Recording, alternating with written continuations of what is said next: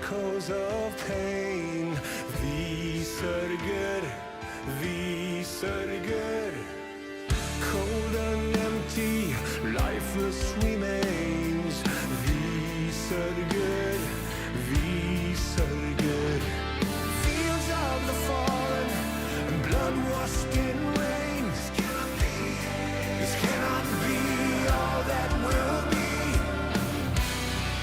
So you have torn this world apart. You came for our suffering.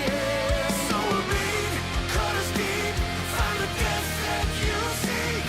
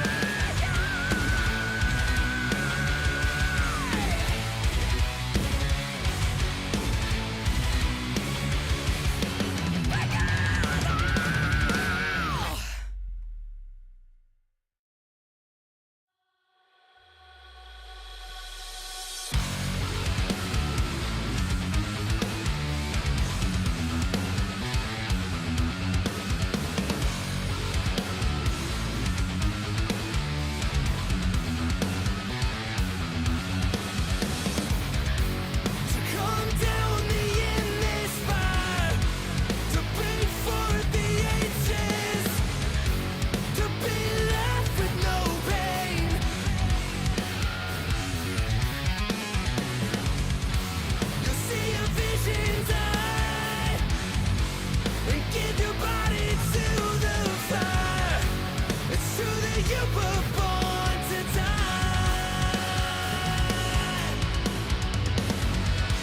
So now we set your spirit free.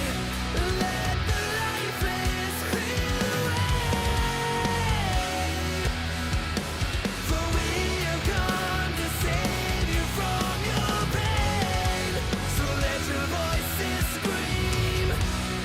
Powerless lifelines free from time. 'Cause we exist to survive the changing tide.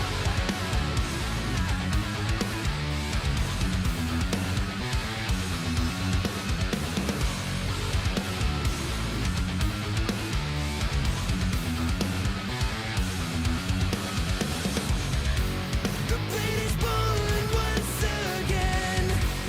Another one is slain. Bringing out everlasting fires. Fires, yeah. Cold rivers course throughout these veins. Another torment gets me. The pain is calling out through my waiting years. So now we set your spirit free. Let the light blaze clear the way. For we have come to save you from your pain. So let your voices scream. Powerless lifelines free from time. 'Cause we exist to survive the changing tide.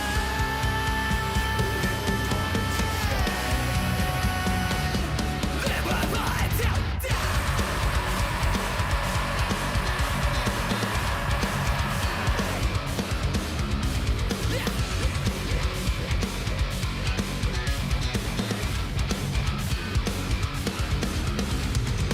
so let us free you of your life. Give your body to the fight. When your judgment on his side, we must guide you to the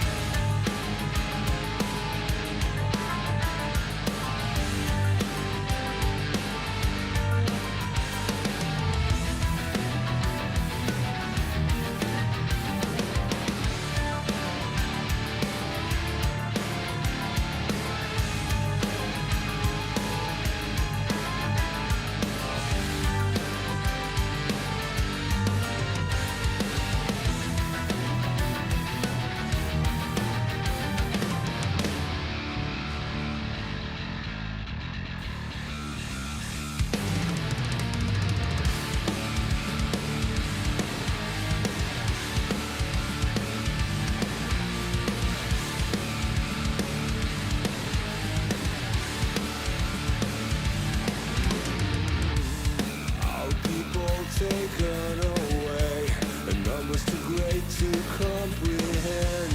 We cannot break, we cannot bend. We must find and strike their hearts. We'll stop its relentless beating pulse. For these tyrants covered our world. Gather our people.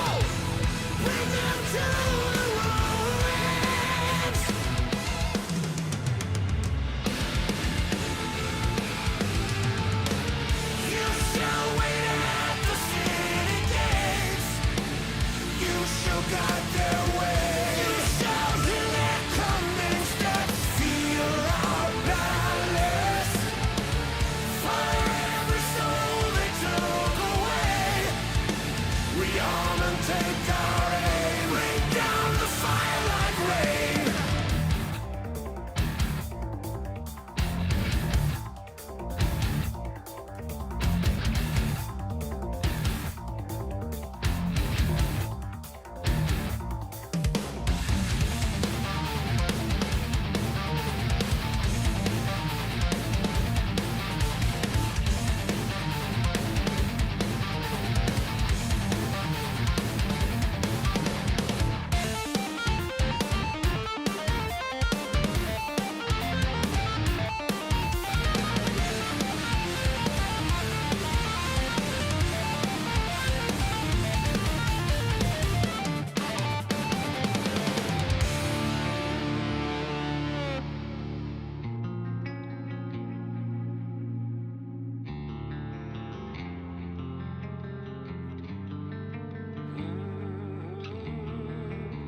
You will stay in 45. You will be our silent eye.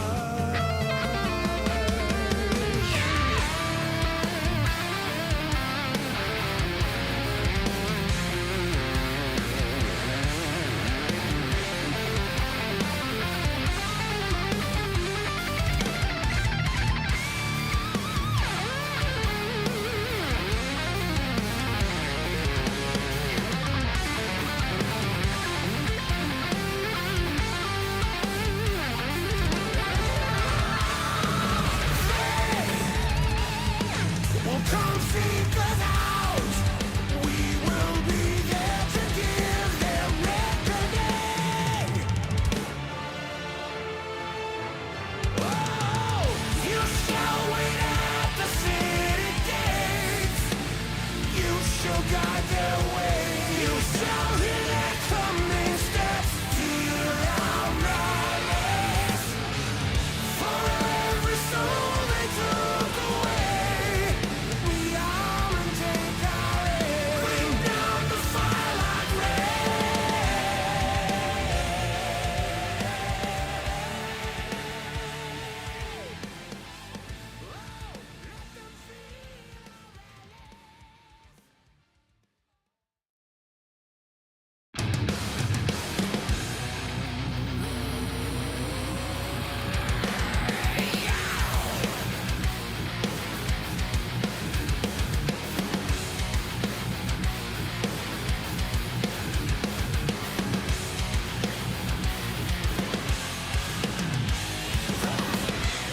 just another vacant place to think of where to stand in their way. Oh, face him up, face him up. For we are true to our name. A stealing course. Strike twice. Redeem this world. We'll take up arms, we'll make amends here. Where they bring death, we must remain. Relive the pain and turn it on them. 'Cause we must live up to our name.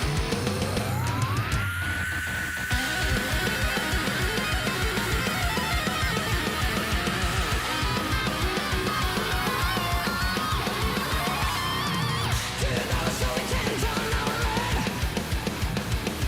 we refuse to let you have the final say. Strike once, and stem the flow. Strike twice, redeem this world. We'll take up arms, we'll make amends here. Where they bring death, we must remain. Relive the pain and turn it on them. 'Cause we must live up to our name.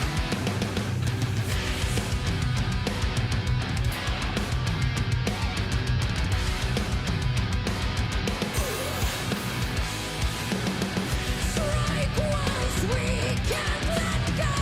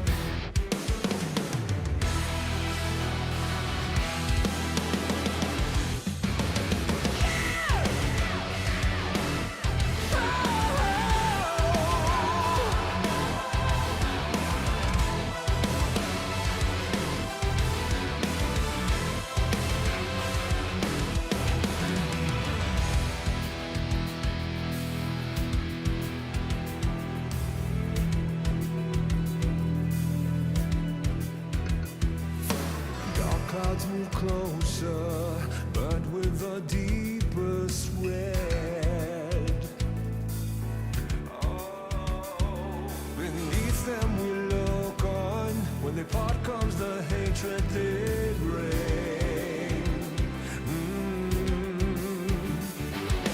Lost in the dark, we've come so far.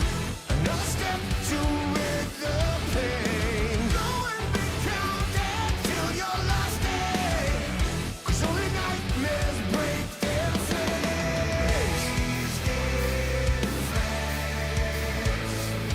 So stand upon these fallen lands and follow in our Father's plans. Yeah, until the end we will remain, and we'll hold on until our last breath.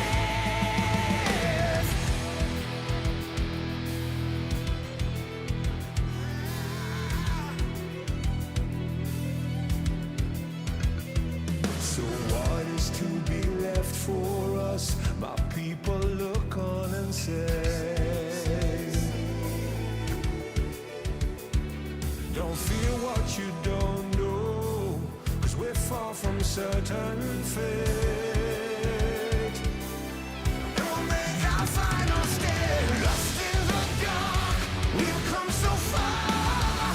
Another step to rid the pain. Go and be counted till your last day, 'cause only nightmares break their flames.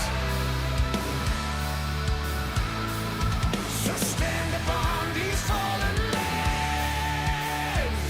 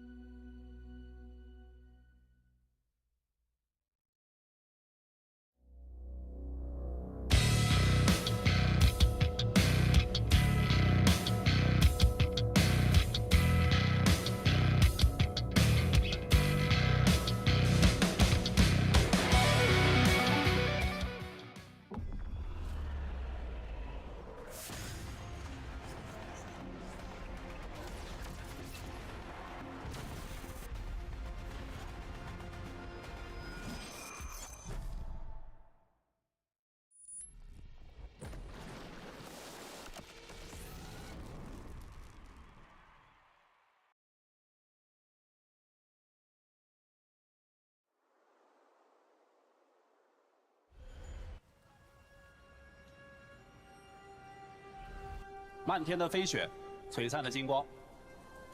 真正的英雄，就是以平凡之躯，对抗着这个岁月的麻木不仁，让自己与更好的自己一遍一遍的在未来重逢。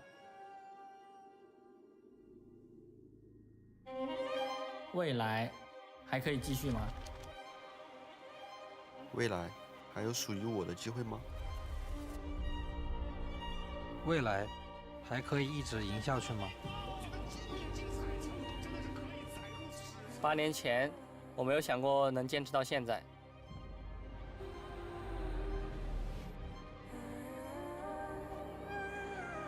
8年后，我不确定这是不是一个冒险的决定。做到了这一刻，我们终于做到了。新的目标在哪？由 Scott 获得，让我们恭喜 Scott 选手。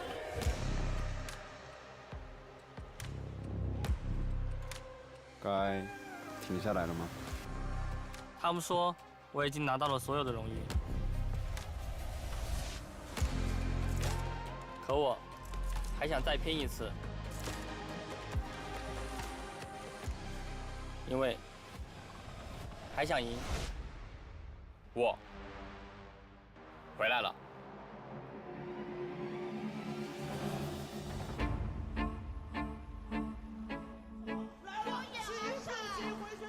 小浩说了一句，他说：“哎，现在感觉打得有点上头，有点想。”有人说，怎么赢了一场比赛就哭了？因为我知道自己为了那一场胜利付出了多少。队员们都比较的年轻，很敢打。在 LPL 的发挥真的是令人欣喜。无数次的训练之后，胜利的机会依旧稍纵即逝。拼尽全力，也未必会拿到自己想要的结果。努力不一定就有回报，但是不努力一定就没有机会了。这一次，我们会走出属于自己的那条路。燃烧自己，目标只有冠军。今年他们赢下了春天、夏天 MSI 在内的所有冠军。我享受在舞台上捧杯的那一刻。如果说比赛一定要有输赢，为什么不能一直是我们？抱歉，这次我们站在了对立面。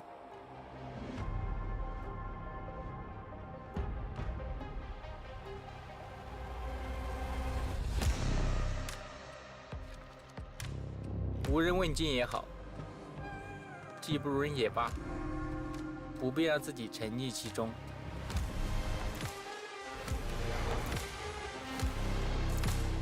所谓的最强和第一，应该由谁来决定？我们所挥洒的每一份汗水，都是为了追寻不变的目标。成功就是从失败到失败，也依然不变的对胜利的渴望。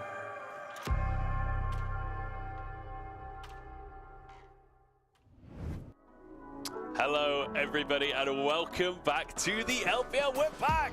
Chinese New Year is over, and we have returned with the official broadcast. I'm Munchables. I'm joined by Lyric today. Lyric, how was Lunar New Year? How are you doing, mate? It's just been so long, man. It's so crazy, the break, now being back. Just feels so exciting, right? Feels so exciting to be back on broadcast, back actually watching and keeping up with the LPL, and just good to be back. Speaking of keeping up with the LPL, we're back today, but the games have already begun. Let's take a look at what happened yesterday in the LPL before we jump into the matches coming up today. Interesting series, I would say. Top Esports looking pretty strong. Weibo versus Ultra Prime, it may say 2-0, but those games were a little bit closer than realistically they should have been. Yeah, Uakai kept like making hero plays and sadly kind of giving the hero plays over to Weibo's side. But like you said, Top Esports still are just so dominant that it's kind of crazy to see, right? Keeping them in that upper echelon and 369 just completely firing on all cylinders. Yeah, 369 on the Aatrox was terrifying. That was something to behold for sure. Let's take a look at our standings, though, on where we are at in the LPL, because things have started to shake up. Bilibili, IG, and NIP. I don't think that's the top three that people were expecting necessarily coming into this split, and then all of the red logos grouped up together underneath them. The standings look real strange right now. I gotta say, though, I'm so hyped for this IG team. I wasn't really a believer last year with just the YSK. I'm hyped, but now firing on all cylinders. Sadly, though, we then get to the rest of the pack, and it's still so crazy seeing EDG there at the bottom with no wins. Yeah, EDG 0-6 right now. It's been a tough start. Ultra Prime as well. Struggling to begin with.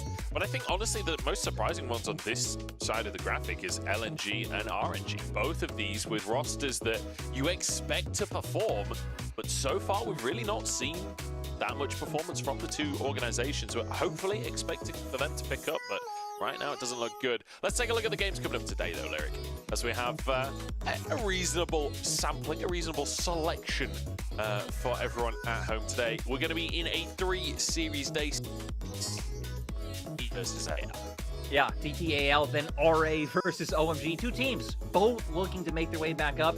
And then hopefully EDG can show some signs of life up against NIP, because NIP sitting at 5-1. It's not looking too easy for EDG. No, it's not. EDG either need to win that game or they'll go for the salute at the 0-7. We'll see what EDG are going to look like later on today. Hopefully, Clearlove's pep talk on Twitter the other day has helped out the team. Let's take a look at our first series, though, TT versus AL. And we'll start off by looking at AL and the roster that they're bringing to the table today. Because, Lyric, I know you're a big old AL fan right now. Honestly, yeah, this team's just so exciting. Shanks popping off. Krako's been doing incredibly well. I feel like that's the real story for me. It's like Krako and Kale coming in and performing a lot better than I would have expected, because we know Shanks and Hope are proven quantities in the LPL. Yeah, they definitely are. Like, the carry combo certainly works. It's whether or not the rest of the pieces can slot together, whether or not the synergy can be there. We've seen some crazy games from AL so far. We've also seen some disappointing games. So for me, it's definitely going to be a question of, like, which version of this team shows up. And the question is this the best yet, right? Is this the best version of AL? Because remember, ever since they changed from Rogue Warriors, turned to this new organization, AL, they've yet to get more than 4 wins in the split. So this could be the split where they start to really rack the wins up and start to become a more dominant team. Yeah, you'd have to go all the way back to 2021 when they were able to get a couple more series wins than that. But even then, 7 was that number. It's been more than a year since they've gotten over 4. You'd expect them to be heavy favorites in this series. So again, they're kind of coming in as the favorites. So it'll be really nice if AL can pull it over the finish line. And like we said, I feel like Shanks has really just been having an incredible split so far. He's been working well with Krako. AL have kind of been one of the teams that haven't been ignoring mid lane, because it feels like a lot more teams have been playing down towards that bot side of the map. With the pressure Shanks can generate, it really is opening up so many possibilities for AL. It certainly is. I feel like Shanks, he's consistently been an extremely strong mid laner over the last couple of years, and he feels like he's going strength to strength, but this Azir meta certainly suits him, that's for sure. But the team fighting has been pretty good as well. Hope, a player that's more than willing to take things like the Lucian as well and do a lot of work with them. Yeah, I mean, Hope and Kale have just been working so well together, able to get a lot done. Harry, who I think a lot of people would probably say is the least experienced or kind of the weakest piece coming in, has been able to hold his own, but it's just all about enabling this guy. Highest jungle proximity for mid laners in the league. It just shows that AL are putting a lot of value into setting him up, but also the solo kills. Yeah. Crazy. 8 solo kills in mid lane. Like, there are very few solo kills happening in mid lane right now, but Shanks is finding a way to get those opportunities, and so far so good in that mid lane. On the other side, though, it's been a little bit crazy for TT. TT have had a bit of a party in their most recent series. It was fiesta time for TT versus RA. In fact, let's take a look at the roster that TT are going to be bringing to the table first, as it's going to be the same roster that we're used to at this point, and a roster that have had their ups and downs so far. It's kind of crazy too, because when like the core of this roster came together in 2022 summer, it was Beitron, UCal, and then Yao Yao kind of coming in, and that was really like the UCal posse in my mind. They'd roam around the map together, find kills together. Chocho felt like he was enabling that at first, but I don't know. These three guys just aren't finding that same impact, that same synergy that we were seeing earlier in the split. Yeah, well, I guess the first series of the split. Well, yeah. I feel like there was a flash of the pan there that we were really excited for, and it's not quite worked out just yet. So this series, TT vs RA, was an absolute fiesta. There's no two ways about it. Like, I've got a series of clips here that TT managed to win out of. Later on, we're going to see RA play, and we'll take a look at their clips where they managed to win fights as well. There were like 8 to 10 massive team fights in this third game. Yeah, I mean, like you said, it was just crazy. Everyone was raving about it online because of like what was going on, kind of misplays all over the place. Kind of interesting picks as well in terms of like we saw a lot of good things coming out from UCal and Beitron at different parts of the game, but at the same time, I don't know. I guess maybe if TT can turn it into a bar fight, that'll make it interesting. But sadly, they weren't able to pull out the series win, even when it was a bar fight against RA. Yeah, and this entire game, it felt like TT were the ones that were winning, and then RA get like a miracle fight and get the Baron, and then TT turn it around in this clip where they suddenly managed to win a fight again, deny the Baron siege, managed to turn things around. And then later on, RA yet again win a miracle fight and ended up winning the game off of the back of it. So definitely feels like TT at times are doing all right on the fighting, but I mean, it's just got to get cleaner. It has to get cleaner. Yeah, and I mean, kind of like we were pointing out earlier, right? The bread and butter of TT, the thing that made them so good and so exciting to watch was UCal leading the charge, Beitron, Chocho, playing around him, this kind of roaming death squad that they were doing for a little bit. Oh, we got to see more of that. We got to see the lanes in TT really connect with each other, not just be these individual pieces. Yeah, we'll have to see. As we're heading over to this stage. What a great way to be greeted. What a great way. Cheering away there. Fantastic. TT players onto the stage. And I'm cautiously optimistic that this will be a bit of a banger. You know, I feel like both teams have the proactive tools. Both teams have shown series where they want to be proactive. That TT versus RA series, they were not proactive. They were very, very passive, but I feel like I'm hoping that that was a learning point for them, and now that'll change. Yeah, and honestly, there might be some like reinvigoration into some members of TT for this matchup, because let's remember, Chocho joining Rogue Warriors, which then obviously he was still on when they became AL, like that's where Chocho kind of cemented his, like, I think, excitement from a lot of us with how aggressive he was willing to be looking for those engages. So Chocho up against his former team, gonna be a fun one if he comes for blood. Yeah, it certainly will be. Chocho, I mean, Chocho is always coming for blood. That's the thing. Like, it's exciting who specifically blood he's going for right now, but Chocho, ever since his stint on top esports all the way back, he's always been a bloodthirsty player, known for his Rakan specifically. I just hope that we do get fighting, though. I really do hope that, especially on the bottom side of the map, especially when grubs spawn, like, I feel like there's opportunities for fights, and there's opportunities to go for aggressive compositions. We've seen it across the league. And honestly, there is talent within both of these rosters to make early skirmishing and winning through mechanics happen. Yeah, I mean, I agree, right? I feel like that's the most curious thing about the LPL right now, is that so many of, like, the mid or lower tier teams have, like, really exciting players, either in just one role or it could even be multiple roles, right? Hell, teams like RA, I think across the board the players are exciting. But we just need these teams to show up. TT being one and the same. Even UCal hasn't really been performing to what we've seen in previous splits. No, it feels a little disappointing so far from TT, but there's still time. They're not out of the running just yet, and I think that's, you know, that'll be one of the conversations that starts to creep in now, where after Chinese New Year, teams are starting to rack up the wins or losses. Usually 8 is sort of the magic number when it comes to playoffs. We've got teams that are on like 5-ish wins, we've got 6-ish losses. this is the point where we have to start thinking about playoffs and thinking about, you know, TT's chances of making playoffs, AL's chances in playoffs. AL currently 4-2. They're sitting pretty and looking like a serious contender to make top 10. TT, on the other hand, while, you know, in that first series, we all sort of believed it for a second. Since that point, 4 losses on the trot, they've got to turn the ship around soon. Yeah, and kind of like you're saying, especially going back to AL, that they're a team that I wholeheartedly expect to make playoffs at this point. With the kind of disarray that we've been seeing in the middle of the pack in LPL, I feel like AL have looked like stable enough to where even if they end up like losing against other teams in similar standing areas, that they're going to be able to rack up some consistent wins just because of the level of players. I just hope we get a banger in terms of the mid lane matchup. We saw that Shanks has been finding a bunch of solo kills. UCal hasn't this split. He's actually only gotten 1 so far. But still, you know that that's a dynamic mid lane matchup that like always has the potential to explode. It certainly does. Or is it going to be Azir versus Orianna much? Or is it going to go the opposite way? I will say, if it is Azir versus Orianna, with Shanks on the Rift, that's still possible that we get solo kills. Like, the man's got 8 solo kills so far this split. It's kind of insane, and a lot of that on things like the Azir.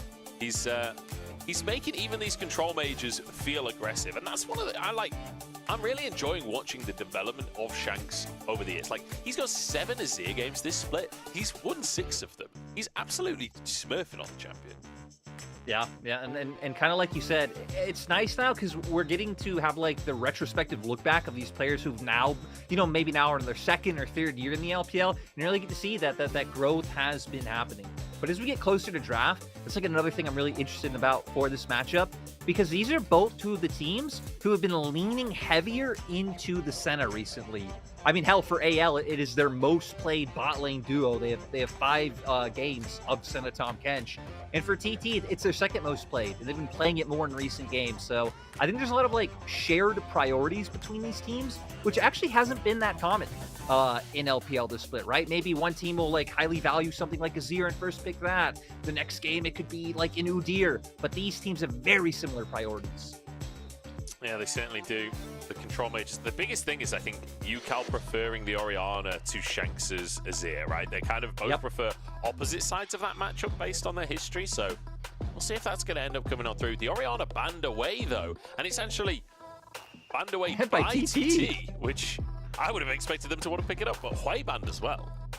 Yeah, and I mean, Shanks has played Orianna twice, and both were losses. So again, who knows? Maybe these teams have scrimmed each other and they've seen something. The Hui ban is also quite interesting. And actually, in my mind, all of TT's bans a little bit puzzling. The Senna taken away when I would have expected them to maybe just go for the first pick. To be honest, but a lot of AD's taken off the table. I get where you're coming from, and I agree that like 1xN has been playing a ton of Senna recently. But I'm glad it's not in the game for 1xN's sake. I feel like we're going to see a carry for 1xN. I want to see him on a Lucian, you know. I want to see him with some ability to really go forwards, because the Senna, you don't have as much early power. You don't have as much agency in the fights, and I feel like TT needs 1xN to have agency. Yeah, I'm curious to see what they go for here. Things like the Lucian you already hit on. Karma, of course, still being up, and that's been... I mean, some teams have been leaning really heavily into it, and others just still haven't touched it just yet. But for TT, Ashe, I guess we have been seeing more Ashe without the Varus. Like, we've had some Ashe Ezreal. I think RNG played the Ashe Sivir the other day. Yeah. So it's going to be curious to see what TT pairs alongside it. I will say, RNG played the Ashe Sivir. It was sort of against their will. Like, there was like 7 AD carry bans or something after the Ashe first pick. So you fully expect TT to go for their AD carry in the next rotation. So the same doesn't happen to them. But like you say, Ezreal could be a pick. Shanks going to go for the Azir. Not too surprising here. And you'd anticipate the Lucian alongside it. And now for TT, it'll be interesting to see if we get the Ezreal coming in alongside and just, you know, trying to play out through that range and poke them down. You also have things like K'Sante, which are really interesting to me because both of these top laners have like preferred that so much more than even the next best option. Hoya, 8 games on K'Sante, 2 on Udyr. For AL, for Harry, it's very similar. 7 on the K'Sante, 3 on Udyr. So I wonder if TT might look to pick that one away. Especially with the bans available as well, but could be counter-picked on that top side in this follow-up pick. It would be surprising though, wouldn't it, to see like this AD carry top lane priority versus... Quite often we're seeing junglers first picked or like first 3 picks these days, but just the way that this matchup is looking. We're getting our bot lanes. We've got the Nazir in, so no opportunity because you've got to get that Milio. So now an opportunity for TT to ban away picks they don't want to go up against as the K'Sante. Things like that Udyr that we just talked about. Yeah, but AL also have a ton of options now too, right? Because you've taken away the Azir. TT banned out their Orianna themselves. So Corki can be taken off the table here. And then Karma I guess well. maybe even, yeah, Karma, if that's something that TT are willing to pick up. Even the Nico, if they think that UCal wouldn't bring that one out. But AL just having so many options and being able to push UCal into a mid lane matchup that he might not care for. I wonder if UCal would go for the Corki or not at this point. I feel like Corki had his flash of the pan in the LPL, and then everyone seems to have instantly forgotten again about the champion on 14-2. But we'll see. As the Talia's banned, you could expect maybe the Corki ban could come on through as well. As we mentioned, the Karma could be an option. The Maokai banned away. They don't want to go against these junglers that give you vision. So TT kind of taking the vision control, right? Having the Ashe on their side, banning the Maokai, the two kind of like vision cheat champions. One of them denied and one of them taken. Yeah, also I wonder if it's signaling that they might go for like the traditional like Akali matchup in the mid lane. TT's like first three picks are pretty flexible, right? Because if they go a Corki or a Karma, they have an amazing poke comp. They have frontline K'Sante to dissuade. If they want to opt into something like an Akali or more of a pick champion, well, you have the Enchanted Crystal Arrow there as well, and 1xN will always be safe playing from a distance. So a lot of flexibility with where TT can go with their last two picks. There certainly is. So the Aatrox banned away does mean that the Udyr is open. While we haven't seen that much Udyr recently in LPL, it's definitely still an incredibly powerful pick. Xin Zhao, now this is a pick that's really come in over the last sort of week as, I mean, a lot of teams like Blue wanting it at this point. It feels like a pick that a lot of teams have priority over. So going for this, since you know TT aren't going to go for the Udyr, you can pick that later. Ooh, okay, so we have the brand coming out. You'd assume it's the AD LeBlanc alongside it. So a ton of damage coming out for TT, which also just brings me back to their series against LNG, right? That was a series where Beitron brought out the brand and they were able to find the win. Now hovering top lane, I would expect it to be the Udyr, even if his presence has fallen off, because neither of these teams really invest any resources in topside, right? Both Hoya and Harry used to sitting on an island and just being that frontliner for their team later on in the game. Yeah, definitely. You expect them to be kind of ignored on the top side. I'm just excited for Beitron's brand, though, man. We get the AP jungler for Beitron is always a good sign. He kind of built his name on AP junglers. But also, I feel like when you look at that TT versus LNG series, the brand was an exciting pick, but also, like, his scoreline at the end of it was 4-7-4. He was a very aggressive brand that ended up sort of getting caught out a fair bit. We'll see if Croco can find any opportunities to catch him out. Looking towards that topside, brand extremely good at going for the grubs early on. We've seen Xin Zhao is generally putting a lot of focus up there as well. Yeah, both teams having that possibility. I would expect for TT to be able to control it, considering that they also have the LeBlanc, so they should be able to potentially secure mid-prio and lean over a little bit more aggressively. But I'm just excited to see what potential picks come through, right? When you have Enchanted Crystal Arrow with the burst of something like a brand, AL are going to have to be incredibly disciplined. No one can really wander off on their own. Croco especially, we're going to be looking at him to see what kind of pathing he has and, you know, doesn't get too over-aggressive and too overzealous early on. See what kind of pathing he does go for, like you say. But I'm excited. I'm especially excited for this bot lane, actually. I feel like there's a reasonable amount of power in this bottom lane. Like Chocho 1xN versus Hope and Kayle, I feel both duos have shown good signs over the split. Both duos have shown weakness over the split as well. I feel like it could be explosive, especially with that Lucian locked in. There's always room for aggression, but against a double range bot lane, we've got a league client. Oh, incredible. We're going on to the Rift Lyric as we head into game number 1 here between AL and TT.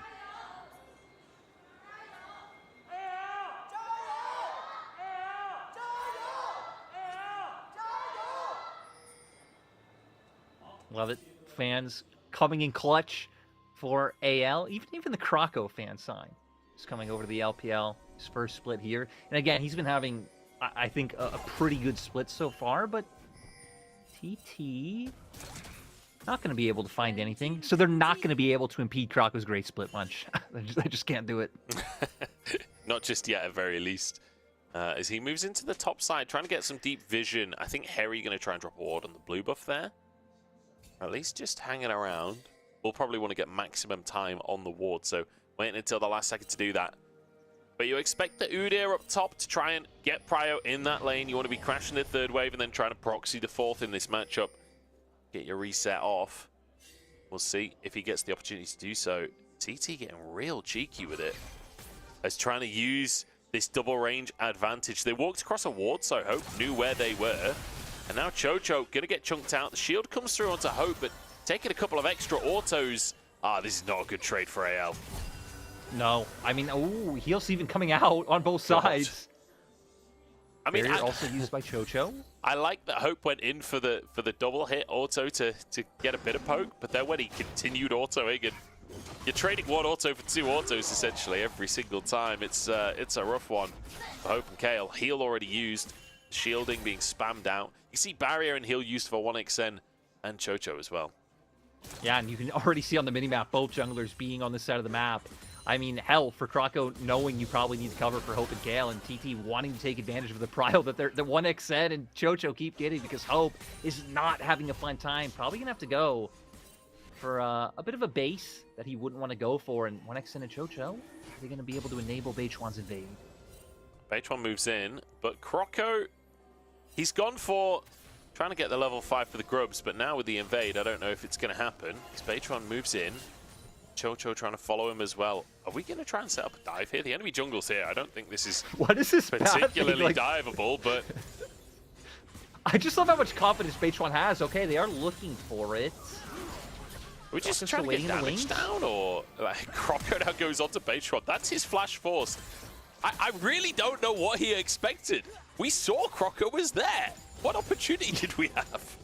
I don't know. And I mean, right, it's mistakes like this. It's cutting corners like this that TT keep ending up in disadvantageous positions. Beichuan, what? I don't know why you're walking forward. Why? He was in the brush. Oh, God. Well, that is a rough start to the game for Beichuan. Opting into fights that perhaps he didn't have the right to opt into. Now with a death. And you can see on the player cam, that's really rattled him. I respect that he's throwing caution to the wind and just looking for aggression at every possible opportunity. But yeah, I don't know. We could say it was a misclick, him walking out of the brush there, because I don't know what else to say. But still, now Krako's sitting 1-0, going to get his head start, being able to pick up both a Ruby Crystal and a Longsword. So kind of a bit of power under his belt if any, 2v2s or 3v3s break out with both junglers involved. I feel like Krako's pathing there was like, I'll start on my Raptors, I'll do my, like trying to do the Raptor start so you get the extra camp so you can get level 5 for grubs as they spawn. Instead, because of the weird invade from Beichuan, Kroko just ends up with first blood and a massive opportunity to just go for 1v1s at this point. Like, he may not have the XP lead he was looking for from the camp start, but he's got a different lead instead. Yeah, and I mean, one thing we haven't mentioned, right, is him getting the kill, now also having the enemy red buff. His red buff's been up this whole time, so he's really going to just have, that burn coming across for so long once he does go pick up his own. Yeah, can just focus on these camps now. If he goes for his... I'm not sure if he'll be 4 off of the Raptors. Let's look at Beichuan. What happened here? Oh, was it a misclick? I think it had to be. He thought he'd recalled. Yeah, just... which I guess makes sense, right? Because if it didn't happen like that, it would have been a very confusing play for Beichuan to have confidence in. So, good clarification there. We're going to see, though, AL actually going to be the team able to get these grubs with the pressure that Harry's putting up. Even Shanks having a bit of a timer where he's pushing in UCal on the flank. Yeah, it's like a combo, right, of Kroko having just such a monumental start that he's just way stronger. Yeah. Great little dodge from Hope there to keep himself safe. And then on top of that, like you say, the Udyr prio top just gives you so much space to play for these grubs. The fact that you've got that Azir mid, it's the perfect grub game for Kroko. Now, only going to pick up 2, not going to go for that third one, but still means no hope of the max number for the side of... I mean, hell, not even enough to get any mites is Hope. Goes in aggressively. Good to see a bit of positive trading after what happened at level 1 down in this bottom side. This could be bad news, though. Chocho getting the slow. Hope stepping forwards. Beichuan looks for his chance. Doesn't quite get into the fight, though, but I love how aggressive both of these bot lanes are. This is a scrappy old fight. Yep, you know, it's another day. Ooh, we're gonna get a replay of... I mean, I guess we know Harry didn't go down, so was able to escape, but I like the attempts for aggression in this 1v1, because again, Hoya, Harry, not really two people we think of thirsting for blood and really being solo kill monsters. Oh. But hey, in a matchup like this, it's kind of... I find when you're in these like wet noodle fights where neither of you really does a lot of damage, sometimes you do end up with the solo kills just because people feel that they're safer than they are, you know? People get really, really confident that they can never be killed and then perhaps overstep a little bit. Just say they get bored, Munch. They get bored. They're like, yo, this might be an official game, but what is going on? We need some kind of action, and then one jumps in. I just hope it happens again soon. Probably won't, though, since Hoya doesn't even have his ult up. Newcal's jumping in the mid lane, but just straight up losing the trade as Shanks just stands his ground, hits away with those soldiers. He's level 7 at this point, so can always get involved in these fights for objectives. But Beichuan on the top side here, he's going to discover that one remaining grub. That's going to break his little heart, because in the meantime, Croco's doing the Drake. Yeah, I'm not going to be able to find anything more. And I mean, hell, AL have been able to make so much off of the early missteps that TT had around those plays with bot tower, right?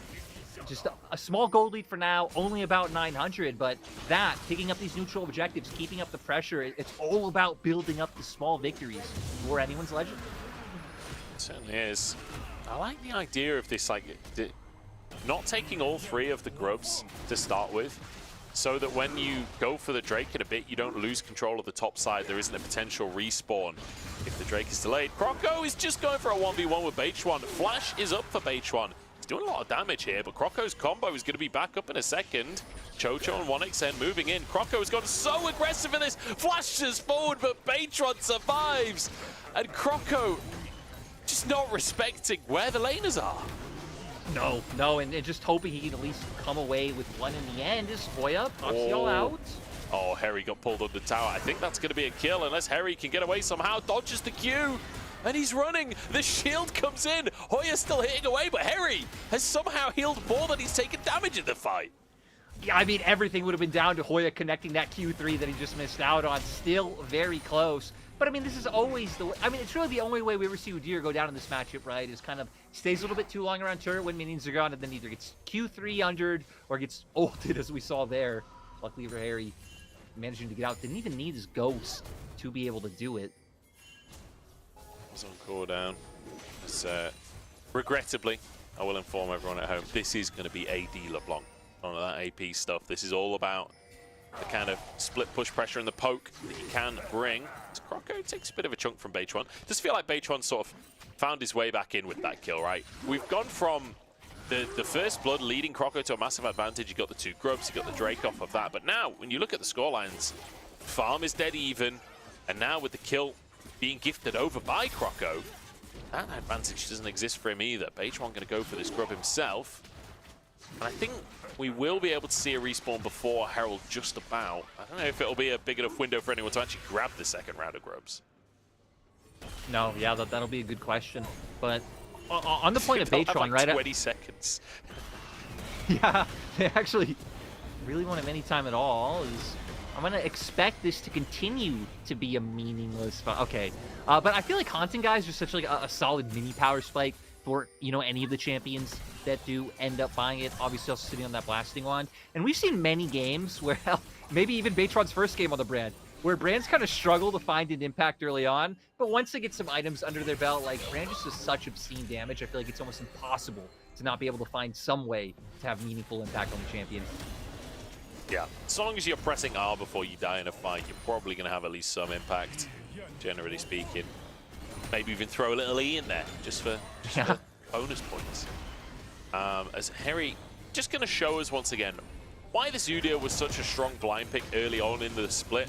Because K'Sante's popular, and you can just do this. You can just ignore him entirely, hit the tower, walk past, proxy the next wave. Especially if you know the enemy jungler is bot side, you are chilling up there. And let's remember that this was a takeaway for TT. They picked it in their first phase, both teams preferring the K'Sante, but Harry able to make the Udyr work as expected. We see on the opposite side, though, AL doing a nice job of trying to get some deep vision control, They have a lot of information in enemy jungle right now, especially like sneaky wards, like the one Beichuan is going to end up finding now. So good job by TT to be able to expect some of this, but still, AL going to have some pretty nice control over the spot side. Oh, Hoya is about to be solo killed by Harry. He's burning away. And the Turtles dance bonks him down. Hoya didn't even use Ghost. He's just, I mean, it's kind of what we're talking about with the noodle fights. Yeah, I don't think even the observers expected that one to happen, right? Because we're kind of just looking at bot lane vision, and then out of nowhere, Harry takes him down. Now going to be able to get another plate for himself, so he's going to be huge. He'll go for a reset now. His TP is going to be up in 24 seconds, so they might even be able to leverage that to put even more pressure on Dragon. They're going to see a replay comes in, gets the stun, and ooh, the dash forward. A bit confusing. I guess just not expecting Harry to be able to do this, but I really don't know how you couldn't expect it. He didn't realize that Harry has a mouse and keyboard too. The keyboard, exactly. I really don't know what he expected there. Should have just let the wave crash, but alas. You know, it's only the first week since after the Chinese New Year break. Yeah. We gotta give some leeway. I do always feel that after Chinese New Year, there is a little bit of a lull in the LPL. You know, it's essentially the equivalent of Christmas break in the West, where you do take time off and go and spend time with your family. So give the players a few days, get back into things, especially Jojo, who sort of just completely whiffs his ult there. Oh, flash from Shanks as Beichuan tries to find the stun. Nice attempt from TT, but unfortunately can't find it in the end. Harry, perhaps thinking he's stronger than he is off of the back of the solo kill top, just walks into him and dies. And it seems like both teams just kind of underestimating. I don't even know if to say the damage, right? We're kind of just running into multiple of the enemy forests and constantly giving kills over. So still an incredibly close game. AL are up 2 Drakes to none, though. It's the fact that Beichuan really overestimated himself and gave first blood. Then Crocker really overestimated himself and gave second. And then Hoya really overestimated himself and gave it. And then Harry responded in kind, overestimating himself and giving over to the kill. Wait, I know what's gonna happen next. Then 1xN is gonna E in here. It's gonna follow that. It's gonna follow what's been going on with the game so far. And then who's gonna jump in from AL side? I don't know. Well, it's got to be Hope, right? So far, it's been the mirrors. Hey, 1xN, it's your time to shine, buddy. Yeah, Siege on the bottom tower. There's been a lot of plates taken. 4 plates top, 2 plates bot, 1 plate mid as well for AL. They're almost 1,000 gold up as Hope dashes out to safety, but big chunks coming on through. Essence Reaver finish for 1xN. Oh, Kale's in trouble. But here's Croco to save the day. Beichuan knocks back and should be taken down. Can they find a second is the question. Not a big enough wave to go for this one, but they're going to dive anyway. Ult comes out from Kale. Hope has tanked the tower, and he's just going to be whittled down by Jojo. Ucal arrives to finish the job. Ronaldo saves the day. Football to the face. But TT even it up. And once again, a bit of overheating coming out, able to equalize the trade. It was such a good first pickoff by AL, but overstaying, not, keeping track of that TP on Ucal. Shanks not able to join up.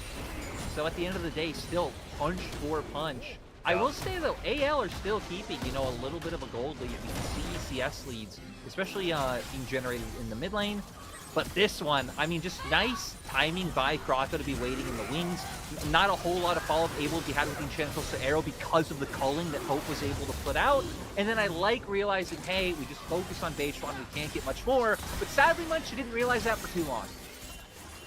I feel like if Croco's W hits there, they go for the dive as well, which could have been even more disastrous since Ucal was TPing in. Shanks didn't have his TP during that play. See, Shanks, despite being a kill and an assist down, actually has a bounty over his lane opponent. I'm not really sure how, to be honest. I guess plates, but you can't be that far ahead. Yeah, true. I mean, I agree. It'd have to be plates, but yeah, like you're saying, in terms of gold, in terms of items, they're pretty much par for the course. Ucal able to keep up, but AL have been taking this one pretty slow, right? A lot of their aggression has been coming out through pressure and through punishing some of TT's over aggressive moments, so it seems like they're completely fine just putting everything in the Shanks basket. So not so good for them. I mean, having the late game Azir, one as talented as Shanks, you're definitely okay with playing for that late game. And also, I hope on the Lucian, you're going to do extremely well when you get to that 2-item spike. So being quite happy to wait for that moment. Because at the 2-item mark, both Azir and Lucian really, like, sort of level up in a big way. Obviously, Azir does well later on with more items as well. But the 2-item mark, I think, is pretty significant for both of these champions. Yeah. And that'll be when more Drakes are coming up as well. We've already got 2 on the board for AL. The one thing I will say about the longer this game goes is it's going to be very hard for members of AL to catch like some priority targets on TT, right? Like 1xN being on the Ezreal, having that dash. UCal, very much the same thing. You have a tank in top side. Chocho has, you know, abilities to peel for himself. So it's going to make it hard if we get into like positions of standoffs, unless Harry Krako can maybe find some potential like crazy flanks. TT, if they can play with some finesse, can play on that knife's edge with the poke that they have. They certainly can. Or if they can land the poke, that's going to be the big thing, is getting it to connect. Make sure you're actually getting that damage down. Trying to poke them out. I hope we do get to see a bit of a scrap for this Drake, though. Third one coming up onto the map. It's an Ocean as well, which I'm not sure you want to deal with an Ocean Soul against an Udyr and a Xin Zhao. That could make things incredibly difficult in the fights. Yeah. I mean, especially when, again, a lot of your damage is going to be relied on these like extended fights where you're kiting and putting down pokes. UCal is going to be caught out. Is he going to go down? Flashes under the tower. I'll say I think you're okay with just taking the flash at this point. Difficult to dive onto that LeBlanc. And actually, Shanks can just finish this tower off, I think. He might just have an opportunity with his jungler there. Considering that, like, the story of this game so far has been, like, players or just the whole group over-aggressing and kind of looking for more when there really isn't any opportunity. Oh, Kayle. Trying to preemptively ult the arrow there. I think it worked, but the animation looked a little dodgy. Kroko is alone here. Shanks moves up behind him. A TP from Harry as well, but Kroko has sort of been abandoned a little bit. Now pulled in towards the rest of his team. Hoya saved his life, I think. And now he can jump straight back in. Hoya delivering Kroko over to the rest of his squad. I think it was just a bit of confusion, right? Because that wasn't even like any kind of like organized team fight. That was like a bunch of little scraps and skirmishes going on all over the place. It does mean AL gets to pick up this dragon, and now 18 minutes, 40 seconds into the game, AL are going to be sitting on Soul Point. Feels pretty damn good for AL. Grabbing that Drake, grabbing a fight that honestly looked like a pretty doomed fight to start with, but great stuff here. And again, 2,000 gold up, Soul Point now. Pretty much everything they could ask for is going their way. Yeah, now though, TT going to be able to respond with a Rift Herald, but look at the mini-map. This has taken so long to be able to get this wave pushing top, get this Herald down, that AL able to get the rest of their members here. So you wouldn't expect this to be able to get much more than one charge, but looks like TT might hope for more. Try the arrow goes wide. Shanks, he's a smooth criminal when it comes to those Ashe ults. Every single ult Chocho's thrown at him this game, he's not even used his dash. He's just gently sidestepped to dodge away. Cool, calm, and collected. Kayle. So I think ulting ever so slightly early, so he didn't block it, but then getting the tenacity from that ult, so. And again, just like look at how crazy and hectic this turns into, right? It's not really a team fight. It's not even really one skirmish. Just a bunch of things going on all over the place, but there it was. You pointed out the ult from Harry, really just bringing Krako to an even safer point than he was before. TT maybe should have been looking to turn more upwards towards that fight, but at the same time, that would have been dealing with the front line of AL, so maybe that was why they opted out of it, but still, just ends up working into anyone's Legends' favor. Yeah, I guess my feedback would be that while you wanted to ult to not focus on the front line or whatever, you could have just backed away. You don't have to ult into the enemy team. That's also an option. Yeah. Unlucky. Unlucky. We'll call it unlucky. I do gotta say though, we're getting to the point where you said, right, 2 items coming into play. This is gonna be a big point for hope for Shanks. Leandri's now picked up, but UCal as well does have the Cycle of Swords. Immediately, Kayle ult comes out and prevents any play from being able to happen for TT. Yeah, worth noting that we're the player is called Kayle. It's not Kayle ult as in the champion. It's the Milio ult from Kayle. It's always gonna. Wait, imagine if Kayle actually becomes meta. This is gonna become so confusing. No, I'll love it. That actually be the best. Is Kroko. Oh boy, Chocho burning down from the red buff. It's not quite enough. Walks away barely. But this is an opportunity now for AL to get onto this mid-tier 1 tower. They have that 1 grub advantage from the 2 grubs they took early on in the game, but just the presence alone will be enough to take this tower down, and TT, no answer available for them. This is full control now of the top side for AL. You can see the invade onto the blue buff, but they can get tons of deep vision to set up for a future Baron. And I love the way that they played that, right? Shanks was constantly hard pushing in that top lane, and Kroko was playing so deep in the enemy jungle, no way for any reinforcements to rotate around, help the other members of TT defend mid. So overall, AL, I think, just showing a better understanding of the map. Hell, look, Shanks pushing out another wave again, so UCal constantly being pulled to just catch waves on side, which, as the AD LeBlanc, that's theoretically what you're supposed to love, but just having no room to do anything, no room to isolate any sort of 1v1 or look for any picks with his own jungler. No opportunity to find that window that we're looking for. By the way, I just want to quickly mention, Shanks is 40 CS above 10 a minute. Like, this is an insane CS number that we're seeing from Shanks right now. He's got full Chovy in the mid lane as he's on 2.5 items at this point. This is fully into the game, and now we're looking for UCal, who's just used his distortion. Oh, this could be dangerous. This could be real dangerous, and Shanks can just wait here. Kroko hiding on the clone in case UCal zips back. He's absolutely caught out, and Shanks gets his 9th solo kill of the split. And it's just looking harder and harder. Beijuan caught out as well. Oh, Hope couldn't quite get in for the auto. The double auto, I think, would have finished the job. Baron. Oh, God, it's disaster for TT. And again, I feel like this is what we keep seeing from TT, that they kind of mill about a bit, don't really do much proactive, and then just sort of slowly lose opportunities. Like it just seems like they really don't have an idea of what they want to do, and it kind of leaves players off doing their own things, right? Which is setting up for AL to just pick them off systematically. Now having Baron, Dragon's not even up yet, so they could use the Baron to keep up Prio, get vision control bot side.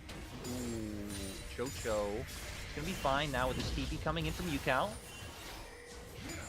Yeah, I wasn't sure on the TP from UCal if Shanks would try and look for an opportunity. He does have his own ult available, has the flash available. Chocho is not going to be fine. Just gets a man-bear pick running at him full pelt. There's Hoya now, finds Shanks, no, great stopwatch, comes out from Shanks, flashes away as well, so he can't be pulled over the wall. Beautifully played, and now Kroko charging forwards. Harry pushes the wave, over to the Drake we go for AL. TT still trying to contest, but there's nothing to contest here. I mean, just a fundamental dismantling of TT this game, right? It hasn't been anything explosive. It's just been doing small things better, taking advantage of their mistakes. Now, Beijuan finds one. I mean, he got the kill. I kind of Support respect for jungle. it. I don't know if it's worth you lose the salt, but, you know, he got the flashy, and that's what we're looking for.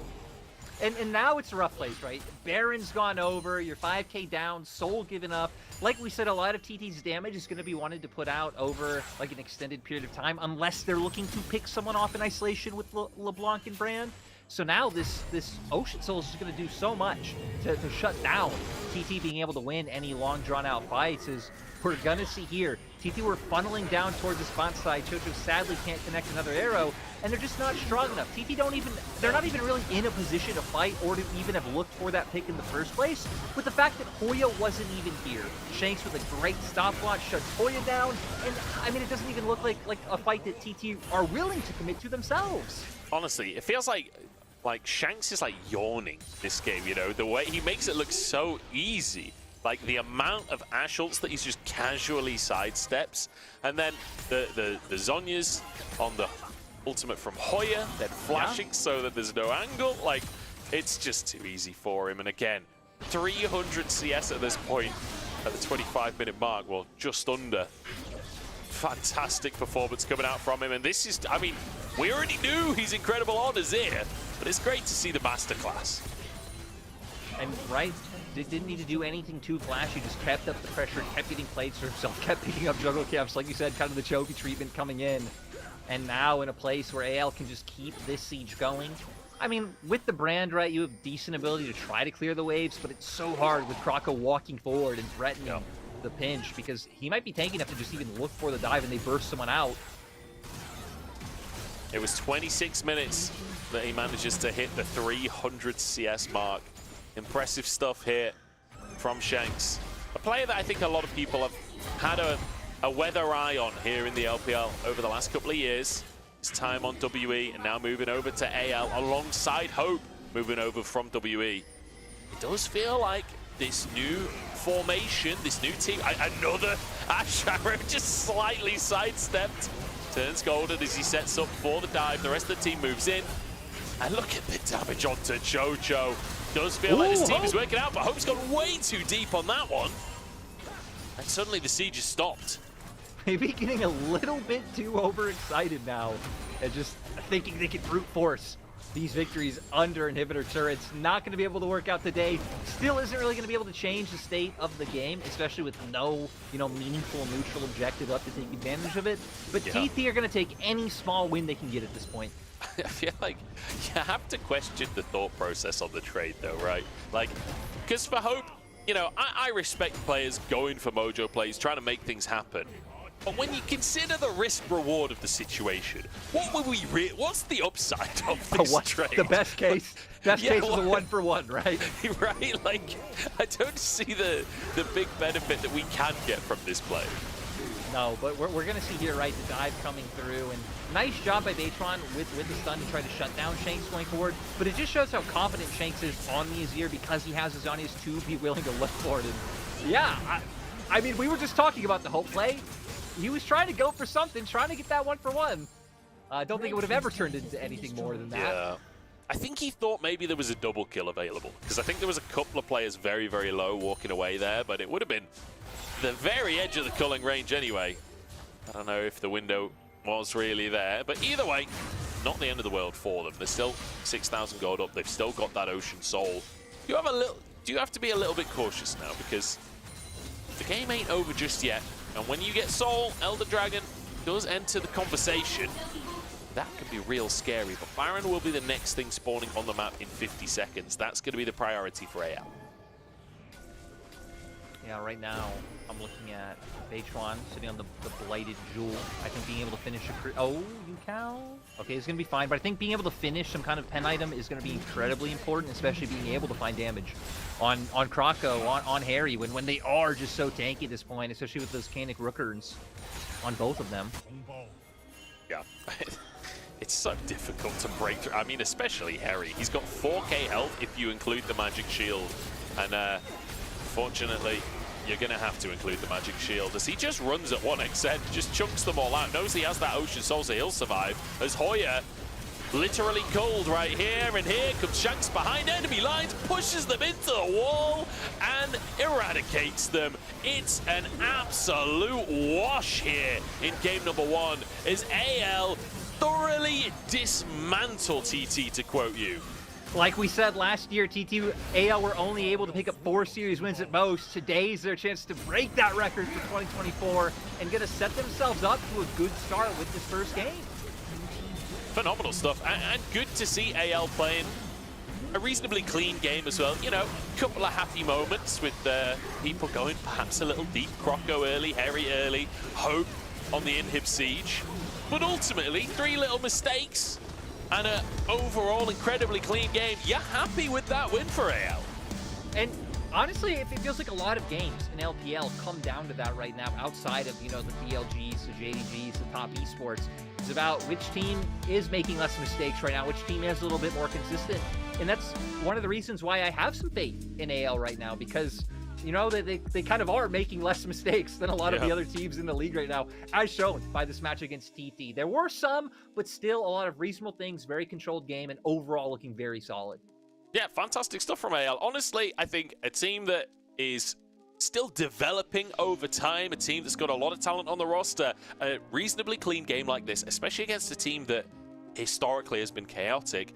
Definitely a good win in game number 1. We'll see if they can keep it going for game number 2 of the series. But TT, we've got to hope for more. Let's have some signs of life. We're going to go into a break and then find out if TT do have more in the tank right after.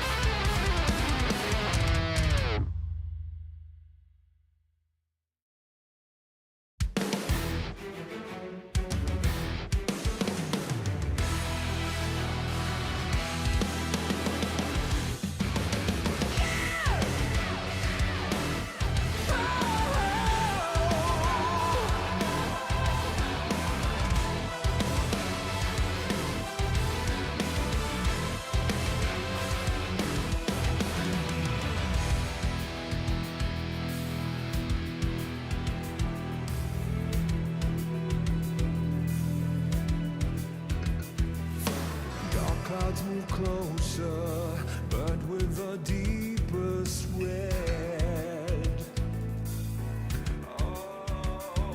Beneath them we look on.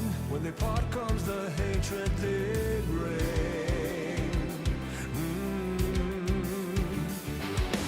Lost in the dark, we've come so far. Another step to rid the pain. Go and be counted till your last day. 'Cause only nightmares break their face.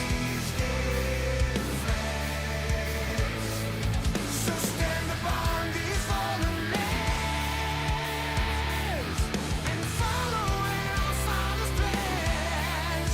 Yeah, until the end we will remain, and we'll hold on until our last breath.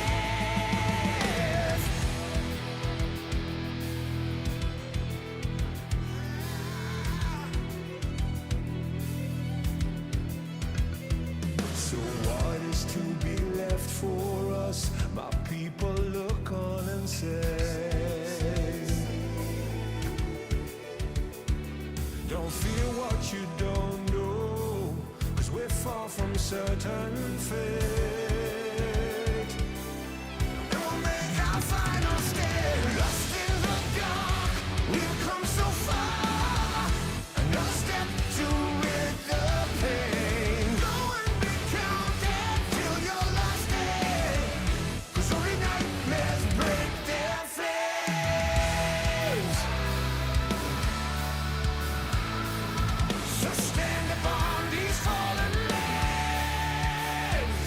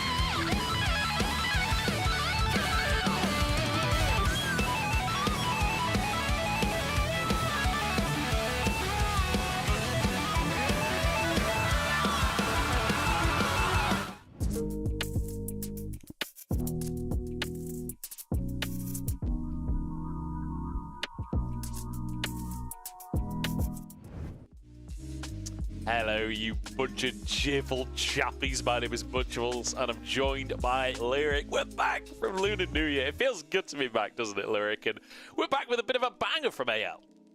Yeah, honestly, AL just coming in, able to take advantage, sadly, of the numerous mistakes that TT was able to make in that game. A lot of, like, just smart decisions around the map, too, picking up, you know, 2 of the early grubs, able to kind of pull TT to the other side of the map, get Dragon. Just a lot of, like, small things that AL did that was able to give them a very consistent yet decisive victory. Yeah, really solid stuff from AL. Let's take a look at our MVP coming out from game number 1. As I feel like a few different contenders in that game, but for me, I'm looking towards Shanks in the mid lane. Oh, yeah, I mean, he was huge, right? We can even see here off of the damage charts. I mean, you expect Azir to put up these sorts of numbers, but he had such a big impact on that game. Able to find a lot of decisive kind of moments where he was going in. He was so aggressive once he got that Zhonya's, always jumping in first, no fear in his heart. And yeah, AL, just a very steady game for them. Not too much more to say. On the side of TT, like we said, sadly, a lot of individual mistakes coming out across the board. So hopefully they clean it up for game 2 so we have a lot more competitive affair. Oh, it was Harry. Harry gets him. What? Yeah, that one is a little bit shocking. I mean, he did have a ton of pressure up in that top lane matchup. Did end up kind of killing himself once in that game as well, but was finding so many plates, was keeping the Cassandre at bay, and yeah, a bit of a head scratcher. But at the same time, this victory just felt so... AL won everything, so I accept I mean, he got a solo kill. Yeah. Granted, that was mostly Hoya's work, but he still got the solo kill, I guess. Bit of a head scratcher for me, that one. I feel like Shanks deserved it. But either way, it's a win for AL, and I'm sure none of these players are that worried about the player of the game. They're much more worried about getting the win on the board. This would be their 5th win if they can grab themselves this game 2 and push it into the W column. A long way towards making it to playoffs. And this is the kind of matchup where you want to see AL getting a confident win now. Like, now that the 2 teams sort of separated themselves, set an expectation for themselves, you do expect AL to be favourites, and you hope that AL can have a reasonably clean 2-0 in this kind of matchup. Yeah, and like you said at the start of the day, right, we're getting closer to playoffs. We're kind of hitting around that halfway point of our split, you know, going between this week to next week. And this is where you really got to separate yourselves. Another win on the board would put them 3 wins over, like, the playoff contention teams. The team sitting under 10th right now. To where TT, they need to win for the same reason. They're only 1 serious win behind the team in 10th, so you got to not let yourselves fall too far behind this early on. We'll see what TT have available to try and, as you say, fight for that position. Tristana, Kalista, Varus banned away, still focusing on the AD carries to deny 1xN. Now on the other side, the Azir taken away from Shanks, Rel banned.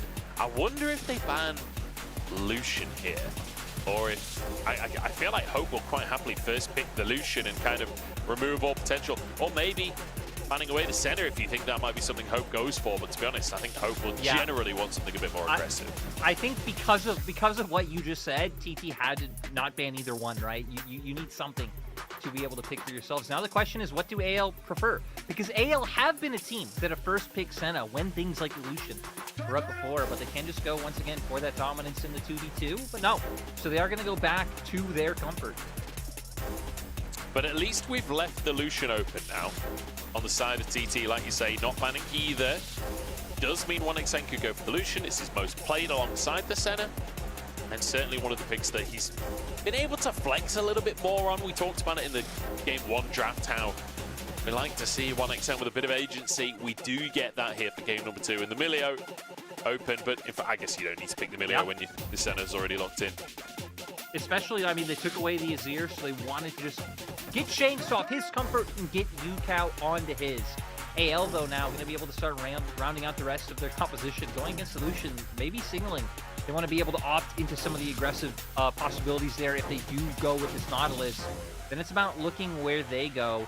They can try to match like mid lane now if they wanted. Things like the Karma that we didn't see in Game 1 is, there it is. It's just locked in this time around. So a lot of heals, a lot of shields coming out for AL. I'm excited to see what they decide to put in top or jungle, because I feel like this opens up some like potential carry opportunities in those roles that we wouldn't typically see.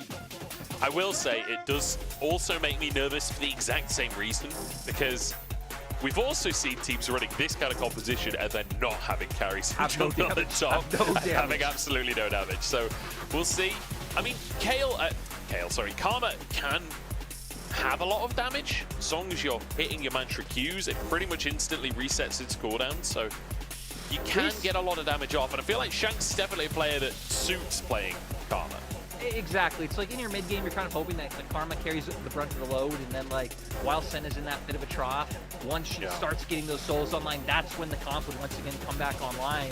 But I like what TT are doing, taking away things like the Cassante. We might be pushing into our next pool of top laners, which is something you really don't see these two do that often.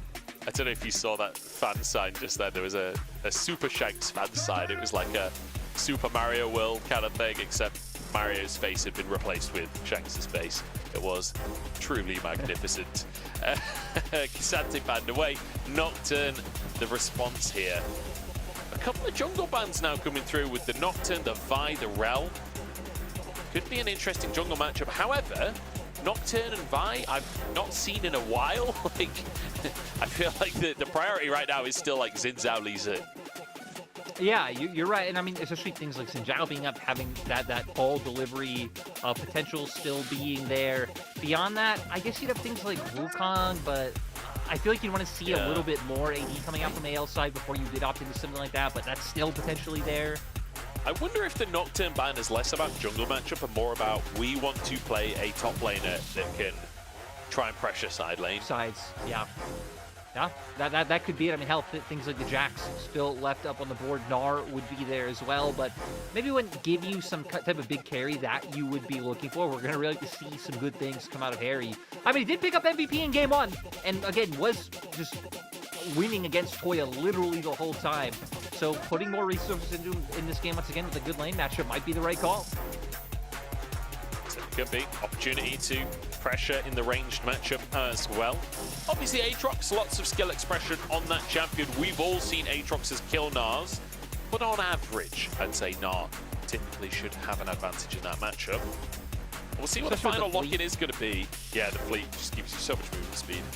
But it is going to be a bit of damage from the jungle. Croco, it looked great on the Xin Zhao in game number 1. I like the lock-in. Yeah, so Wukong we hit on Jarvan. Also, now another thing they're highlighting if they want to try and find synergy with that mid lane. There are 2 immobile carries on the side of AL, so they would be able to try and put them in a lot of pressure. And I think this game is going to be very interesting, right? Because AL's comp not having any clear person that's going to, you know, that you're supporting with the Karma and the Senna, but it means in my mind they're still going to be very skirmish heavy early on. And TT's comp matches that pretty well with the Aatrox and with the Jarvan. It certainly does. The Aatrox, the Jarvan, the Orianna, all an incredibly strong sort of team fight combination. You don't usually see all of it used together, but it's nice to imagine it, you know? It's nice to imagine all those circles working out together. But we do have at least a bit of damage on the side of AL. You know, Croco having that damage, Harry having that damage does sort of plaster up the weakness that we were a little worried about. What I want is like Raid Boss Croco with the support of the Karma and the Senna up against like the Raid Boss Aatrox with the Orianna and the Melio, you know what I mean? Just having this like endless 1v1 in the Coliseum. Aatrox can even ult them in it and then just, you know, peace out and then leave them to their peaceful Everyone else just spams emotes and dances around the Jarvan. It's like the monkey knife fight. That's what we deserve.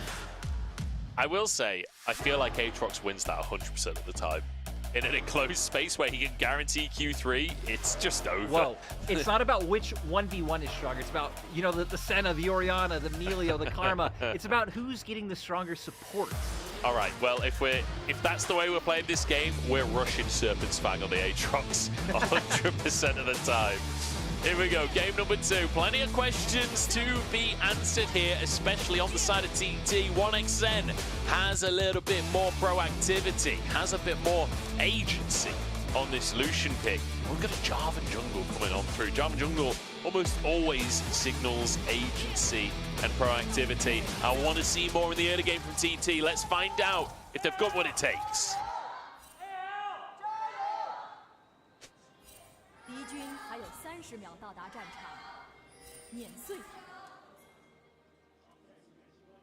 Yeah.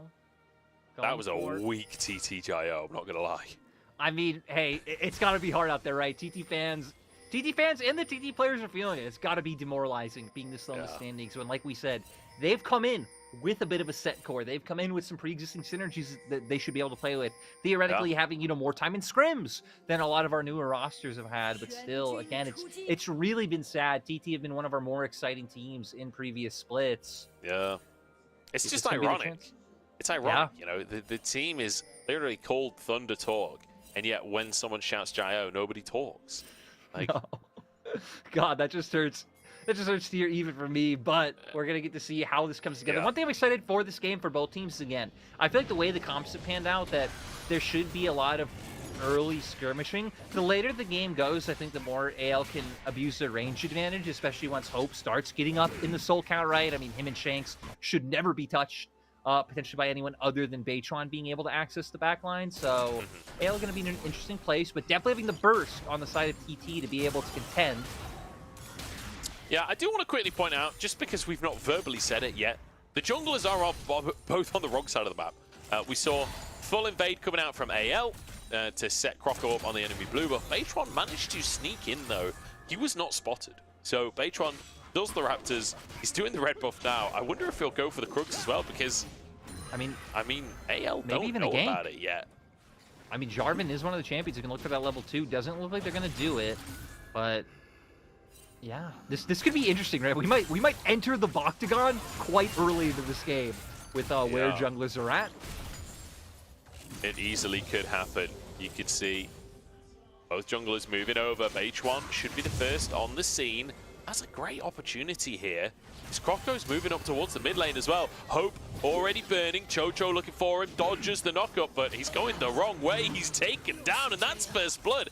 Easily done for Baytron. Okay, Croco and Kale trying to set something up. Oh no, the hook misses, and now you just did a 2v3. 1xN takes a chunk, but there's no way Croco can go in here. Kale's gonna go down. Croco's committed to the fight, but he's committed to essentially a 1v3 at this point. Oh, but the flash isn't enough, and he finds himself a kill anyway. This Croco's jaws are clamping down. I feel like it's just a series of, like, questionable plays after the other in the series, because AL there, I mean, trying to find the cheeky play, but they had vision of, all three of TT's members walking forward, as we're going to see here. I'm actually not sure what we just saw from Baytron. In the corner of our screen, him walking down towards bot side. Yeah, I don't know. Not sure. I guess the fact that he's respawned and immediately run bot when there's no camps up, maybe signifying that could go for a play, but I mean, with the wave where it is, I don't think there's much of a window. He's just going to go for that crab and then move to the top side. And like we said, I'm kind of surprised we haven't had a replay yet, but okay, there we go. Comes just at the right time. I mean, the initial gank here was just a good idea coming out from TT. Baytron's here first. AL clearly not reading that this was possible. Like you said, Baytron wasn't spotted on that initial invade, so Hope gets left out to dry. And then here is where I can understand hoping you have enough burst, but again, you see Chocho and 1xN right behind him. I think I don't really see a world where they can take out the Jarvan fast enough for them to not just find a kill of their own, and then Kale's going to be the one who ends up paying for it. Yeah. AL kind of doing what TT did in the last game. The fact that Baytron gets the second kill as well is that's going to be tough now for Croco. He's significantly behind in that jungle as Shank starts to show us why this Karma is powerful right now. Yeah. I feel like even just little things like Kale just autoing first to guarantee the Q even. Like, yeah. The fact that you just missed that Q, it's a significant amount of damage early on in the game. When people don't have items, supports do pretty much just as much damage as everyone else. I still don't know if they would have been able to find a kill off CCing, but yeah, would have been a lot closer. But like you said, now Baytron having the tunneler, I think could be a big difference. Team just going to trade objectives for now. Croco working on the grubs, like we can see, but Baytron just going to want to keep enabling his bot side, which is kind of funny when AL were the team setting out to play around bot, but now Baytron going to be able to do a lot to set up 1xN and Chocho for success. This is part of the power of that Jarvan, like you say. The ability to just repeatedly go for the lanes. You get Prio through the Lucian and Milio. Means you can go for this Drake as well, but still just like permanently bot, essentially. He will have to go into his jungle, go for the Gromp, go for the Wolves, and then I assume return to the bottom lane to continue camping. Exactly. To go back towards that side, but Croco might be set up for a bit of an opportunity where he can make his way down now. TT are going to be able to get this wave in, so you'd expect the bounce back to come through and then get themselves in a position where the gank can't happen. I'm just really curious about once we start getting mid laners involved, right? Because that's when, like, Shanks is really going to be able to power up Kroko in these exchanges with those shields. Yukao as well. Shockwave now online, so there is some kill pressure there. Beitron can also always look for a lane gank as the Jarvan. Very easy EQ into the ult once he does hit that level 6 mark himself. Yeah, very easily done for him. You know, I was sort of half joking when I said Beitron's going to do his wolves and then come back down bot, but he's still staying in this bottom quadrant. I thought you were serious, and I think you're 100% right, because really no reason to go top just yet. I mean, his Raptors did finally just spawn, but this is the impactful area of the map, and they're going to look for that play mid. Yukao hoping to find a Shockwave. Oh, forces the flash. Shanks can't just lazily sidestep that one. Does get their summoner out, and Beitron, he's going to be happy with that, because sort of semi-pathing up towards the top side at the same time. Yeah, gets to go where he was planning on going anyway. Probably get his top side camps, maybe go for the reset, then pick up his blue, and then start working his way back on 1xN and Chocho. Top lane's been a lot quieter this time around. At least if there has been pressure, our observers haven't really cared about it, but ooh. Repeat gank lunch. It's a deadly enemy. Beitron does not want to farm. If there's one thing we've learned from Beitron this game, he does not want to be in the jungle taking camps. He wants to be in the lanes. Bit of damage onto Hope. 1xN doing a good job in this trade. Kayle trying to block it, but realistically, the Lucian is always going to win in the 1v1 against the Senna early on, and felt like it was kind of Chocho versus Kayle and 1xN versus Hope there. Yeah, but Cataclysm's up, so now Beitron. Okay, luckily Shanks holding on to holding on to that shield to just be able to run away. But I think TT just reading the game, trying to find as much of an advantage as they can, so then their mid game can just be so explosive. They never have to worry about Hope, especially getting too powerful for them to deal with. Even the pressure that Harry will be putting up in sides later on up against Toya, like, if this game goes into like extreme late game territory, that's where I feel like it really does become AL favored. And right, games have been lasting longer these days. I still don't feel like we see too many like 40 to 50 minute games, but a lot more have been happening this split than it felt like any time last year. The funny thing is, out of these two teams, the team I would expect to be able to push the game forward, like in terms of how the teams play, usually it would be AL, not TT. The fact that AL then have the late game scaling advantage does make me a bit worried for TT, but we did say we want to see more proactivity from 1xN, from Beitron. We've certainly got the picks to make it happen. We saw it in week number 1. Hopefully, we could see it again from TT. Using that Lucian, using the Jarvan. Like you say, lack of flash on Shanks right now. There is an opportunity to use that Jarvan Cataclysm alongside the Shockwave to find a pick on the enemy mid laner, and they might just have found exactly that pick. The Cataclysm is in, Shockwave available, and there we go, pulls Shanks back in. They just don't have any damage, finally. The kill is finished off, but Beitron now does get the depth charge onto him. Kroko can follow up onto this one. Demilio trying to get the heals out to save his life. The shield is there, they're culling across. It's just not enough, and they end up trading 1-for-1. Which is crazy. Oh, Harry, he's gonna go down 2, it looks like. Taking turret shots is never ideal. The Q flushed away from, and Harry pays the price for overstepping. So TT coming out slightly ahead in the broader picture of the map. Still, a lot of trades going 1-for-1. These, I mean, hell, even if AL do end up 2-0, right? I feel like one thing we've seen between these two games is that TT are able to match punch for punch. Tough one so far for AL. But I like that they're able to somewhat answer the play, right? The fact that they get the kill onto Beitron, the fact that Shanks survived so long. Like, yes, you've got the Cataclysm and the Shockwave, but you just don't have that much damage with the Jarvan Orianna this early on into the game. And the shields that Shanks gets, I'm assuming like a Mantra W as well for healing. In the meantime, Kroko just sprinting at 1xN. Oh my days, how does that kill not go through? No, not able to find. Yeah, that would have been. I mean, that would have been in favor of AL, right? Being able, if they've been able to find those two, but are gonna at least be able to finish off Beitron in the end. But I also gotta say, ooh, another scrap coming through. No time to talk because we've got a fight on our screens. Luckily, it will diffuse. I feel like you willed Shanks into walking into Baytron into existence yourself. Because, I mean, right when you said Baytron can look for the karma, he just happened to walk in. Yeah, I don't think it was coincidence. You communicating with the teams much? Huh? Oh, Croco? My lawyer has advised me not to comment on the matter. TT, though, on the Drake right now. Chocho and 1xN wrestling control of that Tribrush. I feel like that Tribrush has become the focus of a lot of control when it comes to fighting for Drakes these days. It's such a huge entrance way into the river that I feel like most teams now feel like they need control of that Tribrush before they start going for the Drake. I mean, it blocks off 3 different pathways into the river, right? So it is so crucial. I also want to point out, right, we saw TT get it. As we can see now, Hoya walking back up because Hoya did move down so TT can be able to pick up that second dragon. So it seems like TT kind of banking on Soul being the win condition that they can play for. Still, this might open up AL for all 6 of the grubs, and that's going to give so much split push power over to Harry on the Nard. Yeah, we already saw them banning the Nocturne, and that signals to me that they want Harry in the side lane. They're going to get at least 5 grubs here. Maybe they're denied the 6th, but, I mean, do they care? 5 grubs is plenty. They're going to be very happy with how that's gone. Yeah, already going to be, like, at least going to be able to get some mites when they go for those pushes and really maintain this pressure up against Hoya.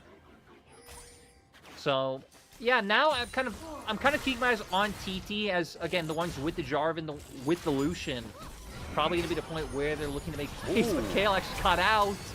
Really nice hook there from Kayle to kind of buffer it against Chocho. Forces the ult, forces the flash.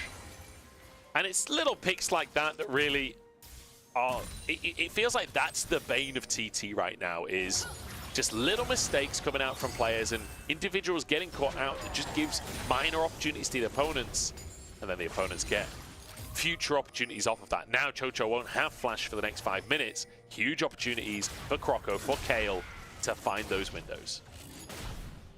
Yeah, I do got to say, though, now Stormrazor coming out for 1xN. This could be a good opportunity for TT. Baytron also serving the Sundered Sky. Sure, being matched by Croco, but if we get another position where, you know, another 3v3 happens towards bot side, this should be an opportunity where TT side could be stronger in that fight and should be stronger with the strength that 1xN is going to have, even having that culling up right now. But Chocho, because of that pick that almost just happened, is going to be vulnerable.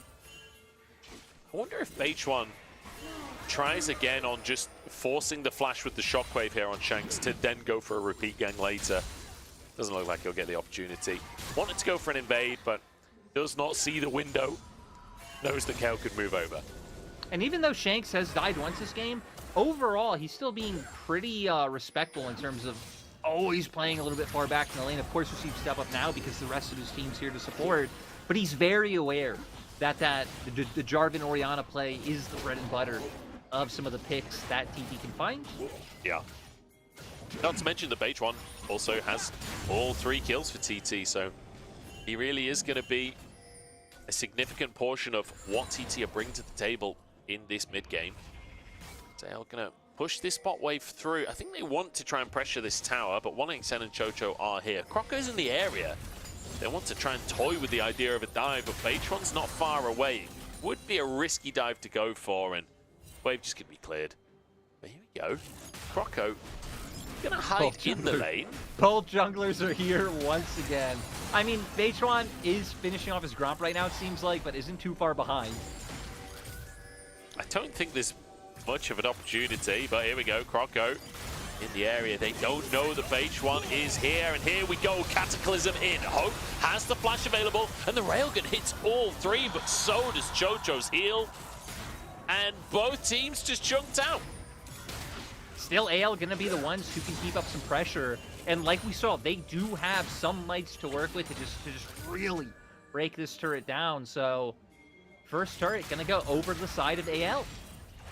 All right, the pressure works out in the end. I wasn't sure if 1xN would try and stick around to clear the wave, but I guess the threat of the Zin's out. They probably will dive you. You want to save your flash. You want to stay alive. So, tower goes the way of AL, continuing to build these advantages, but it's when that Drake comes up, it's available in under a minute.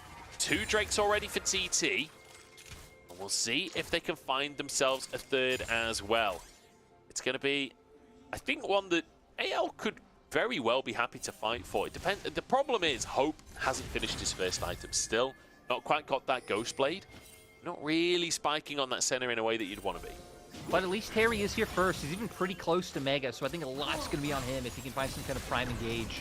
Hoya does have TP, so can join at any moment. So it looks like TT realizing, hey, we already have 2. We're fine not fighting this with the fact that you walked Harry down and are just going to go for the trade on Herald and try to break this top lane turret down. I don't know if I agree with this decision from TT, honestly. Like, you have the TP available from Hoya. You've got Jarvan Orianna. You've got a Lucian that's definitely stronger than Senna right now. Item advantage, maybe going for matching objectives here would probably be the better play rather than conceding them to AL. I don't know if it's factoring in that they don't have Flash on Baytron, which obviously limits him being able to get to the backline if Hope and Shanks are playing far back. Chocho would also be a bit easier to pick off, but I agree. It feels like they're at a point where they should be stronger, assuming that they don't open themselves up to the flank. Speaking of opening themselves up to the flank, TP comes in. Shanks behind enemy lines, going to look for the tether here onto Baytron. He's already used his EQ. In the meantime, Hoya getting chased by Harry. Baytron Cataclysm's in. He sacrifices himself for the cause. Hoya will get out. This is not the TP, UCAL. Knocked up by the depth charge. Oh, but the shockwave on 2. It's not enough to find a kill. And in fact, it won't even be enough to defend the tower. No, I mean, does get the flash out of the Nautilus, but you lost your flash and your teleport for yourself. Very slow TP coming in. I think TPing mid and even just bolstering your forces and pushing this turret with 1xN and Chocho probably would have been a better call, but again, kind of small mistake coming out from TT ends up leading to another trade in anyone's Legends' favor. Yep, and Crocker's able to just clear that wave up, so it's not even a tower going the way of TT. Just as you mentioned the term opening up for a flank, and this TP is immediately channeled. Yeah, sadly, slower TP it wasn't meant to be. This one was actually gotten earlier when Kale TP'd topside and put that control ward there, I believe. So that paying off in the long run. I mean, they just come in. There's nowhere for these members of TT to go, so the first kill is found. Sadly not able to get the second. I really like that Shanks there starts his initial play onto Baytron, but doesn't stick on him for the kill. Moves up to try and look for the second kill onto Hoya as well. He's like, I've already done my job. I've done my combo onto Baytron. He's low enough. There's nowhere he can go. The rest of the team can deal with that one. I'm going to try and get some seconds for myself. Won't be able to find those seconds, but still. 2 assists for him. And very close to that second item as well. Which could well be the Horizon focus that we've started to see coming on through for Karmas. Yeah. Just so much power and another flank gonna God. come out. It's happening again. UCAL does not have his flash because of his own TP in the previous play. TP channeled by Hoya to try and save the day. Shockwave by UCAL on his own head as Mega Gnar is hit and he slams him against the wall. Shanks is here as it's a 1-for-1 to start with. Hoya rooted up, and in the meantime, 1xN's been dived on. Kale trying to find the CC chain for the rest of his team. Flash forced out by 1xN. TT retreating at full pace, desperate to get under the towers, but Kale's having none of it as he pulls them back on out. And it's just pure aggression from AL. Yeah, they're going to keep it up. Croco wrapping around. Don't know if they can dive this, but honestly, it feels like they might.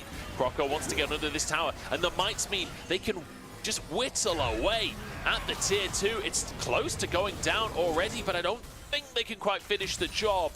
Deciding to call it off, they don't want to throw anything. Yeah, this is a bit hindsight or like overarching spectator view criticism, but it's like, in hindsight, AL probably should have rotated someone mid to get mid-turret, but I could see with how low the health bars were that they were really hoping they could find like just some maximum value play if anyone from TT overstepped or if they landed some critical ability. But we saw here, Harry able to take advantage of that T4 that they got from their last TP playing. UCAL doesn't have flash because of that play, so he's pretty much doomed no matter what. But I'm actually more curious about what's going on the bottom half of the replay. This is where 1xN ends up getting caught out by Kale. Yeah, we saw the other bit. I don't need the Karma queuing replayed that much, to be honest, but unfortunately, we don't get to see what happened to 1xN. I'm assuming just caught in rotation there. Yeah. Lost in translation, as it were. Do you remember that old Monte Cristo meme Somebody made a Photoshop of Lost in Rotation with the Lost in yeah. Translation like movie art, but it was Monty. That was That's great. a throwback. But back in the day.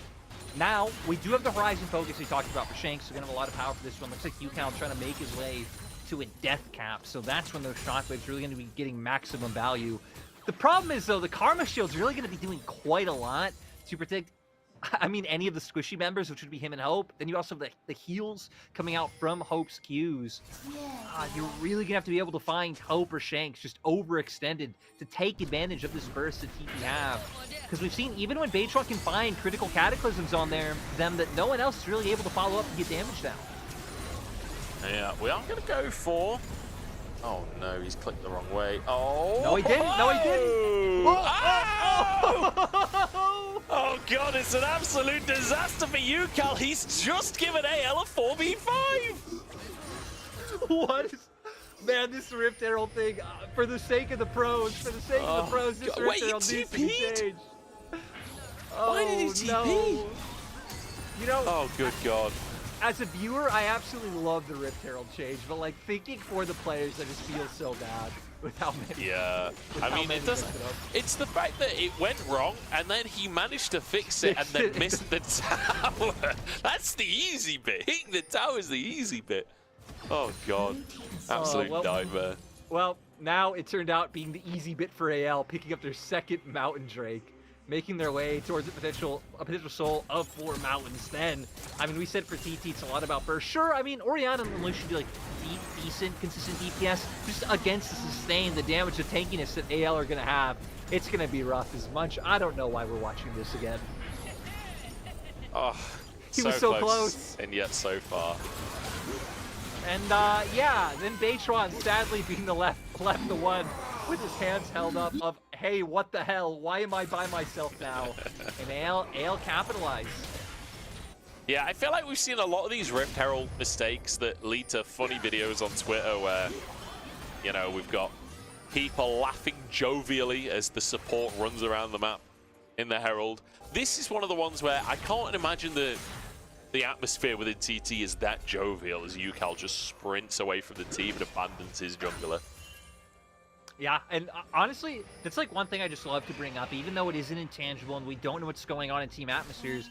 I mean, you know, people who've been on teams can speak to this. And I think anyone can imagine, right? Just once you start losing, your team overall just kind of starts playing worse usually. Morale gets down. It's hard to find your feet under you.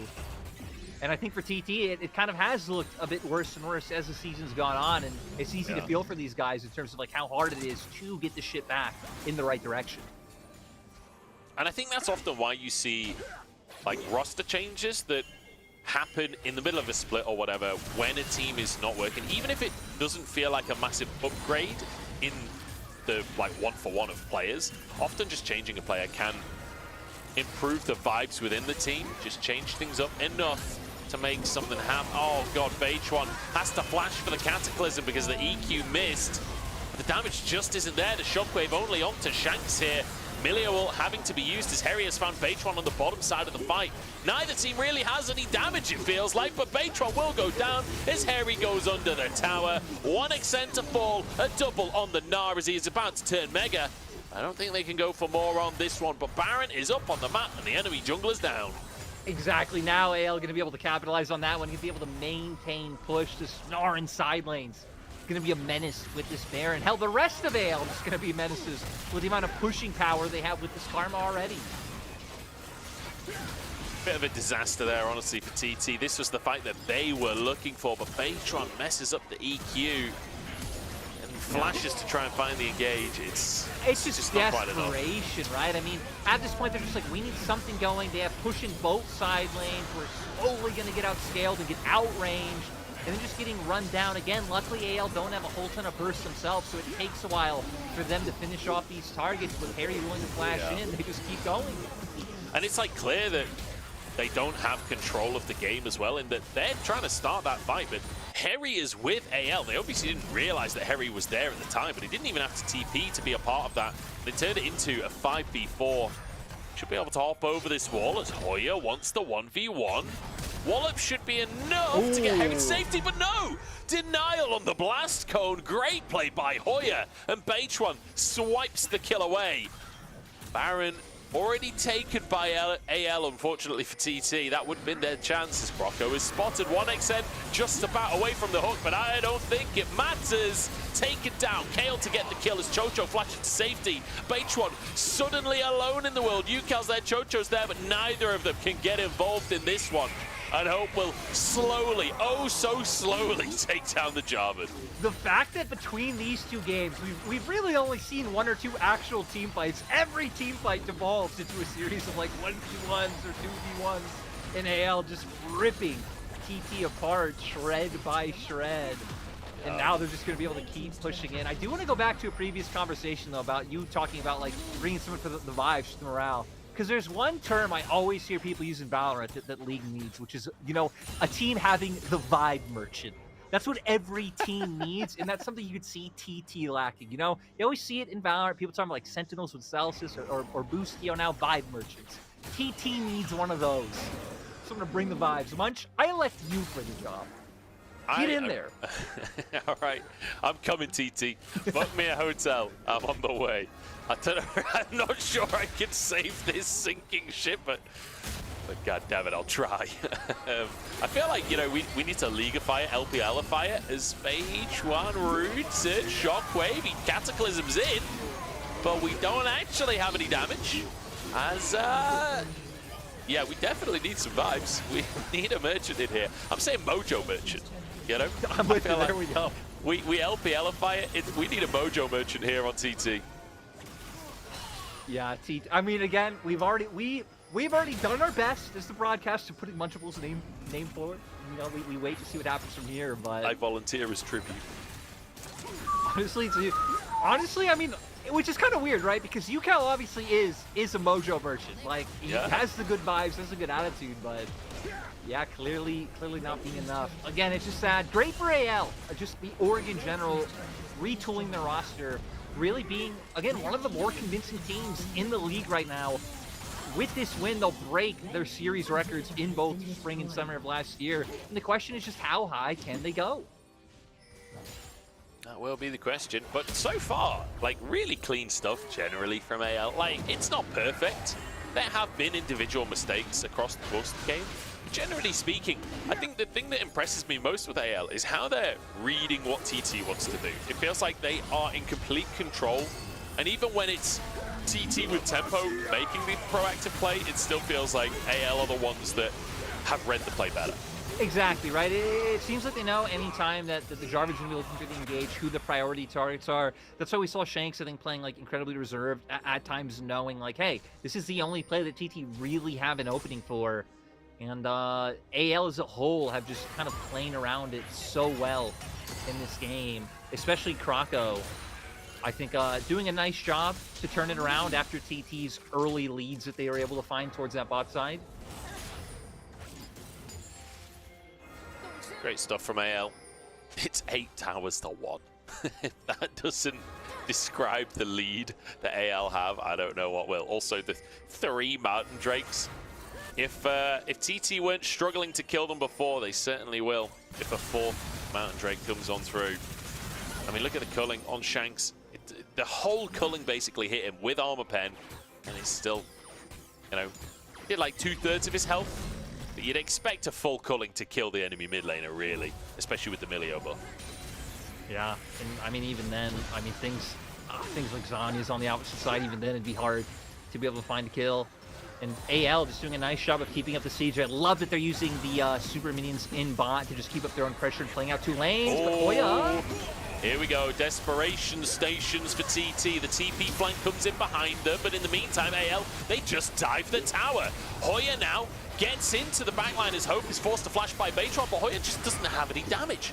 He literally did nothing. He walked in, got CC'd and died. And now 1xN might just do the same as in goes Croco, smashes him against the wall. And Harry likes the look of that and does the same. It's a clean ace and an absolute wipe here from AL.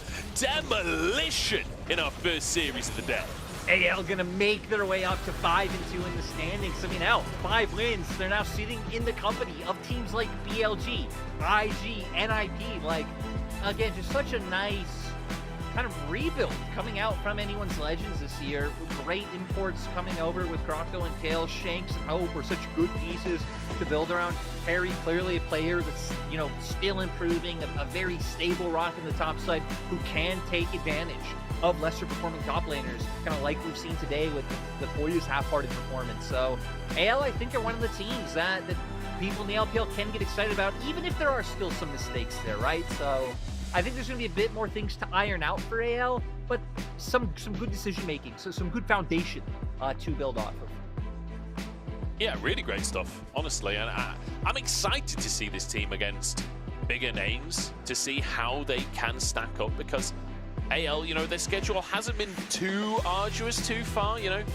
There have been some tough teams, you know, they've already played against BLG, and that was definitely a tough series. But, you know, TT, OMG, Ultra Prime, LGD, they've played against a lot of the teams that you expect a middle to top team to beat, right? So now, when we get into the later weeks, they're going to have Weibo coming up. They're going to have NIP coming up. These are the matches that I'm really excited for AL, because we get to find out a little bit more about this team, about what happens when people are actually putting the pressure on. And that's the crazy thing, right? Because when you talk about strength of schedule, and we'll talk a little bit, we'll expand more on this later, but it's like outside of Weibo and NIP kind of being that tier below the JDG, BLG, TES, that really kind of is the measuring stick, right? It's like, well, how do you fare against Weibo and NIP? If you beat them or have a close series, it kind of has you in that range. If you lose, well, you know, you're maybe a tier under, but LPL just feels so open, and that's why it feels like AL have kind of a chance to make a mark this split. Yeah, I feel like AL and IG are both in a similar category for me right now of like surprisingly pretty damn good. IG, especially with Lien jumping in and beating BLG the other day. Yeah. Like, we've got this little mini category that's not quite in the tier list, because I really don't exactly know where IG and AL stand, but I'm excited to find out. You know, I'm excited to see whether it is in that upper echelon or whether it's in that kind of tier just below. We'll have to find out as the season goes on. Yeah, and again, like, I feel like a lot of things that we're seeing AL do are like small things, right? Whether it's like how they've been trading objectives in this series. They were always getting something on the map. Didn't matter if TT were or not, they were finding ways to pressure. I like a lot of the deep positions that Krocko was taking in the enemy jungle once they found leads, because it was cutting off a lot of rotations from the enemy side and really just making it so AL were winning even harder. So it's things like this that even if the oversteps are there, or like people being maybe where they should on the map sometimes, I feel like those are a lot easier things to clean up. And the fact that AL already do have some of these other concepts down is, you know, kind of the bright thing to latch onto.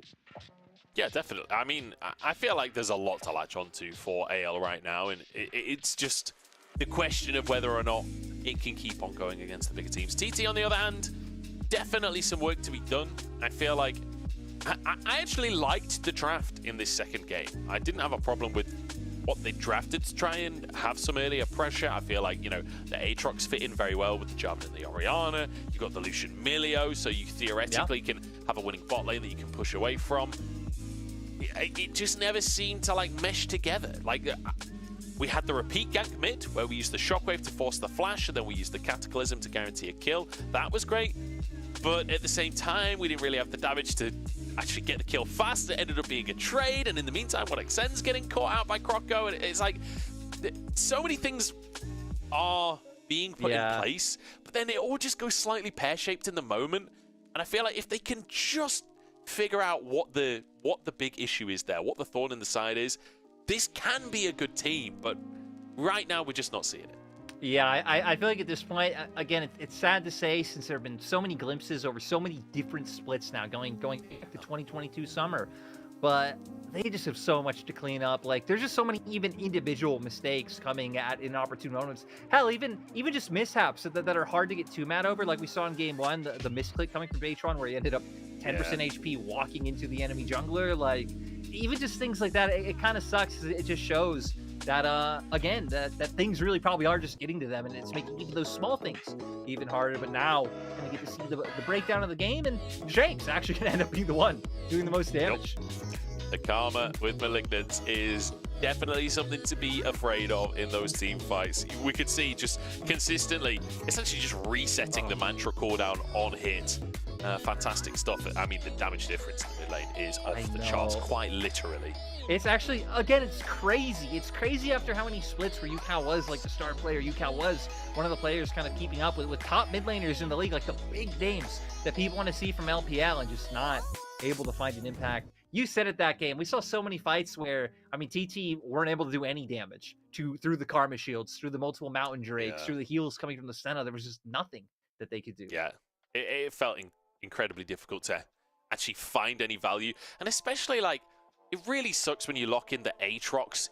You're all lethality right now. That is the build for Aatrox. And then the enemy team stacks Mountain Drakes. Like, yeah.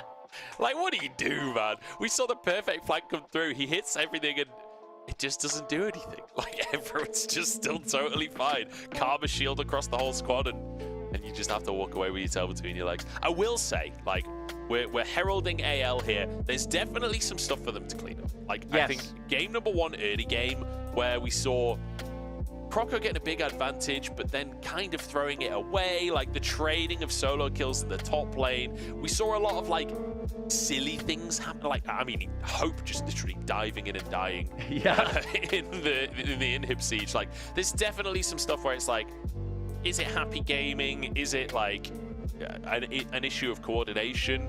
These are the kind of things where it doesn't matter in this series. In this series, whatever, you got the win, let's move on.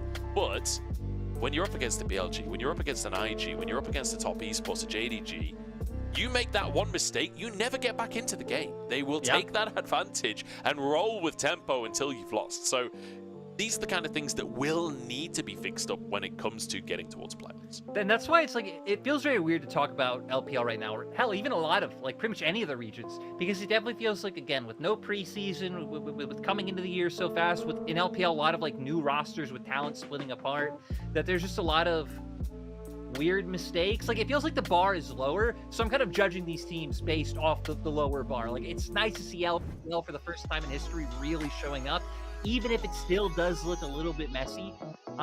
Just like you're saying, it's kind of nice if they can clean it up in this split. I think a lot of these problems probably can't be. Like, maybe you're looking at more of summer if you're really looking at them to contend with, like, a world slot or something like that. It can be very hard to kind of win with where they're at now, but still a lot of time to gain experience in the split, build even more synergy together, and kind of figure out where they want to go with their game. I think there's also an opportunity for AL where there are a lot of teams in this split that are struggling right now. This is your chance to get higher in the standings, to make a name for yourself when there's this absolute chaos in the middle of the table. This is your chance to separate yourselves, and I feel like AL are trying to grab that with both hands. A couple of unfortunate replays back-to-back here for UCal, but mostly we're looking at the coordination from AL. I feel like every single fight, They've got very clear roles for each player. They have a very clear formation, and that's really good to see.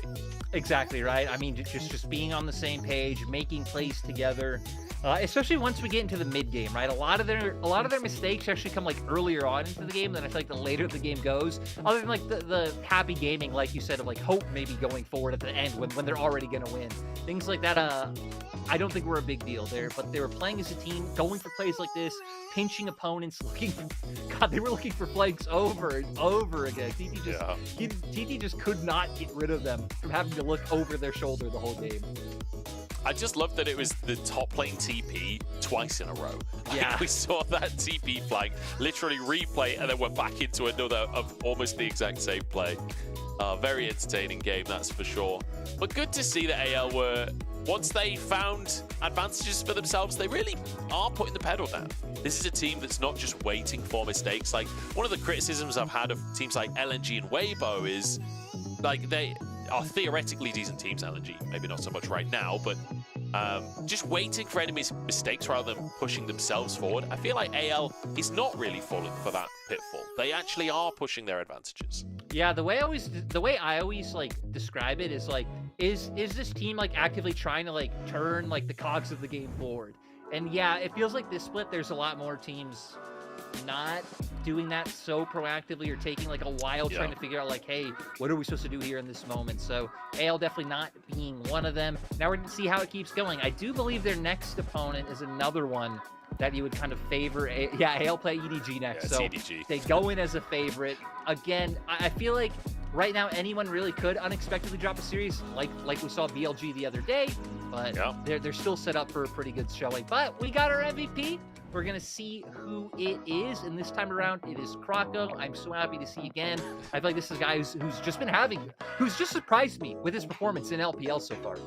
Yeah, I feel like it's ironic that this one for me there's a hairy MVP angle, and yet he got it in game 1 where I really didn't feel the angle was strong.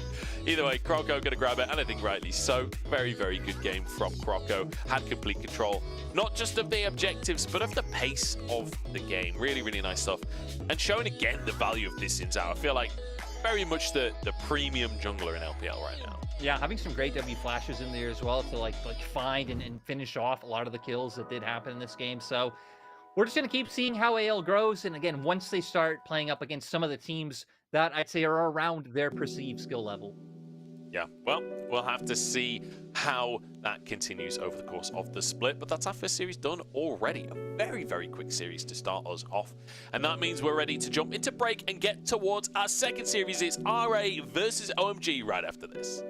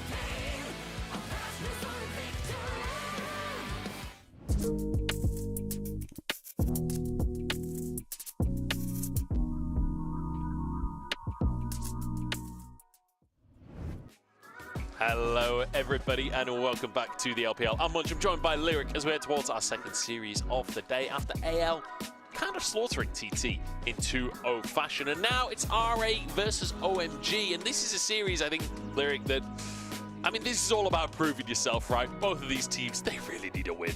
Yeah, exactly. A match should be a lot closer in terms of standings, but we're going to pull up the OMG roster first, show the mix of familiar and new faces that the OMG roster decided to bring in this year. And yeah, it's kind of surprising that it hasn't been, I feel like, working out. Another team that has clearly like some talented players on the roster that haven't really been able to bring it together.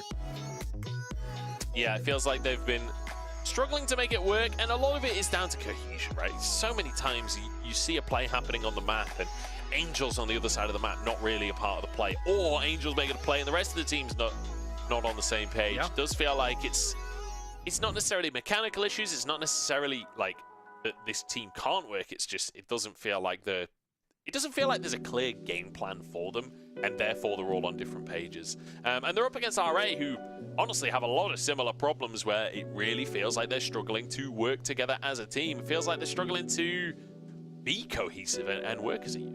Yeah, it's kind of interesting how that really is a theme for a lot of our teams, kind of towards that middle bottom and bottom end of the standings, where it's like, cool, we have like some talent on our rosters, but we're not really bringing it together. There isn't really a clear identity of what we want to do, and they're really just getting outmatched.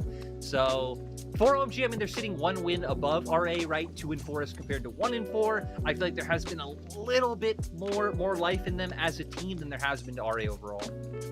Let's take a look at RA's roster as we move into our second series here. It's a roster that I think that there are good pieces here. There are pieces that can work. Assume certainly has had some good games. Xiaoshu has had some incredible games. He's certainly been like trying to find the wins here. And Nayo, right at the very start of the split, it looked really, really promising. I feel like there are positives to talk about, but it never seems to be happening at the same time, Yeah, I feel like in every RA series that like each game, one of them has like a really cool pop-off moment, like maybe a cool triple kill, a good flank, whatever it is. But that's kind of the extent of it. You see the promise, you see the potential, but it's a very young roster. I think all of these players have been professionals for only up to 2 years. So yeah, we can't really expect too much. Who's the leader on this team? Do they have a voice? All questions that RA is gonna have to answer. They certainly will. And I mean, OMG are going to be the first ones to answer some questions for us. They're on a 2-loss streak right now. But one positive that we've seen is Abel coming back in and playing more games, but also the team in general returning to comfort. Abel has been playing the Samira. We've seen a bit of Twisted Fate coming into the mid lane for Angel. We've seen Xiaofeng getting his Lee Sin. It feels like, even though it's not necessarily converted into game wins just yet, it does feel like a positive step for OMG that they're figuring out their style. Yeah, I feel like we've at least seen like more competitive moments in some of their games where they do go back to comfort than we did previously. And I also think it could be a good step to them, especially with having Angel on things with globals, because he looks like he does more in the game and on the map when he has a champion that can do so. And again, Abel sadly 0-3 on the Samira right now, but it's like we know Abel's Samira. We've seen it in the past. It's able to pop off. Sadly, again, OMG, just another team that have been falling to the curse of like getting picked off on the map, but we can see the tools there. Yeah, you can see glimmers of the glory, but whether or not it will actually come to fruition is a different question. On the opposite side, RA, it's Fiesta time again. We did Fiesta time for TT in the first series. Now we get to do the other side of that Fiesta time, because RA actually ended up winning out this series. We saw like 4 or 5 clips of them losing team fights to TT in this game. These were the fights that they managed to get ahead of. Yeah, it was a weird game because RA like had some control early, which is why they were able to stack up so many Drakes. But then because TT were trading that for gold, TT were leading, and like you said, just throws back and forth. There were some hype plays, I think, especially from people like Assume, people like Mikla as well, have surprised me because he hasn't been performing as well, but had some pop-off moments in that game. But still, I mean, these games are just way too close for comfort, even if RA did manage to finally pick up a series win. Yeah, RA, they got this. This TP was absolutely laughable, honestly. It's so funny. Comparable to the mid lane TP we saw in LEC, but Xiaoshu, great flank here onto the Aatrox, nearly one-shots 1xN there. And this was the fight where RA managed to finish the job. They get the kills that they needed, and then straight up just won the game off the fight. Yeah, and again, I think a lot of it comes down to like individual moments for RA where things look good than any of these players. I think more than any team, RA signifies that to me. I'm so excited to see where pretty much this whole roster is in like 2-3 years with how little experience all of these players have. So OMG with kind of the disarray on the opposite side, I think it sets up good potential for RA to try to pick up their second win and then help. Yeah. They'd be tied with OMG. It would certainly be exciting to see RA getting some wins on the board for themselves. It definitely feels like they need to. Let's talk about the junglers though, because I feel like that is the ticket to victory for both of these squads, is playing through the early game, playing a little bit more aggressive in that jungle role. It's Xiaofeng versus Nio, and like the stats for Nio are not, they're not good, let's be honest. But to be honest, Xiaofeng's stats are worse in the kind of in the categories that I would expect. Like the kills and assists, I expected Xiaofeng to be much higher, but he's playing very much a farming-based style. You can see by his CSD and his XPD. And so it's one of these things where Nio, I think we need to see a bit more proactivity, because if we don't have proactivity from either, Xiaofeng is going to get the lead. Yeah, I feel like we've seen Nio try to like create pressure and find ganks, and that's why he isn't really too focused on farming or finding leads for himself. But a lot of times it's just not able to work out for RA. Another hype thing about that matchup is both of these guys come from top esports challenger team. Xiaofeng was actually the sub for Nio, so it's kind of funny that they both got brought up to LPL in the same split. And I think this one's going to be incredibly like, you know, probably like a nice fun little rivalry between these two to see who can come out on top. Yeah, and I would hope that that means that we get some invades, we get them kind of going toe-to-toe. Quite often, we get the kind of bottom right red quadrant where you get the invade from the blue side jungler that has the pushing bot lane, and you get that kind of tussle over Gromp, over blue buff, and over potentially diving the bottom lane. I feel like that would be an exciting one to watch. I also want to see more Nio Poppy. I feel like the Poppy for Nio, we saw it once. The early game looked pretty good on it. Like, he was pretty psychopathic on the pick. He was going into those lanes, he was trying to make things happen, but unfortunately it didn't turn into a win in the end. But the early game looked good, so especially up against Xiaofeng, who loves the Lee Sin, it could be a really good option. Yeah, I agree that like on a I would like to see him pop off. Like, that is a champion he could do it. I think it's getting harder with where the meta's going though, right? With things like Karma coming in, things like Ezreal becoming more prominent. I think it's gonna be a bit harder to find Poppy angles. But hey, I mean, right, the Xinjiaos, the Jarvans, all these things that engage still are there. They're really gonna have to wait for your opponent to show their hand, I think, before you set up for a Poppy pick. See if they can.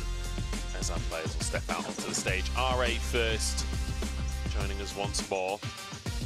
And, you know, it's a team that, on paper, there are those positives we talked about before, especially in this bottom lane. I'd love to see more of the aggression coming out from them. We've seen Kalista lanes, we've seen Lucian lanes coming out from Asum and Zora. Definitely an angle that they can look to find advantages on. Whether or not they can take on Abel and PP God, though, is a different question. Definitely just in terms of name value, you have to lean towards OMG. Yeah, I think in terms of name value, like you said, we really haven't seen them performing. Things got a little bit better when Abel stepped in over Starry, but really haven't been able to convert it. Another pick that I'm interested if we'll see today is both of these mid laners are some of the connoisseurs of things like the Quay. I know we haven't seen it come out in either's official matches, but both Angel and Vikla have been playing it in solo queue, so that would be a fun one, because I have not got to cast any Quay yet in his 10 abilities and awesomeness. Do you remember all the names? No. I don't think anyone does. No. I don't think anyone does. I will say, I heard Hysterics kind of smurfing on it in LEC. I remember him, like, name-dropping a lot of the abilities during one fight I was listening to, so as it's possible. It's possible, but yeah, I don't remember them all off the top of my head. But I remember Impact for one, so that's, I think, the most important thing for a play-by-play. I agree. I mean, again, 10, I cannot keep up with them. But things I can keep up with is OMG coming out onto the Rift. And like we said, right now sitting above RA, they're actually not doing too bad in the context that LGD and LNG right now are 10th because they have better game scores than OMG, but OMG are still at the same series as the teams right now sitting in those playoff spots. So things aren't really all too doom and gloom as like, you know, could be with EDG in the next series, but this is one of the wins that you have to get when RA's the team that has been even worse than you. I think it's a conversation of schedule as well for OMG, where like they beat WE, they lost to FBX, but FBX have actually been doing decent in the middle of the table. They lost to LNG in week 1, where that was before the great fall of LNG, you know. They beat TT, then they lost to NIP, but again, NIP a very, very solid roster. They lost to AL, but then, you know, AL have been looking very good recently. It feels like it's all within the realms of you can kind of brush it off. You know, I don't feel like this is going to be a team where morale is extremely low or anything like that. So there's definitely time and space for OMG to redeem themselves to some extent. Whether or not it'll be against RA will be a different question. RA, while they are technically on a 1-win streak, I don't know if that counts as a streak, I do wonder about the morale in this camp, because even the win that they've got was a very messy win against a team that have some flaws. But then again, faces don't look too unhappy. Look like maybe the vibes are good. And like I said, I feel like it'd be really interesting when you do have a roster that is so inexperienced in the grand scheme of things. Because, yeah, I mean, you know, maybe they still do have those kind of like hopeful eyes that even if things aren't going too bad, they can pull through. Again, I feel like everyone on this roster has had different moments where they have had pop-offs so far, even if it hasn't been able to translate into any wins. So I'm actually even just excited for that whenever RA plays. It's like, is Xiaoshu going to be able to find another solo kill? Is Vic going to have some big pop-off in a team fight with something like Azir? Assumes had some good moments, so yeah, I think it's always a treat when RA's on the Rift, even if they haven't been able to do the best in terms of performance. Yeah, I like to see how they do. OMG as well. Plenty of players to get excited. I just want this team to do well. I feel like, you know, Xiaofeng, I was pretty excited for coming into the split. Like, Abel's back on the roster. We've got Angel here, Cube. I feel like it's sort of the Misfits gang in LPL right now, where we've got a few different pieces that have come together. Like, things that have... I mean, Cube also playing against RA. Like, he was on RA for a while himself. It never really worked out. He was never on a roster where he could succeed. And then it comes on to OMG, and, you know, while Angel is joining as well, while Xiaofeng, quite an exciting prospect, joins, I was quite excited for this roster coming into the split. It's not really worked out so far, but you can easily see the world where it does work out. And hopefully they can work on it over the course of the split. Maybe it's a summer team, but... Like, I feel like this team, it just screams to you, right? We have Cube top, put him on some kind of tank, Talia Twisted Fate mid, Samira bot, and just literally all in on non-stop aggression. Hell, that's what we knew the OMG teams for in the past, right? The Shanjiaki Cream version for doing that aggression. Abel and PP God were part of that. You would expect them to follow suit, but we'll see if they come in with that approach today, because OMG are always a little bit different in draft because of those pocket picks. They certainly are. It's always a bit weird, the draft, when it comes to these teams. Milio actually going to be banned away, so trying to deny the potential Lucian, although you could still just go Lucian and Nami. So a little surprised to see the Milio ban. I do wonder if it's to try and guarantee like the Lucian Nami or something. Maybe you take the Lucian first pick, and I don't know, it's a weird one. Yeah, also still things like the Ashe Open and the Varus being there as well means you still have that potential. And again, we've obviously been seeing more with Ezreal, which also kind of works as a takeaway from Abel. He's only played it once so far, but again, beyond Samira, Tristana, I mean, Abel hasn't looked all too comfortable on too many things. So I like the Ashe right from the get-go. And now we get to see where OMG want to go. We haven't had a Lucian game from Abel at all so far in the split. No, we certainly haven't. And I will say, we have seen a little bit of Draven alongside Ashe, as Assume is one of those players that's historically willing to play the Draven. Not played it so far this split. Oh, sorry, did we wake you? There's a big old yawn on the stage there. It's going to be the center of the Nautilus for Abel and PP God. Very exciting to see center Nautilus again. And not something you really think of this bot lane for, right? Again, you think of them for the Samira, Tristana, the other, you know, Rakan. Nautilus, I guess, is there for PP God, but not as much early all-in potential going to be here, especially if Assume and Zora are playing this one right, laying down that poke with all the range that they have. And now for RA, what they're going to go with this third pick, you do have things like the Azir, obviously left open for Vikla, and he can go towards that. It's been his most played so far. You can kind of round out range with range. I wouldn't be surprised if they went for a top laner, but I would have expected something more along the lines of like a Cassante, just for the fact that having that extra beef and extra front line could provide more appeal for your double marksman. But it seems like they want to set Xiaoshu up to be a monster. And I know that's what you want to see, Munch. It certainly is. The Aatroxes look good for Xiaoshu. I mean, when you're on RA and you're 1-4 and your Aatrox has a positive win rate over 3 games, has a 5.5 KDA over 3 games, I'm happy to go for that Aatrox. Does offer the opportunity for counter pick here for OMG, so potential for top lane bans here from the side of RA. Maybe something like that Yone that is so difficult for Aatrox to deal with. Yeah, I'd be interested though, because Yone just doesn't really scream out as a Cube champion. Cube is also one of the surprising people who've like played Gwen this split, so that's something that always has to be like in the back of your mind for them to be able to pick things like the Jax.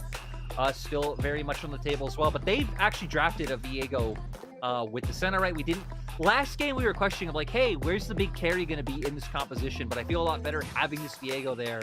Just the amount of sustain he's going to have and the resets he can get these fights with the Senna is huge. It's a big opportunity to try and take over the fight, but like you say, you need to get those resets. So we'll see if there's a little bit more damage coming out. I'm curious what Angel's going to go for. Twisted Fate is still open. Talia's been banned away. I wouldn't be too surprised to see a TF ban, even though TF is still not really come into the meta in the LPL. Angel has been one of the players that's willing to pick it up. And even when he played globally, but even when Angel played it, right, he didn't bring out the ADTF, which is, you know, what everyone says terror and solo queue is banned. Gonna be missed, so it'll be interesting to see how draft proceeds from here. And there it is. I said both of these guys have been playing the Hui in solo queue, so Angel is gonna lock that one in. I mean, Hui can just do so much. That QW range, absolutely absurd. So many different ways to CC, so many different ways to provide utility to a team. I'm excited. This is going to be something special. Angel bringing the Hui to the mid lane. You assume could be Nautilus top Hui support, but let's be honest, it's Hui in the mid lane. Vikla going to go for the Orianna to try and take this control mage matchup. Oh, I don't know. Is he a control mage? Maybe an artillery mage? Hard to say. Kind of straddles the line a little bit, does Hui. And RA going to go for the Xin Zhao for Nayo, giving in that early proactivity. Yeah, so gonna have a lot of skirmishing power on the side of RA. You have good picks set up. It just feels like a pretty well-rounded composition for them. Now OMG looking like they're just gonna bring out the Udyr, which is gonna give them prio topside to be able to play out of and like open up at least some strong areas for Xiaofeng to rely on, especially when you know that your bot lane should get pushed in so heavily. I think it would be a pretty good call for them to lock this one in. And yeah, like I said, I'm just excited to see how OMG pilots this composition. You have the burst coming out from Hui to set up for the resets from your Viego. You have consistent DPS with the Senna. This is a very different look from OMG from anything we've seen them play so far. Yeah, the one thing that I would be concerned about is the extremely pushing bot lane from RA with a Xin Zhao alongside it. There is potential for early shenanigans down in the bot-tagon. But whether or not that comes through, whether or not RA are confident enough to go for that kind of play, because I think that's the thing that's been missing for me for RA is the willingness to use and abuse those power spikes. See if they go for it. As we head towards our second series, the first game here. OMG definitely coming in as a favorite in my mind, but I would love to see RA prove me wrong. like you said, having that ability to play through bot, if they could really just hammer away that 2v2, have jungle constantly hovering around, there's a way for them to take this game handily. But there's a way on the enemy team as well. Ha ha ha. Very funny joke that no other caster has made just yet. Oh wait, that's a lie. Unfortunately, that is going to be the way that it goes, because we also have a bunch of players in this league called Wei and Wei Wei, and a coach called Big Wei. So when Wei is played, it's inevitably going to be a pun-based nightmare for all viewers. But unfortunately, that's the world we live in, guys. There's nothing I can do about it. It's above my pay grade. Yeah, sadly, Munch's hands are tied. I mean, again, he's going to go be the Mojo merchant for TT anyway. But here we go, getting on the Rift, OMG versus RA. Both these teams need a win. Now we get to see who finds it. Or not. Or we don't get to see it.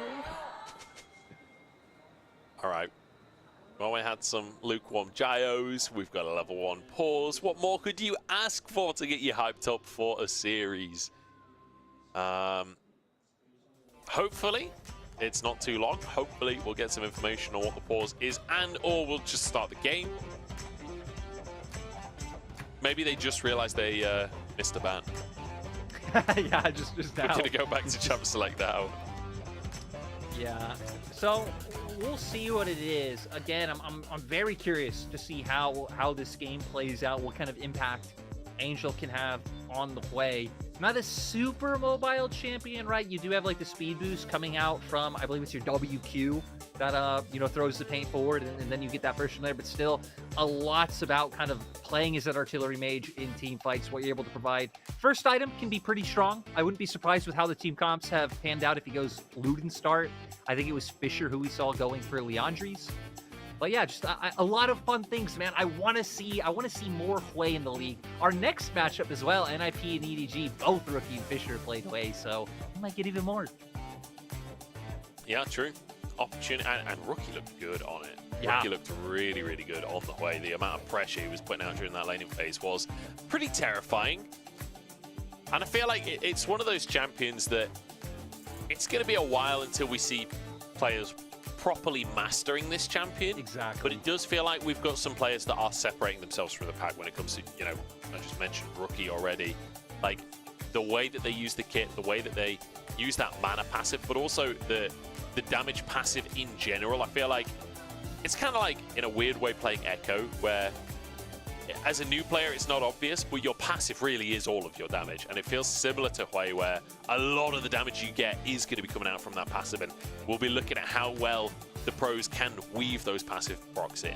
Exactly, and using your passive is all about chaining abilities together. Get the mark, use different ability, consume the mark, rinse and repeat. So, and it is a champion that's very reliant on skill shots. So not only do you need to have comfort in terms of mastery of the champion itself, you also have to have hands. You just have to be proficient in general and have confidence that you can do it. Angel showing that confidence here is also going to go for the Comet, which is something I like. Some people do run Airy, but I like that the slow that comes out from Comet as well sets up for some of your other abilities have an easier time to land. So we see Nayo actually on the top side to start us off here. Xiaofeng's moved down to the bottom side for a potential invade, as Vikler will move in to get a ward onto those Raptors, maybe onto the red buff. Cube in the area, we'll spot it all happening, and there we go. Nayo will move to the bottom side as well. I was going to say, when you've got the pushing bot lane, it does feel good to start on the bottom side and threaten the potential invade. Yeah, I agree, right? Potential invade, even if like maybe your bot gets a good trade, is I might pause on that point, because RA, knowing they're so strong level 1, walk in and try and force Xiaofeng away. RA just walk in and say, hey, we have 280 carries and you don't. What Yeah. are you going to do about it? I don't think PP God is going to be the winner in any of these trades at level 1. So, good little invade to start us off. This wasn't even the invade I was talking about. I was talking about later on, but I like this. Nayo, aggression to start with, and takes the blue buff away. Yeah, so finding an advantage in jungle. They probably won't be able to translate this into too much more bot because of the amount of wards that you can see LMG have now dropped down. So Nayo walking in anywhere else would be kind of telegraphed. But I guess if Xiaofeng makes his way top and your bot lane still finds enough trades, hell, even if they know you're coming down, what could OMG do? Yeah, I mean, realistically, it's going to be tough unless they can just outplay you. But look, I love that Assume and Zora not pushing the wave here, just last hitting, zoning away, trying to find themselves not just a CS advantage, but an XP advantage as well. And they'll be able to crash either the third or fourth wave, go for a potential cheater recall if they want to, since Nio has pathed up towards that top side. He's going for the, I don't know, he's kind of going for the like level 5 route where you start chickens, clear everything, get chickens again. But you're already a camp up because of the blue buff, so I don't know if it's even necessary. I think it's also just nice to even just set him to wrap back around towards bot side when, you know, we can see Xiaoshu is getting pressured, but Xiaoshu actually finding such a good trade. And like you said, right, Cube being the longtime RA guy, Xiaoshu's the one who came in and replaced him. And it really does feel like Cube kind of being this, like, longtime LPL player, solid veteran, like, never really a carry, but never getting really smashed in lane. And Xiaoshu being this young, promising prospect who was a solo kill monster that first split, who has shown the ability to carry, is like such a fun dynamic to see play out. Yeah, it really is. Like, and it's always fun to see players against their replacements, right? And yeah, similar story with Xiaofeng and Nio, both coming from the Top Esports Challenger team. And Nio was kind of the main guy on that roster. Yeah. And now both of them made it to the LPL, now up against each other. We'll see which one wins out the matchup here today. Xiaofeng moving into the bottom side, though, as PP God has flash available if they want to brute force a play here. It's able to flash forwards. Look for the slow. Want to assume. Yeah, so I've got to be honest, I didn't expect the center to be the one flashing. I didn't either. I feel like if he didn't, Xiaofeng probably would have at least gotten one of their sums. Maybe they wouldn't have got the other flash coming through, but they do guarantee all sums coming up from RA's side. Abel is going to be vulnerable now too, so they're going to have to be careful about a potential gank from Nio. They do have a ward in that Tri-Brush, so he is going to be spotted now. If he had wrapped around all the way through bot, you know, through a lane gank, that could have been there, but looks like RA are going to start doing when this becomes so menacing, right? Just pressuring, trying to prevent them from farming, allowing your bot lane to get plates. It doesn't even have to be about the kills. Oh, Nio is going about the kills here, but he's gone too deep, rooted up as well. The Q comes in, the slow is there. He doesn't have flash in his first blood. PP God goes down, unfortunately, but Zora will trade his life for it. Not even going to give it over to Abel. Xiaofeng wants the gold. Munch, they're not listening to the English broadcast. I just said it doesn't have to be about the kills. You can, you know, just enable your bot lane, take plays, play it safe. Really not wanting Xiaofeng to be there. I'm okay with it being about the kills, Lyric. You know, like, whether we said it preemptively or not, I'm really okay with this being about the kills. I am too, but... Going way too deep, it has to be said. I feel like maybe just testing for the Gromp would have been the play, or maybe waiting for your bot lane to move up would have been the play. Kind of sending it. I'm a fan of the full send, but that was perhaps too full. Yeah, again, just I think not reading. I'm a send half full kind of guy, but that was a send half empty. I agree. Yeah, not a lot of heart in that one, but now, funnily enough, Abel coming to the top lane.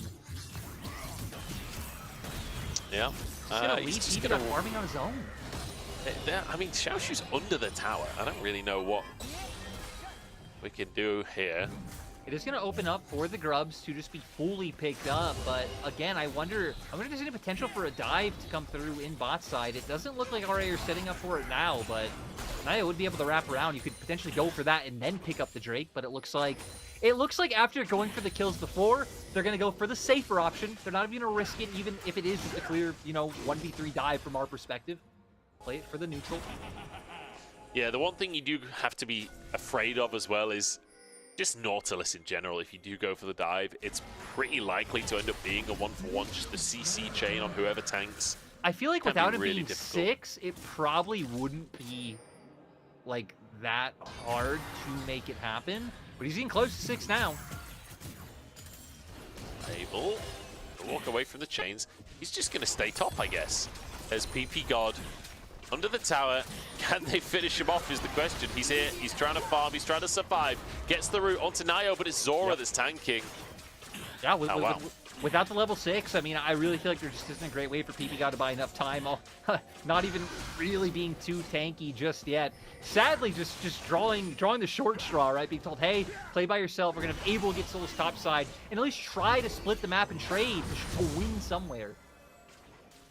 Yeah, I do feel like maybe you can get PP God to back off here, or I don't know. I'm kind of surprised at how long Abel is staying up in this top side. I suppose he's getting 3 souls from Xiaoshu. I mean, it just we're seems looking like towards the second play. It just seems like they're trying to dodge the 2v2 matchup, right? Because even if those kills went down before and Xiaofeng got fed, it's still not going to be, like, you're not going to be able to farm, really, in that 2v2 if Asum and Zora are playing well. I think we saw them pressuring quite a bit before the flash and the gank did come out.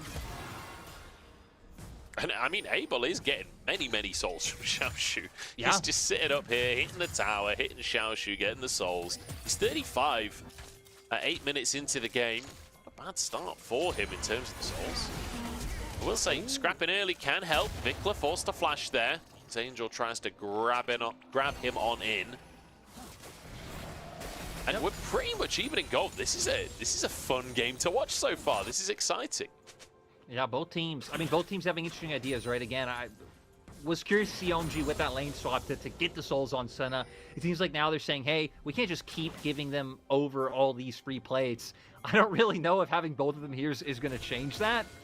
We can already see Asum sitting on the Vampiric Scepter as well as the dagger. We didn't mention that, but, you know, going the on-hit route, we did see the lead tempo, so that can be expected. Yep. I mean, so many big, beefy members of OMG that are going to be in the way. LA kind of have to go on hit in this kind of game. Yeah. To some extent. Even just the sustain that would be coming through from the Senna that Viego and Udyr have for themselves. Like, yeah, it would be really hard to keep any meaningful poke landing as the game goes later. And OMG trying to set up a trap. We can see Xiaofeng making his way over now. PP God has that ultimate available. No flash for him, but the hook just... Zora walks straight into it. The CC chain, it makes it too easy. Flash away. Can Zora escape? No. Xiaofeng flashes after him, and immediately just gets one shot. The damage from Nio and Asum. Where did he go? Yeah, I mean, clearly thinking, hey, I'm going to get this reset. It doesn't even matter if enemy jungle comes down, try to go for it again, but doesn't even have the opportunity. So, still though, Xiaofeng is 3-1. I was going to say now has his Sundered Sky, but Nio actually matching punch for punch with the fact that he's gotten up in farm. He's actually been picking up more gold than Xiaofeng. Yeah. I feel like Xiaofeng kind of got baited by the Viego, the soul grab. Oh. Possession is the word I'm looking for. Like, he turns himself into support Ashe just as Xin Zhao comes into the play. And suddenly this pretty tanky Sundered Sky Viego, like, he goes from reasonably tanky to suddenly I'm a support Ashe with 600 health. I can't remember. Just one shot. I can't remember what game it was yesterday, but I remember that happened yesterday too, where like some Viego collected a soul under mid lane turret and went from being full HP to nothing, and it's like, God, the Viego syndrome is strong sometimes. But we can see RA gonna be able to get bot lane turret. Will lose the grubs for this, so this is gonna be a 6 scrub game for OMG to pick up all of these. I feel like it's maybe worth, honestly, for first tower 5 plates to your AD carry. Does feel really good, especially on Varus, to have that much gold slammed in. Xiaoshu, can he survive? There's a wave under. He's in trouble. Needs... Oh my god. He doesn't even get to get any other combo off. I don't feel like there was even any like potential for the 369 level of outplay there. No. Getting pincered in his turret, has to deal with CC, has to deal with the damage there. And nice answer back from OMG. This game is just so close so far. Yeah, and 400 gold. I mean, off the back of that as well, it makes it feel a little bit like maybe the trade wasn't worth it, because now the 6 grubs is permanent and both teams got a tower with 5 plates. So that advantage off the first tower doesn't feel as significant for the side of RA. Losing out on the grubs can feel massive, especially when Udyr, not the greatest split pusher typically, but when you've got 6 grubs, he can do a lot more damage to those towers. Yeah, and even just like the longer this game goes, once we get into the sieging turrets range, when like again Abel is really outranging people, I mean it's gonna be so annoying. So RA gonna be hoping to start finding some picks now. We're at 1 item on Nio and Asum now having that Blade of the Rune King. So lots of to Zora with these enchanted crystal arrows to start setting up her picks. But look at the bot side river bunch. Like OMG know everything. Yeah. They're not letting anything happen here. There are a couple of wards behind them, though. So Xiaoshu or Vikla could look for a deep TP to try and contest this Drake. But OMG right now, they don't need a deep TP. They're just on the Drake, and RA struggling to find a way into contest. PP God threatening the engage as well. There will be a Drake apiece. OMG winning neutrals on both sides of the map. Yeah, and it feels hard. I mean, you have like solid engage coming out with the Nautilus. The fact that this Viego already has Sundered Sky in the Kindle Gem, he's already beefy and can get resets easily. Like, even though Gold's close, it definitely feels like OMG should be in the team that are in command of this wave state. Actually, an extended laning phase is like fine for Ari because they had that Varus Ash bot lane, but now that the map's a little bit more open, again, everything's just going to rely on Zora finding some sort of arrow where other people can follow up on. And even then, your only opportunity might really be trying to set up some kind of trap play in mid. Yeah. I feel like often as commentators we talk about the jungle support duo and like how they can impact the map. I feel like when Ashe is in play, it's more important than ever that the jungle support are working together. Not only is Ashe giving vision and information, but the ult set it all up. I'm going to hold that thought. The ult is just a massive whiff from Zora. Xiaoshu underneath the tower. Every single TP comes in and crushing more, holds him in place as the rest of OMG finish the job. We're dashing out to safety here, and Xiaofeng threatening more as PP God goes in. Abel gets a shield on the whole team. Nio finds his opportunity to dive forwards. You won't find anything more, and OMG, just back away. You've already won. I mean, OMG had the numbers there first, right? That was the difference maker. Now gonna be able to move back. Reset's gonna have to come out, so there's potential for Assume to move mid now and maybe try and get some chip damage down onto this mid lane turret. Honestly, that might even set up for you to try and get a faster rotation in the top side if they want to go for Herald. Yeah, it could be an angle for them. Moves into the mid lane. Where did that come from? We just went from like 0 to 100, back straight to 0 again. Like, suddenly 5 players bot from both teams after Xiaoshu trying to survive the dive. Yeah, I mean, I like this, right? Bringing 3 members down first after midwave already got pushed in. But this is a difference maker. TPing in your Nautilus, you already have your other 4 members here. So Xiaoshu is just doomed to accept his fate. And look where Varus is on the minimap. Still nowhere close. So they're able to just exit. But Munch, I was so surprised when that hook came out. I thought, guys, we've already got our kill. They're under their turret. There's nothing else we can do. Off the back of that, some flashes have to be blown. And they're just going a little bit too much. Just a little bit. Yeah, I feel like maybe he sort of started pressing Q before he saw the shockwave coming in and realized how chunked he was going to be. I'm not really sure. I don't think he needed to be going under the tower there. But either way, kill gained off the back of knowing Assume was stuck in the mid lane. Like you say, man advantage acquired. Dive pulled off. Xiaoshu twice now dived in this game. And that was one of the... Oh, Cube, immune CC. He's Udyr, so I think he's probably just going to be fine. Flash Shockwave. He is not going to be fine. No, I was right the first time. He is going to be fine. He's doing Udyr things. Cube just walks away. That's like the worst thing about Udyr. You never know. Is he going to make it? I guess that's actually maybe the best thing about Udyr, because you're always left in suspense. Is he going to die or not?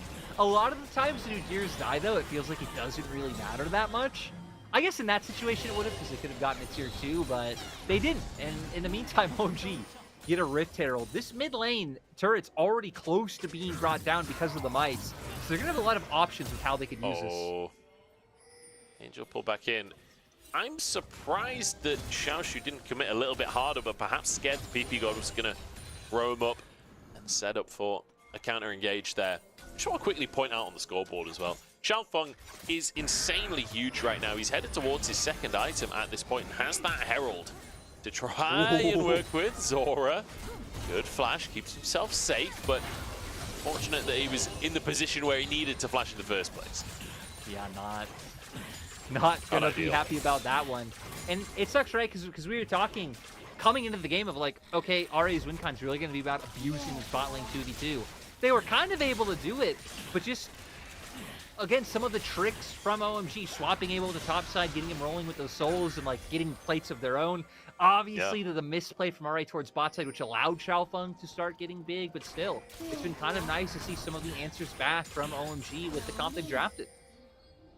And great to see that they are like being creative during the game with this shotgun. Like, I feel like OMG in some games have felt a little bit lifeless. That's absolutely not the case in this game. Like, yeah, you know, like you say, with the center swap to tops, like quite a creative lane swap realistically, pairing your center with your top laner and just abandoning your support, but ultimately works out for them.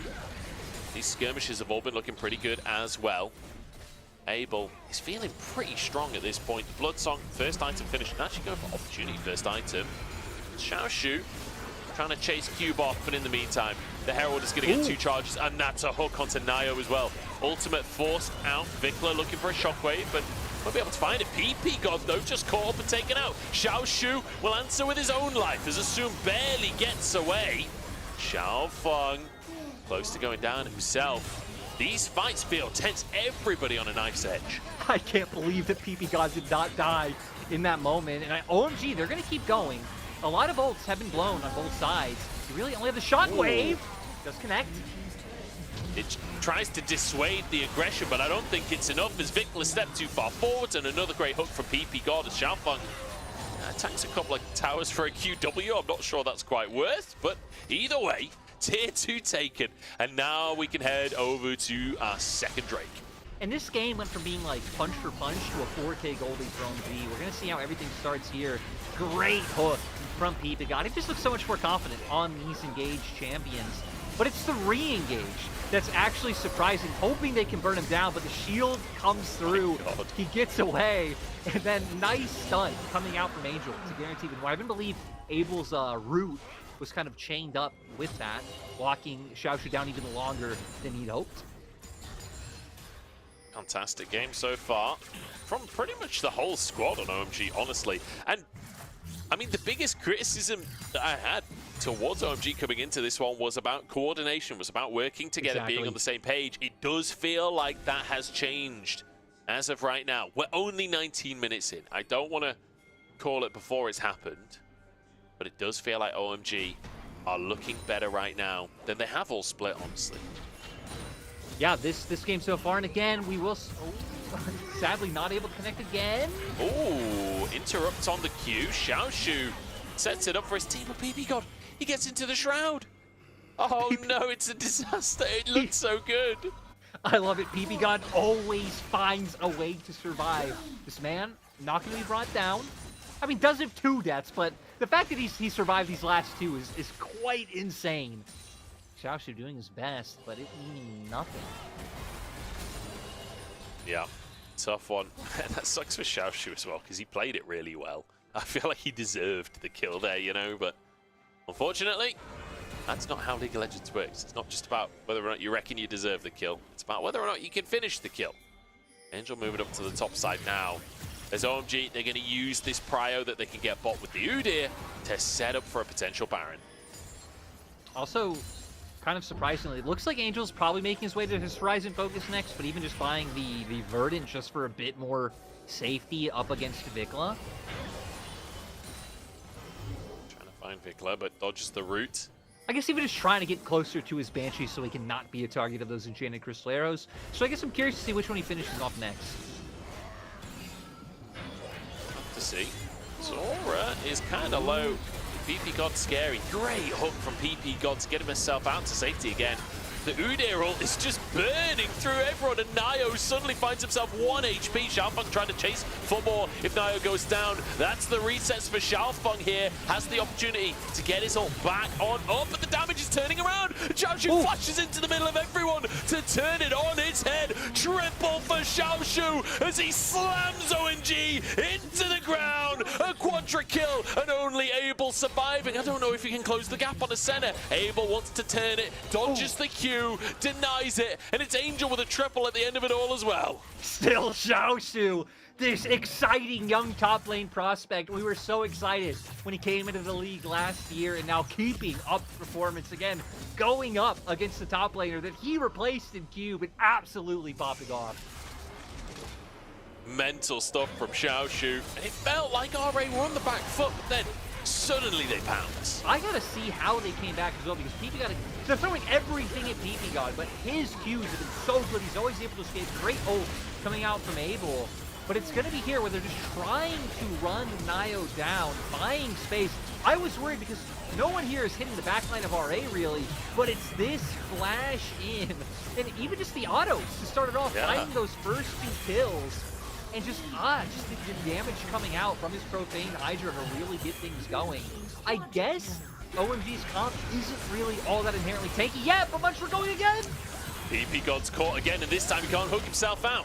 Xiaoshu is here on the front line. I don't know if they can look for anything more. It's difficult to find more outside of just the Ashul, but another pick here for RA.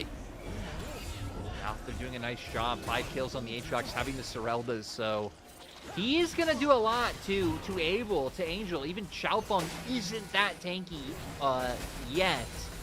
Cube can be an annoyance, but I mean, with the amount of kills and gold he's racking up now, like, this Aatrox is going to get massive. It certainly is. 2 items at this point, and that's only going to get worse for the side of OMG. Somebody has to deal with him. And we saw Abel can space it, right? We saw at the end of the fight that it's difficult for him to get onto Abel. So perhaps that is the shining light at the end of the tunnel for the side of OMG, that maybe Abel can bring the Aatrox down. But when everyone else is pretty much melee, like the Viego, the Nautilus, the Udyr, plenty of targets for Xiaoshu to sustain up on. Yeah, it really makes it easy. I do want to point out, because it's been kind of lost in the chaos of just how crazy a lot of these fights have been, of like Angel kind of also sneakily getting pretty big, also finally finishes Horizon Focus. Oh no, Xiaoshu's been found. He's been the hero. But when he's caught out at the start of the fight, there's nothing that RA can do about it. I mean, that's just going to be Drake, right? That's like There's no contest available. That has to be one of the most like anticlimactic picks there was. Because like you said, this man was the hero. This man was the strength of the team. All the gold being funneled into him pretty much at this point with those kills. So now, 4 OMG going to get themselves on Soul Point. RA, I like they're at least quickly trying to transition up the top side to find a trade. I feel like this is the way that modern Aatrox works as well, right? Where, you know, we're past the Gore Drinker era where you can just position wherever you like and be invincible for 20 minutes while your team catches up to you. You still have to position a lot of the time pretty aggressively. Some of the most successful Aatrox plays we've seen this year have been like deep flanks where someone sneaks in behind the enemy lines. But now if you get caught out, you get one shot. Like, you're so squishy. So it does feel like Aatrox is a much more feast or famine pick than he ever was before. I mean, especially, right, like you're saying, like no Gore Drinker, no things like this to give you even more sustained Profane Hydra, a lot more being about the assassination potential, not just with the lethality, right, but with the active it has doing more damage against people with lower health, so, you know, semi-functioning as an execute in a way, obviously having the Sereldas on top of that, like, you really are just kind of this giant glass cannon. Luckily, you are innately, like, tanky enough from being a bruiser that you last a little bit long. But like you said, anytime PP God isolates him, like we saw just now, he is going down. Yeah.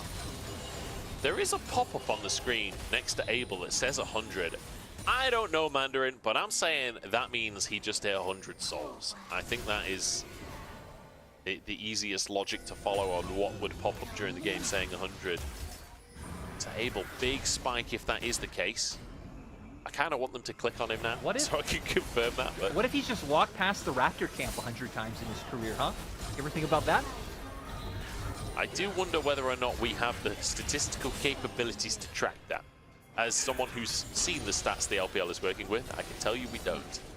We do got some random stats in there, though. You don't know how many Gromps some mid laners taken? You know what I mean? We can find out. Yeah, true. We don't know walked past, but we know taken. We know taken. RA grouping up on the bottom side of the river here. Drake is not up.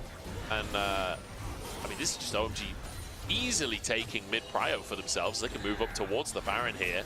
Yeah. And RA kind of have to answer. But look at this. Abel actually escorting the wave in to threaten the mid in here. Force RA all the way back before we move back over to the Baron area. Yeah, I'm surprised that they didn't just turn more immediately.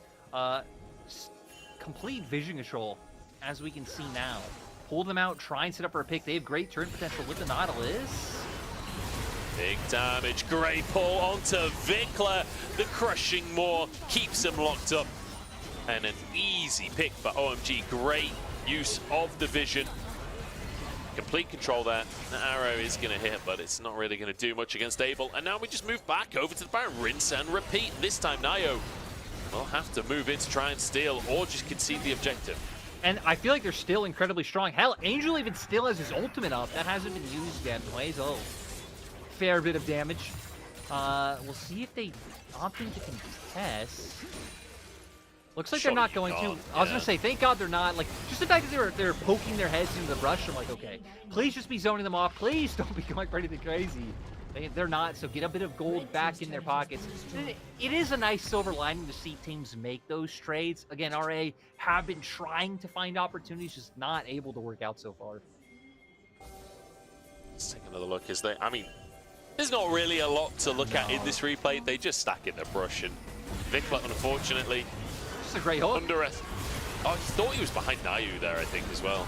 Yeah, but again, PBGod being so decisive. I mean, this is the PBGod that you want to see, right? This is the player that a lot of people found hype, and even if he has been the one to kind of go down consistently in this game, he is like taking every shot he could to find and engage. And it's really working out for OMG. Still 5k gold lead up. Again, they've been at soul point. Now having to spare, they're going to be able to maintain prio. They have 6 scrubs, so they have to worry about the mites and the siege that we were talking about earlier. Like, RA, it's looking pretty hard. We're at the really scary point for the Senna as well, as we're going to go in. Nio having to use his ult. I got confirmed, Sheen messaged me. It is 100 stacks. That's what the pop-up was. He's now on 123, so 2 stacks away from another big spike here for the Senna. We're getting to the point where, in fact, there's those 2 souls. We're getting to the point now where the Senna is going to be pretty much hitting from a full screen away.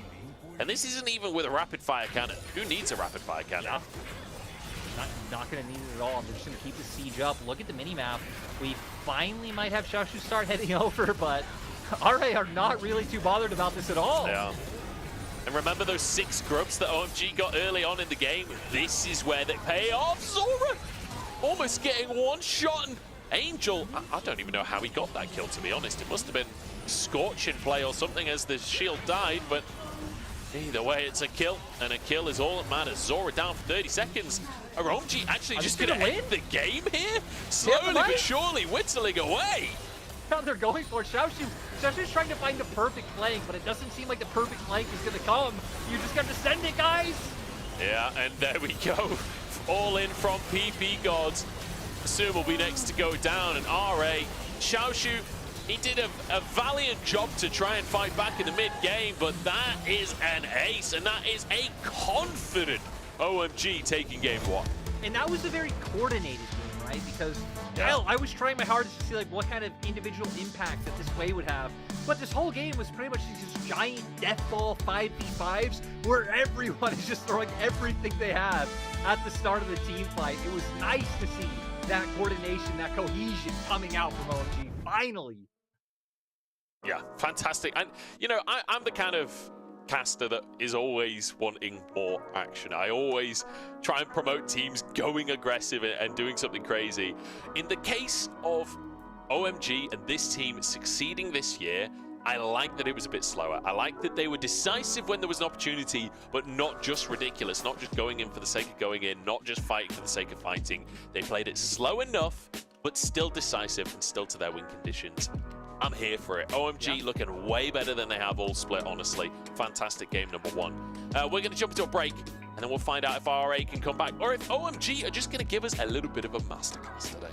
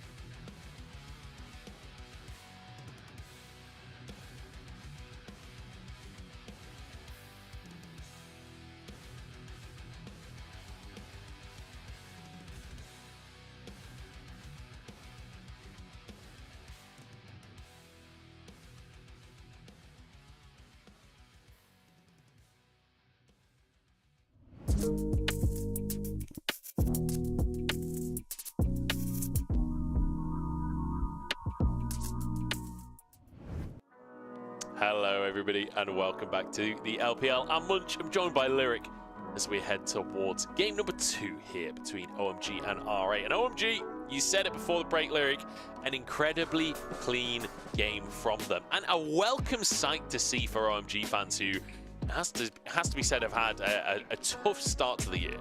Yeah, right. I mean, 2-4, pick up the win. We do got, the kind of post-match stats to come up to see who did all the damage, because like we said, the fights are kind of crazy. There's everyone just launching all their abilities back and forth, Xiaofeng resetting on repeat, but Abel, really the big one to step up, which again is kind of surprising. Like when we really think of Abel for these more aggressive picks, Tristana, the Samira, comes in on the Senna and has a phenomenal game. Yeah, fantastic game on the Senna. And I feel like this is one of those games that, like, look at the scoreline for the Senna, 0-0-17. Yeah. That is the life of a Senna player, but it did feel like with essentially 3 tanks in front of you, you can just sit back on the Senna. The same for our Hui in the mid lane from Angel. And it meant that Xiaofeng could be on that front line, getting the resets, getting the kills, and taking over. And let's remember, he was the big beneficiary of the early over-aggression from RA, trying to zone off the enemy tower, I guess is what we can say Naya was going for. But ever since he got those 2 kills, he was just able to take over with the support of the Senna, with PP God, just landing every single hook. So yeah. I hope OMG keep it up in game 2 and like bring us some more exciting flair. Keep having all that action that you were pointing out. Yeah, and I will say, for PP God, great game on the Nautilus, but also, random tidbit, this was the first time that he played a second game on any champion other than Rakan.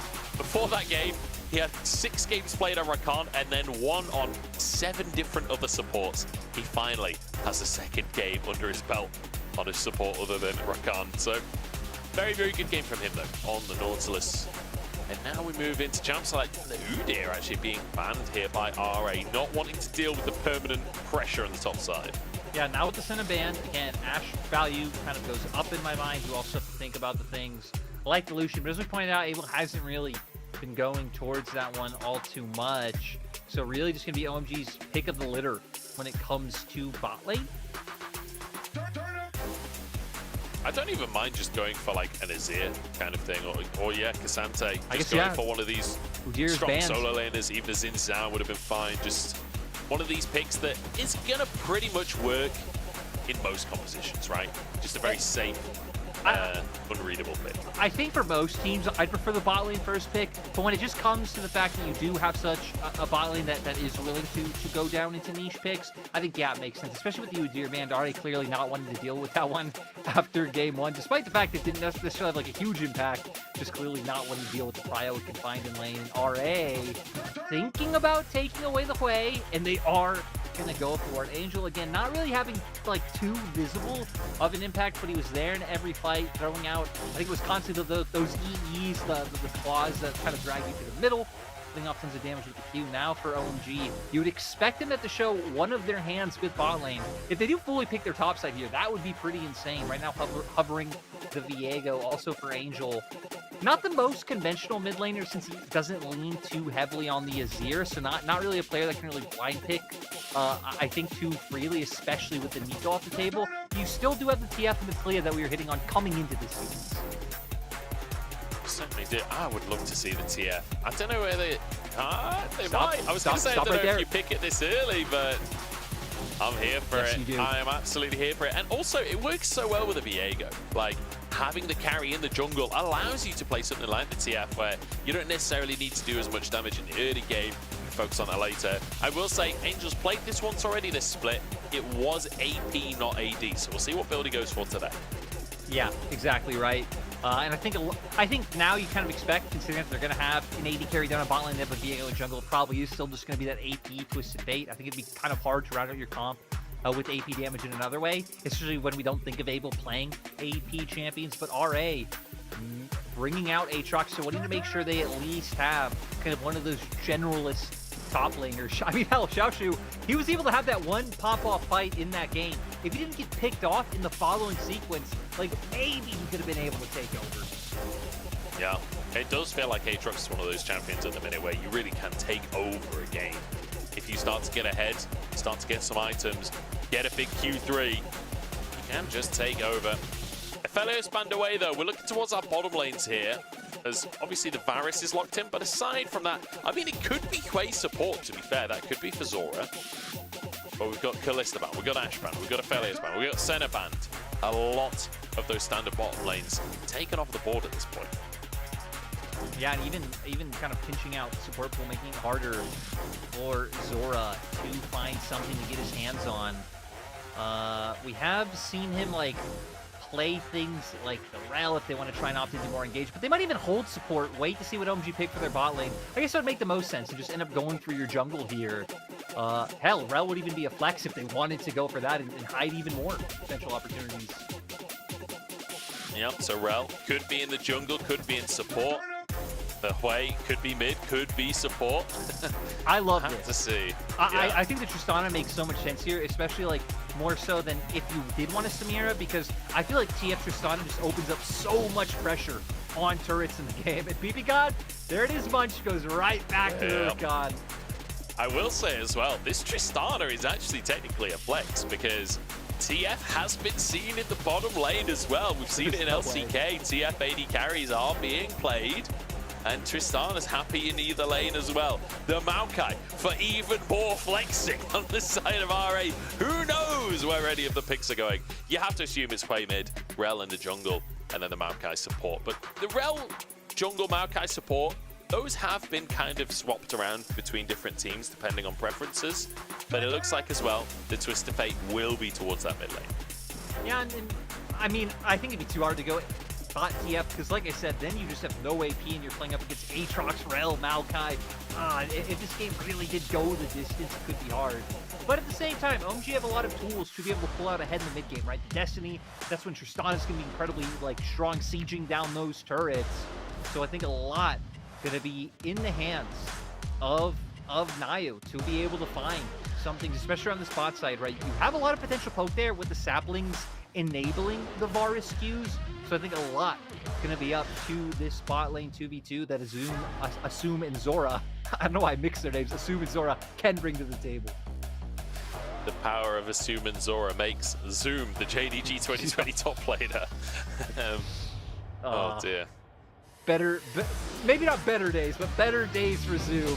Jeez. Definitely better days for Zoom, yeah. I mean, that's not saying a lot, is it, at this point? As here we go. Well, let's say that. Maybe he's having a great time, but he's just not on the roster right now, that's all. Here we go.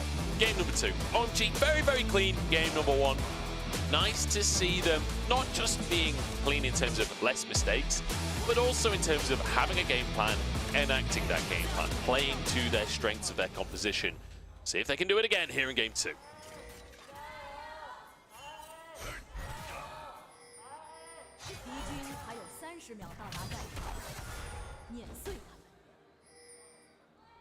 Angel gonna be going with the spell book, so gonna have that, you know, utility to play for, having whatever similar spell he could need, providing more utility in team fights. And I really want to keep my eyes on him because in his last TF game, he was trying to provide early support once he got that Destiny online to especially provide support to people like Cube. I think with this draft, it's going to make a lot of sense to look towards that bot lane because if Abel TP God can get ahead, there is not much that Maokai and Varus can do from behind.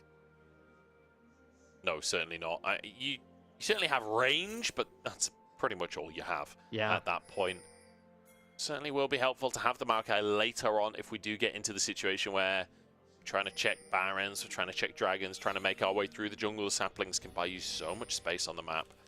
But also that long-range engage. I feel like Maokai Rel is an exceptionally strong duo in that the Maokai can get you into places. Rel has that big crash down, but also the Maokai long-range engage can set up for then Rel to get a big combo onto a player.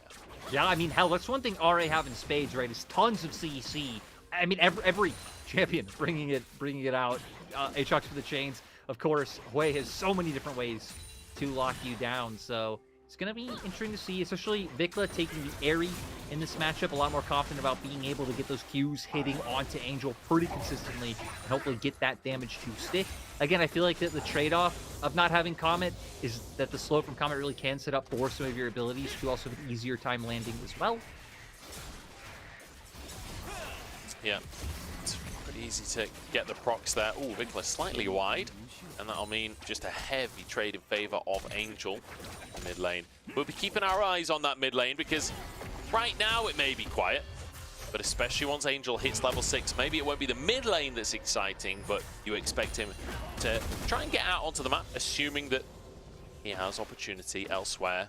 The Rakan in that bottom side, though, there is plenty of opportunity to punish. Yeah, I mean, hell, even top, like, the one thing we know is Xiaoshu is going to be pretty consistently pushing this lane. So even though I'd rather see him go for bot, because swinging this matchup really can just turn the game. If there isn't an opportunity, and maybe there is one top and your bot lane's in a fine situation, it's like you could set Cube up for a bit more success, but yeah, lots going to be waiting on that point. I don't expect OMG overall, especially with having the Viego as well, a champion that, like, right, you can go for duels, he can look for ganks, but has a lot more opportunity at level 6, so might take it a bit slower, unless Vikla. Ooh. Oh no, that's flash burn. Xiaofeng, he literally just walked at it. Yeah. Why would you do anything else when Vikla's going to walk into you too? Now in a really tough spot is Vikla. No flash available on an immobile mage. And it sucks too. Didn't even have a ward to put down. So I was guessing he'd lean over to ward because his jungler's on the bot side, and was just hoping he could find the timing. His gold card. Oh no, flash available for Xiaofeng as Nio moves into the mid lane to try and protect, but that is going to be at minimum a couple of minions lost, and perhaps a little bit of dignity lost for Vikla. And again, right, he took the area. He took something where he figured he'd be able to find these consistent trades onto Angel, but so far just having a really hard time in this lane, and it's opening up for Xiaofeng to try and look for these sorts of invades. Certainly is. Gets his big raptors, or big raptor, singular. So nice little pick up for Xiaofeng. Goes for the reset, can move. Looks like he's going straight back towards that top side of the map. The Grubs spawning in 30 seconds, does want to be a part of that. Xiaoshu with a level lead up in the top lane, actually. As there's a slightly stacked wave pushing into Cube here.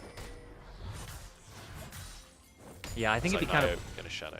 Kind of hard to find an opportunity with this. And, you know, I guess we kind of can bring it back to the series overall. Because, you know, maybe people are just tuning in. Xiaofeng picking up the MVP in Game 1, I think is super cool because him and Nio coming from top esports challenger together, and Xiaofeng really being the sub for Nio, which I guess is one of the more surprising things about both of them being picked up and making their debuts in the LPL this year.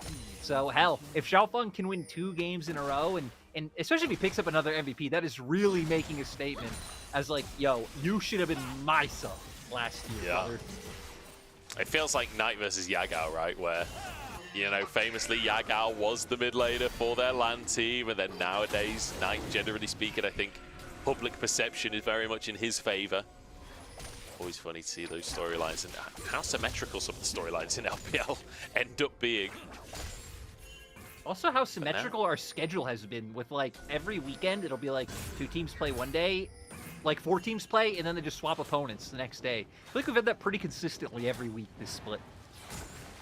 Yeah, it's been a bit of an odd split, honestly, and I feel like we've had some really polarized schedules as well.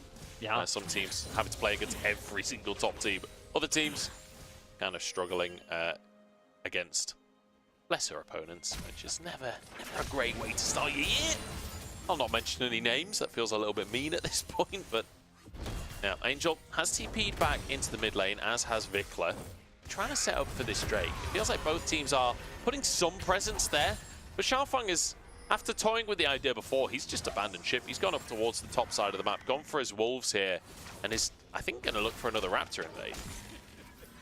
Yeah, it looks like they're fine giving this one up for now. Sadly, I don't really... I mean, hell, he doesn't know, right? But not too much to play for in topside just yet. I guess the topside camps are finally coming back up, but not a whole lot of gank opportunity in topside if they want to put it that way. This also means I think there's not as much... Oh, Xiaoshu might just get solo killed. Yeah, Cube is looking for it, and Angel's roamed up to the top side as well. We said we'd rather bot, but when it's on a silver platter like that, why not? Yeah, and the opportunity wasn't there bot lane. I didn't even think the opportunity was there top. Xiaoshu's health could have just disappeared out of nowhere, even just from the 1v1 alone. Doesn't have TPs, is going to be missing out on quite a bit of CS here, too. PP God and Abel get away with their lives. Feel like they wanted to ward that, but neither of them has a ward, so they're going to struggle. There's a play taken by Cube as well. A lot of CS denied as Xiaoshu. Walker Shane back to the top side, did not have his teleport available. We'll be able to pick up some of this CS, and actually in terms of CS, it's relatively even, but still fantastic. Cube doing a lot of the work for this by himself. Yeah, doing it as a W, has the ult, and then, I mean, once the all-out comes through and, you know, that damage increases, he is doing so much. Angel even able to follow up so easily. Wasn't even already, like, hovering up towards the top lane play. Was just purely reactive. Cube finding the angle, and Angel able to make his way up.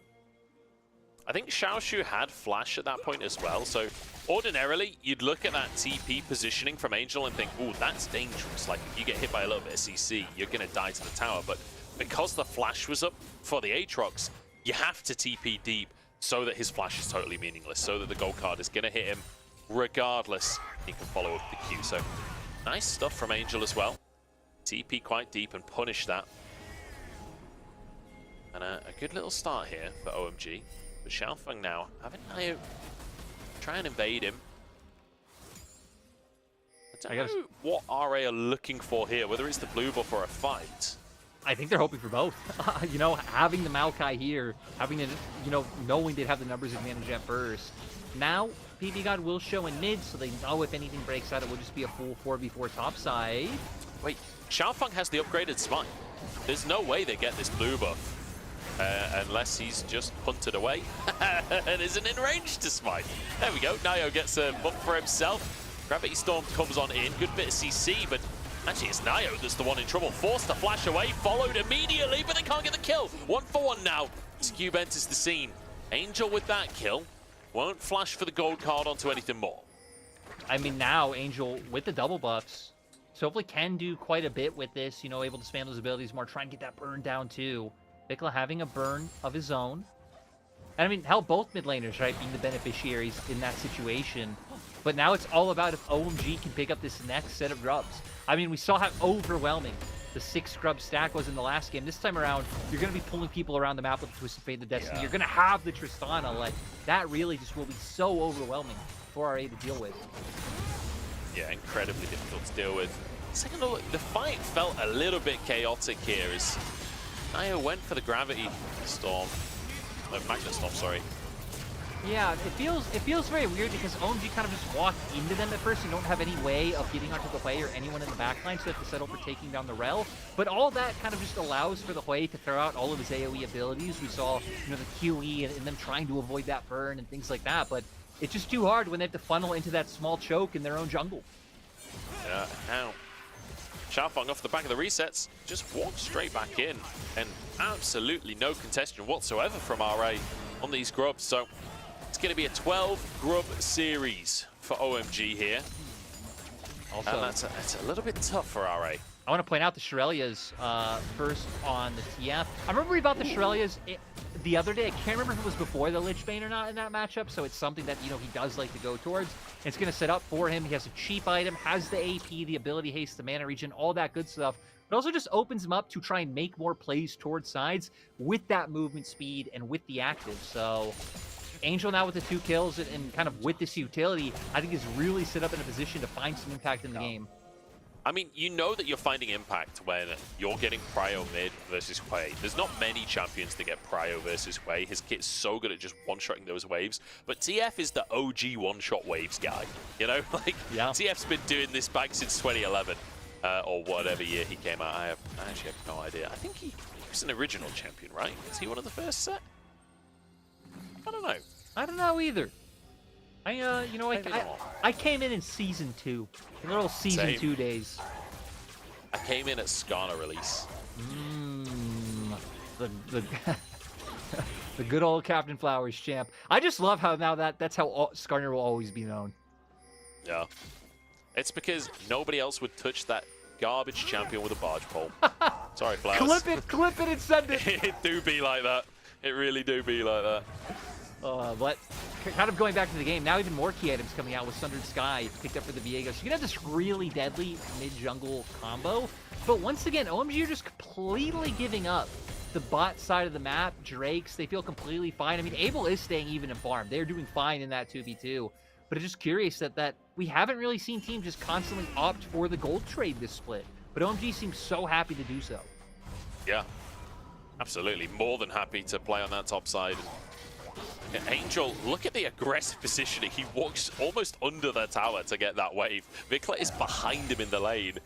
It's not often that you see proxying in the mid lane before the tower. Oh, assume it's just dead. The quickness even going to be used here. I don't know how necessary the quickness was, to be honest, and the ult from Abel, but either way, it cost them 3 summoners, but they get themselves a kill. I mean, that flash from Abel was also beautiful. I can't wait to get a replay from that. Flashing right past the Chains of Corruption. Just to be able to find the kill. So OMG, I mean, we said it right. They've been leaving the spot lane on an island. They've been saying, hey, you guys take all the Drakes. We're going to play for top side. Find a gold lead they've had. It's about 3,000. And Abel and PPGod not only thriving in terms of the CS, but finding a kill too. So massive for OMG. And we're going to get to see here.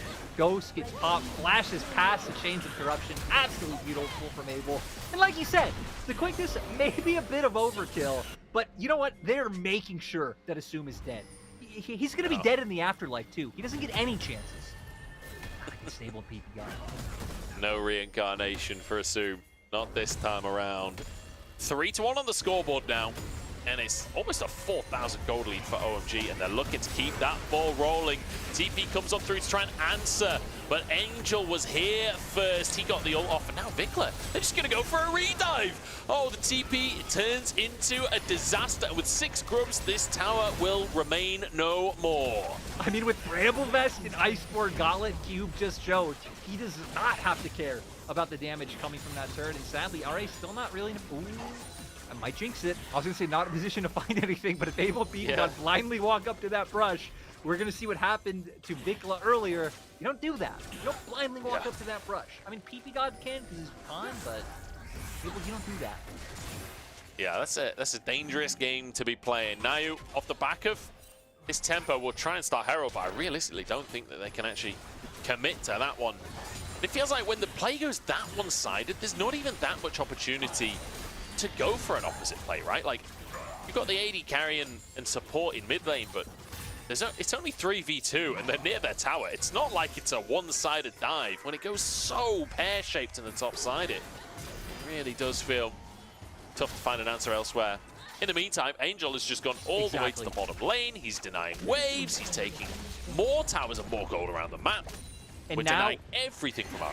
We're getting to see what I just hit on, you know, a few minutes ago of like Xiaofeng and Angel pairing up. So much damage to CC between them.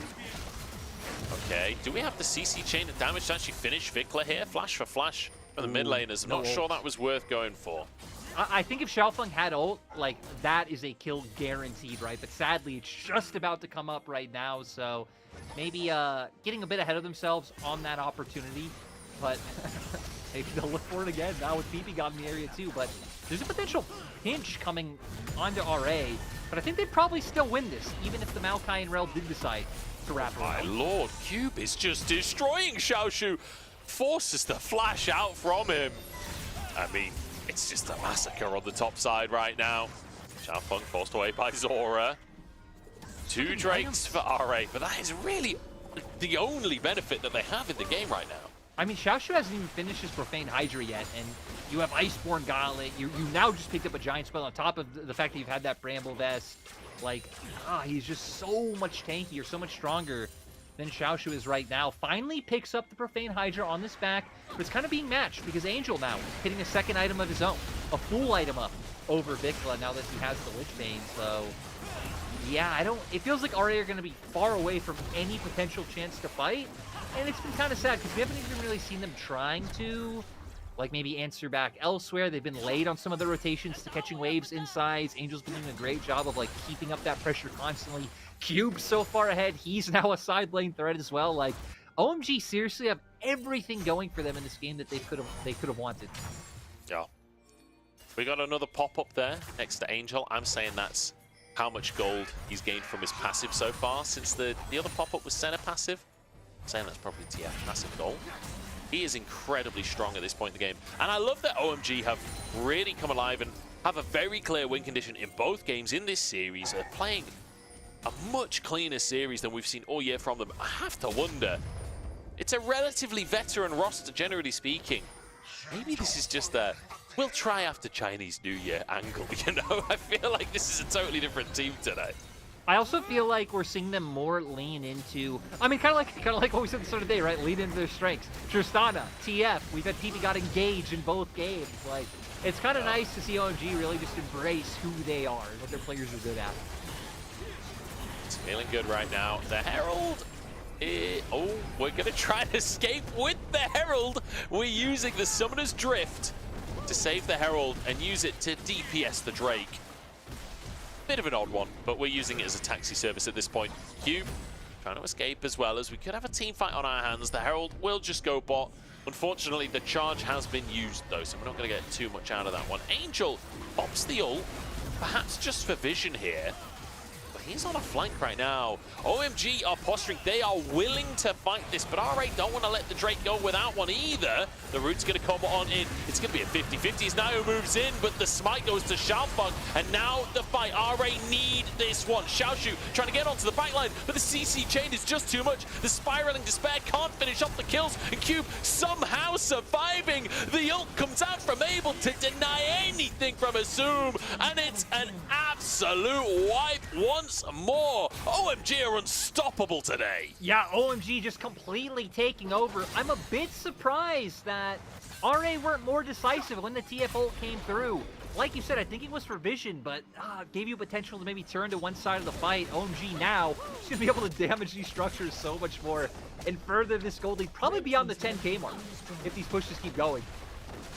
I mean, I think that's the thing that I'm really impressed with on OMG today is it's not just like a gold lead. It's not just that they're playing proactively. Like, they are stomping this game. They are so far ahead.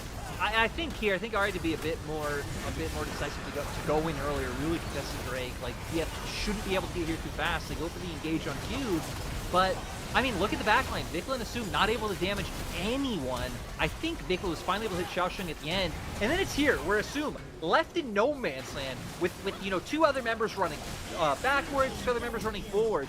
It was just such a mess from RA.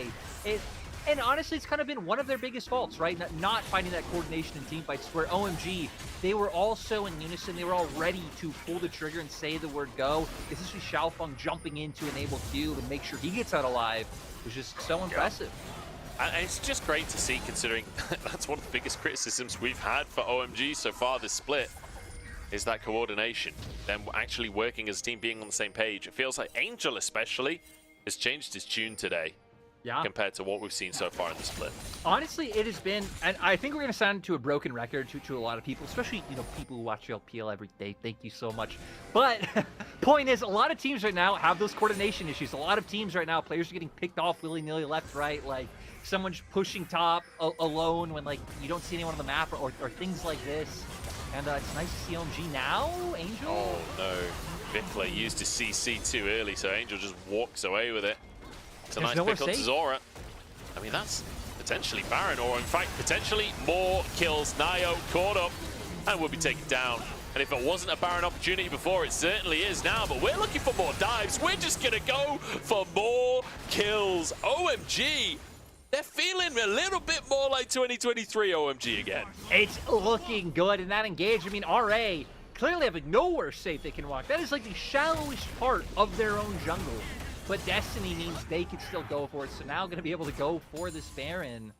And just look, all lanes are pushing complete vision control. I mean, this game is done and dusted, right? RA need 4 miracles.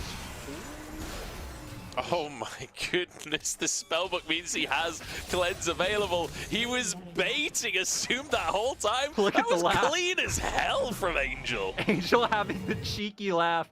It even looks like he might have just typed. So if he did, that'd be hilarious to know, but my God. I didn't even expect action to come out here, because look how like shallow this is from RA. They really haven't stepped out at all, but the Destiny means they could pinch him off. They had push in mid as well, so PP Gogs wrapping around from that angle, and then just, Nio poking his head back in. I mean, at this point, right, you got to be demoralized. You got to be thinking, like, how do we even win this game? But it just allows OMG to push for even more.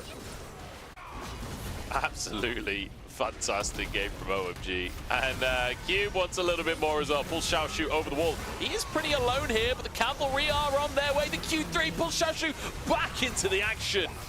And a good job by Angel to finish the job, but Cube setting the play up. And now everybody dives on board. Easy kills, easy action, and easy ace for OMG. Who needs breaks in the action? OMG have got 17 kills in 22 minutes. They are demolishing RA. I don't think they're just going to end the game here. If you told me that OMG was going to have one of the most dominant series of the split, I would not have believed you, but once they did it. They've done it, and this is one of the fastest games of the split as well at under 23 minutes. OMG, take a bow. That was gorgeous gameplay. OMG even keeping us on schedule because, you know, our next series is in Shenzhen. It's starting in 15 minutes, but OMG making sure that we get to that one in time. I mean, it's just hard to even praise them more than we have because there's just such a phenomenal game. Like you said, their biggest problem coming in, it really felt like, was kind of coordinating what they wanted to do as a team. It seemed like pieces were very separate. Xiaopeng was trying to find influence in lanes weren't really transferring pressure to each other. But this series was a complete flip of that. We saw everything we wanted to see from them. Great play on the TF this time around, like just always on the same page. That's why those team fights were so hectic. We got to see the patented 2023 OMG full send that we've been waiting for. Yeah, I mean, it felt good to see. It felt good to see. I feel like PP God had a really good day as well, didn't he? Yeah. On the Nautilus and on the Rakan. I mean, we expect him to look good on Nautilus and Rakan, right? Those are kind of the signatures, but earlier in the split, he's had some weird games, it has to be said. But OMG in general, fantastic. Cube on the Cassante, absolutely destroying the top lane in this second game. Like, there really isn't a single player you can criticize, but the biggest one for me, the biggest step up for me was Angel. Like, Angel bringing out the TF. We talked about going back to Comfort, but most importantly, like, setting up plays, calling. I assume Angel is calling some of these plays, since as the TF, you have a lot of control of how the game flow goes. But it felt like Angel's alive again, you know, after some pretty sluggish games so far this split. Yeah, I think compared to expectations, he has been the member of OMG I've been most disappointed with, because even though he's had some like games where he had a good KDA, or maybe he found some plays on like an Akali or something along those lines, it really felt like he wasn't able to find any impact on a lot of these games when he has to be one of the people stepping up. And I really think bridging this roster together with all of his experience, with especially again the heights that we've seen him play before, and today he did that. Today he was really able to come in and just look like Angel again. Honestly, that's probably the best way to say it. Yeah, absolutely. Like and I think it's the target selection as well. I think it's like being willing to sack those Drakes and go for a dive on the top side. I will say Vikla had a particularly tough day too. Like, some of the teleports really unfortunate, some of the positioning in team fights very easy to capitalize on. Feels like there's definitely work to do for RA. There are positives here in this roster, but again, like, it doesn't feel like there's enough stuff going on there to actually find wins in the LPL.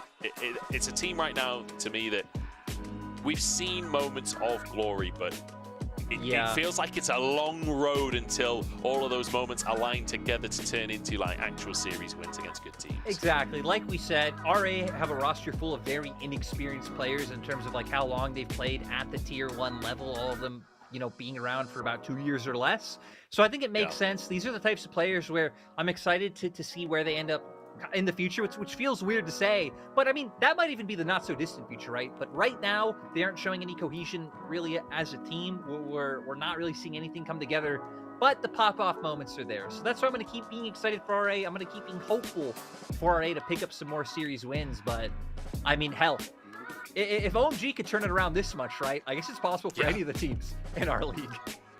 I feel like at this point, with the way IG played the other day with Lien, the way OMG just played today, there is definitely room for teams with black and white logos, or at least used to have black and white logos, flipping things on their head immediately.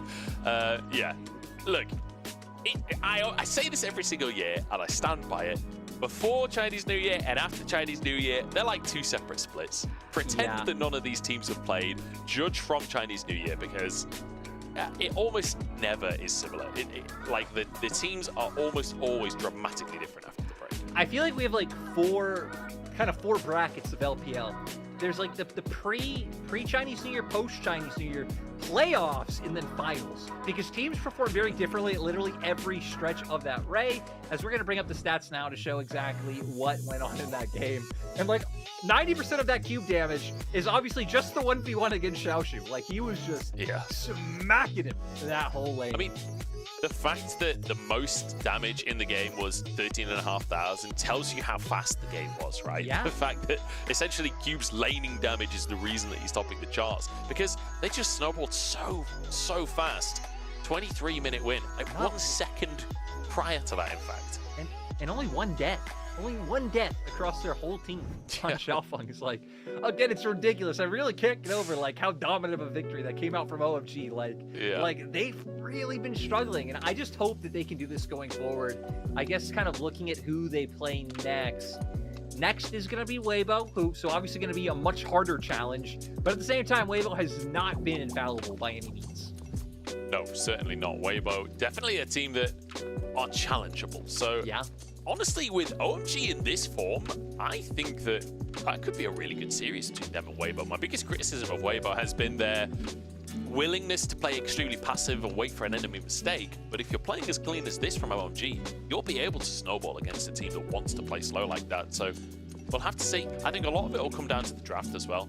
Getting rid of things like this Twisted Fate. I feel like this Twisted Fate, it could be, you know, a bit of a plaster, a bit of a band-aid on some problems for OMG, where you can kind of cheat tempo. You can get away with playing a little sloppier on the map because you have that ultimate. So we'll have to see how this develops for OMG, but cautiously optimistic, at least for the time being. Yeah, and I kind of want to move over back to this real quick just to point out for RA, they also have a pretty like manageable schedule for them coming up, because they play Ultra Prime and EDG. And I wouldn't necessarily say that RA are like favorites against them, but I'd kind of have that team in like similar pools. Maybe Ultra Prime slightly above the other two, but it's like, hey, those are two matchups that like RA should be able to contend. So hopefully for both teams that like their next matches will be pretty good tests. For RA, it's like, hey, are you above some of these other bottom of the pack teams? For OMG, it's like, hey, are you going to become a bit of a, you know, a bit of a more impressive team now? I don't want to say upper tier, middle tier, because even Weibo, it's like, who knows where Weibo is, man? It's right? too Like, early. where is Weibo?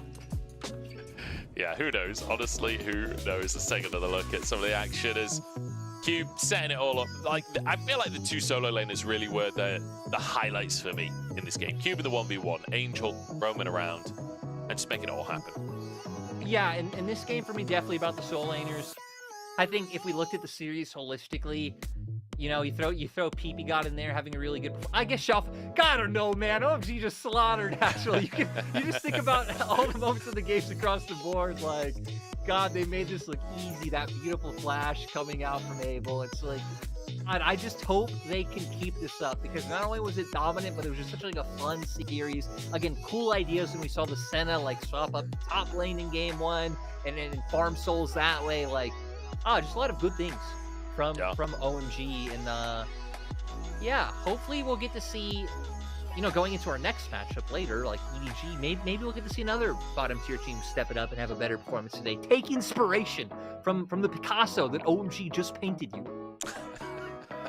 Well, it wouldn't be a Picasso if OMG are the ones painting it. Like, Picasso is actually the name of a guy. I don't know if you knew that, but how do you know Picasso and OMG are not the same person, right? How do you know that OMG as a collective entity don't like become like a Transformer-esque being and become Picasso? Huh? Well, I'm gonna introduce you to a concept called linear time. And I regret to inform you, Picasso, unfortunately, will be painting no more. But OMG, they can paint their own masterpieces, and they could be my OMG masterpieces rather than being attributed to Picasso.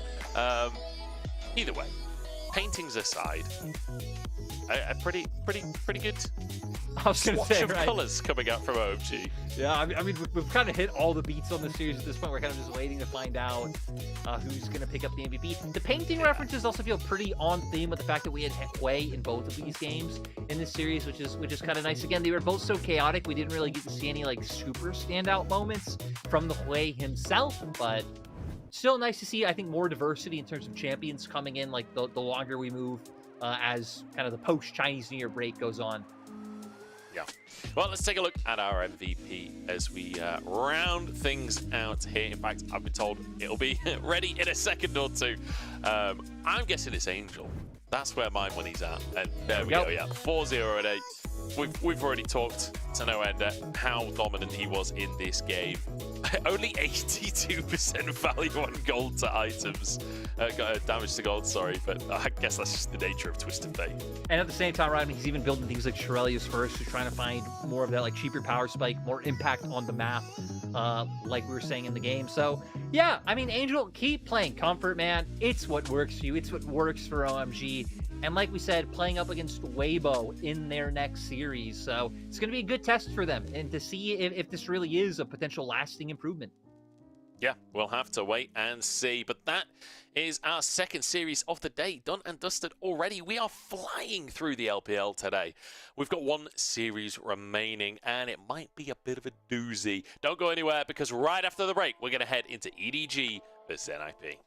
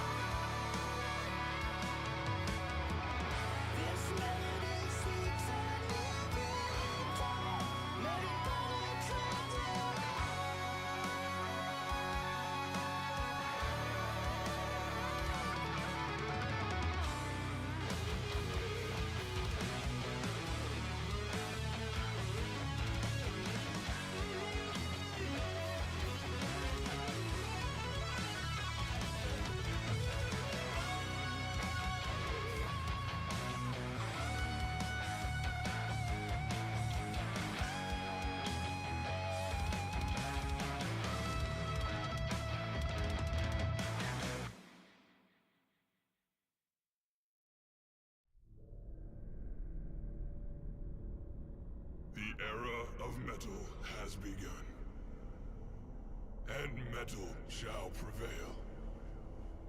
For we know what they have done. 5 legends of our realm who sought to follow the path of their dark musings. But they did not know what they had summoned. Pentakill. To these creatures, there is but one thing left to do.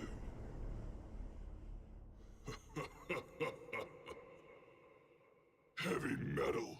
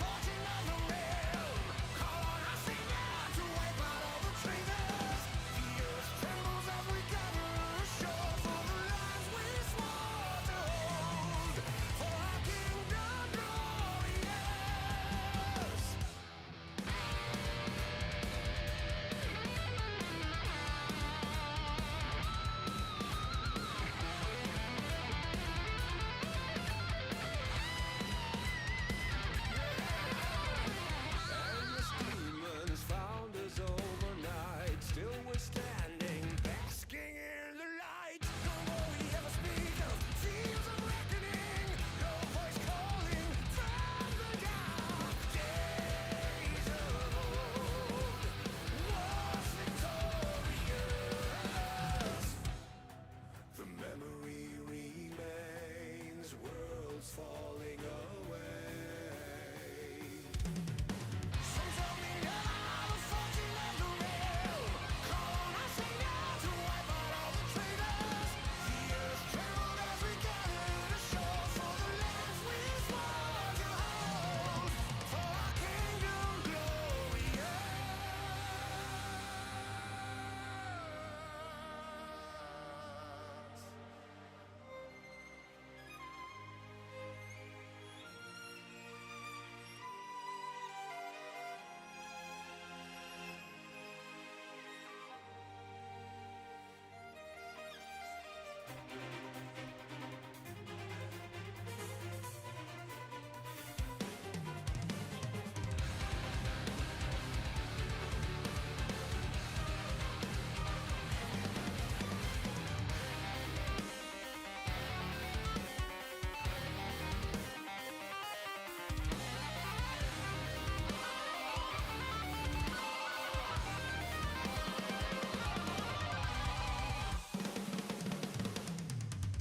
Some tell me I'm the fortune of the realm. Call on our savior to wipe out the traitors. The earth trembles as we gather ashore for the lands we swear to hold. For our kingdom glorious.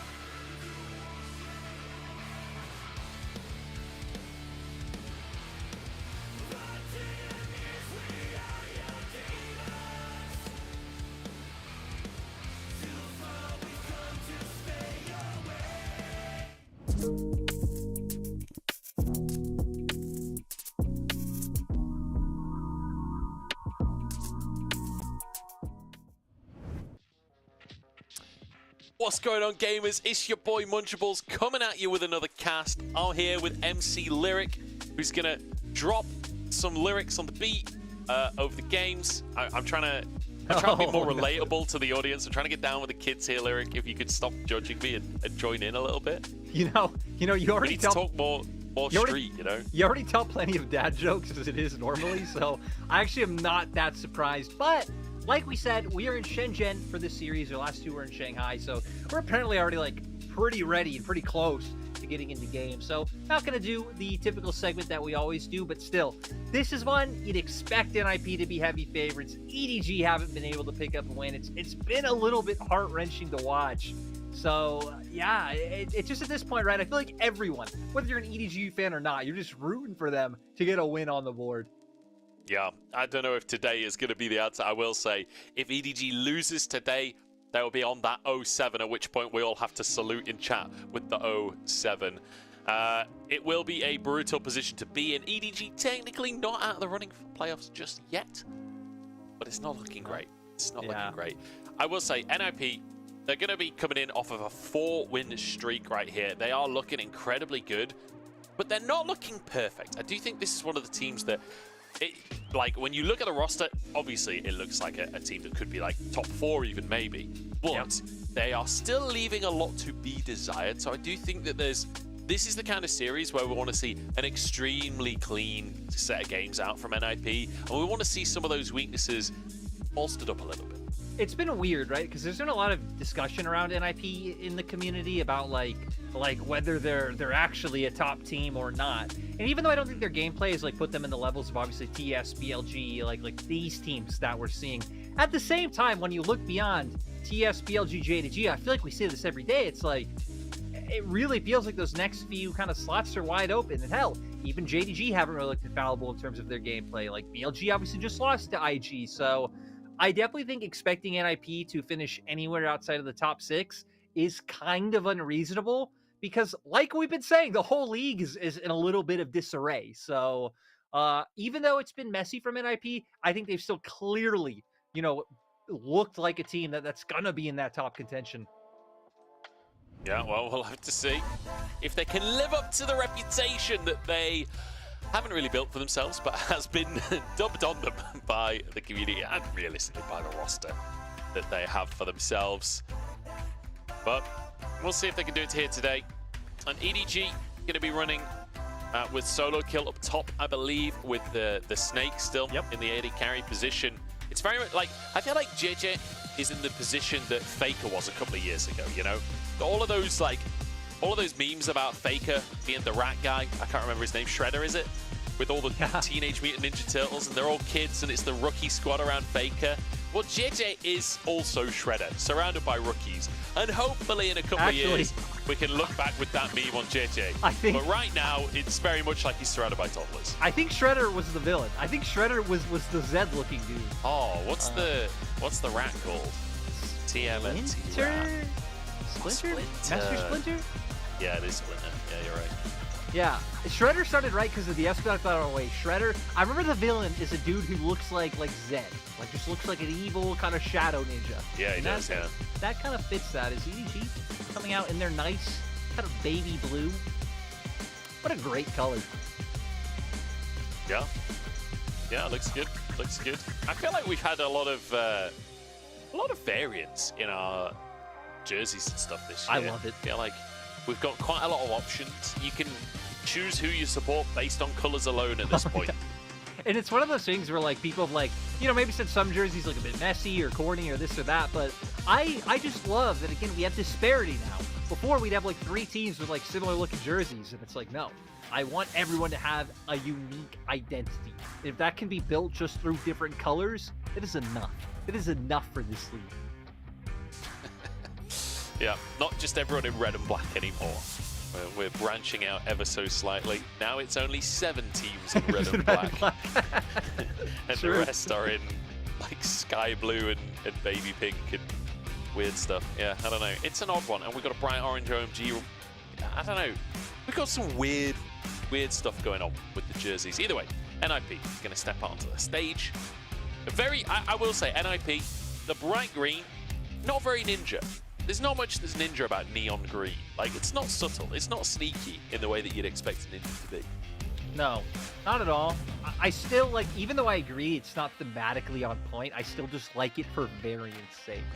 I think what NIP should have done, jersey-wise, is they should have literally dressed all of their players as, like, Shen and Akali and Zed, And every single game, you don't even know which player's which. All you can see is, like, the ninja outfit basically, and it's a mystery who's popping off on the Rift. It's all smoke and mirrors, you know. Yeah, I mean, I guess we would know who they are based on where they're sitting, but I don't think they could change that one up.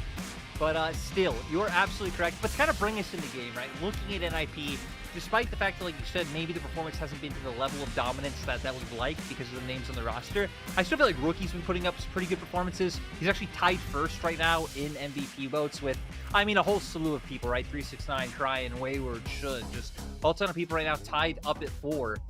But hopefully we can see that at least that individual performance continue to persist. Hell, you were even hitting on him having, you know, the insane performances on things like the Hawaii earlier on. Oh yeah, Rookie feels like he's in form this split, and that is always a good sign. And I feel like he's got a team around him that can work. People always talk about Rookie being cursed ever since his World Championship win. Feels like we never get to see him at internationals. Maybe this could be the team that helps him get to that stage. Aki, Shanji as well, getting an opportunity among a more star-studded roster. Photic, I feel like getting kind of almost like a redemption chance at making it big again, like previously being on top esports. I don't really feel like he was subbed out because of his own actions. They just got JackeyLove, you know, like what can you do? What can you do at that stage? Yeah.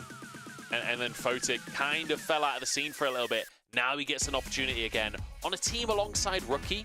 Like, it's kind of funny, really, that JackeyLove left Rookie to replace Photic, and now Photic has ended up playing alongside Rookie.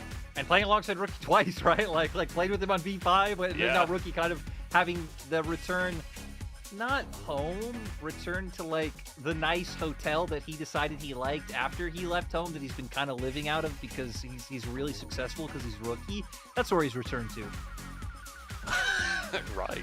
I was very, I definitely know where he is at now. That was I'm not glad. confusing at all. Good. It was, you know, it was as succinct as it could have possibly been. But definitely going into this matchup, we did have a segment planned, especially for EDG, right? To talk about what we want to see from them. Because sadly, I feel like it really depends on what their goal is as an organization. If it is they truly don't care about like wins and it is just developmental, like that's fine. That's actually a completely fine way to I think approach League of Legends, especially in this like franchise system that we've had for all these years. But it seems like, especially with the ClearLove stuff that got posted, right? EDG do want to be a contender. They do want to pick up wins, obviously. So I think the swap outs of the rosters have been a bit confusing. If they would have just kept Solo Kill in after taking Ala out, it would have made sense. But they just swapped Ala back in 2 series ago, re-swapped him out in their last series, and the only wins they found this split are actually playing against the meta. It's playing around top, getting Ala on a split pusher, and really only winning through that. So I think it's going to be really hard to find any sort of identity without the kind of long-standing pieces that you've had on your roster not being on the Rift. See how they're going to develop. Only time will tell, my friend. Only time will tell. I just hope we get some fun picks today. That's my big hope. Because I feel like, you know, we've got Shanji up top. There's plenty of cool top laners available to be picked. Like, we saw over in LEC towards the end of playoffs, like, everyone was playing wacky stuff up in the top lane. And I mean, speaking of, Shanji does get the Darius band away from him. I do feel like there's room for flexibility. A lot of teams nervous to change things up, but we saw from OMG, you definitely can change the way the game is played. Yeah, I mean, hell, EDG now is going to go with one of those changes because we have not seen them bring out the Senna so far this split. And hell, OMG bringing out the Senna for the first time this split in their last series, doing incredibly well. It just feels so hard once this gets to mid-game to contend with that sustain, contend with that damage that she's putting on through. Now for the side of NIP. Oh, actually just going straight towards the Udyr. So a lot of teams putting stock and banning out one of these pivotal top picks on red side and just taking away the other. Yeah, going for the Nautilus just to deny the combo with the Senna. Things like Maokai would be available if they want to go for that. Tahm Kench if they want to go for that. And then you could go for something for Fissure in the mid lane. Things like Azir still available with the Karma band. I would say that's probably the premier mid lane pick, and especially when you're going with a Senna. Senna Azir, pretty standard as a combo. Yeah, and now I'm curious for NIP because especially when it comes to AD carries, I mean, Photic's been playing everything. Sadly, just Funnily enough, Loxton, the one thing he hasn't played this split that is meta, but he's a guy who's brought out the Caitlyn a few times. He plays the Draven. Like, I think there's a lot of potential for it to open up. But with the Senna and Azir on the opposite side, wanting to have that range, and I think just not get outranged yourselves overall to have that option to play from is pretty important for the ninjas. Certainly is. I think as well, just Varus is really strong. Hey, they haven't. If Varus is open, it's that definitely fun to just take it. That hasn't affected them so far. You know what I mean? They're 5-1. They Yeah. haven't had to pick it once. That's true. That's true. John van der Wey, Talia van der Wey as well. I wonder if the Talia ban leans towards something like the Twist of Fate being banned away, or whether we feel like we have to ban the Hui against Rookie after what he was able to do in the previous series. Jack's taken away from solo kill as well, just to try and set up Shanji with a good matchup. I feel like it's so hard to ban out what Rookie could play, because he's even someone who's like pulled out things like the Yone into the Azir, and you know, like these other matchups. So if they want to get creative in terms of their jungle Sylas pick, too. like that option's always there. Rookie really can just play just about anything. But like you said, I feel like Hui wouldn't be bad if they just wanted something that feels like it can just easily insert in. They'd have like a mage that can contend for that push in mid.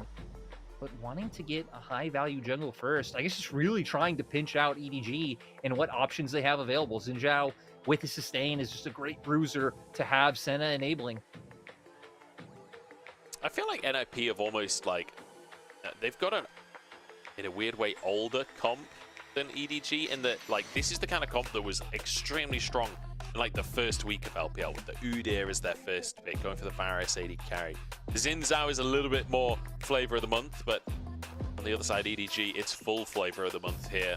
Extremely strong picks in every single role, and an Aatrox is quite happy to go up against that Udyr as well. I feel like EDG's composition, in terms of the meta, they've pretty much ticked every box.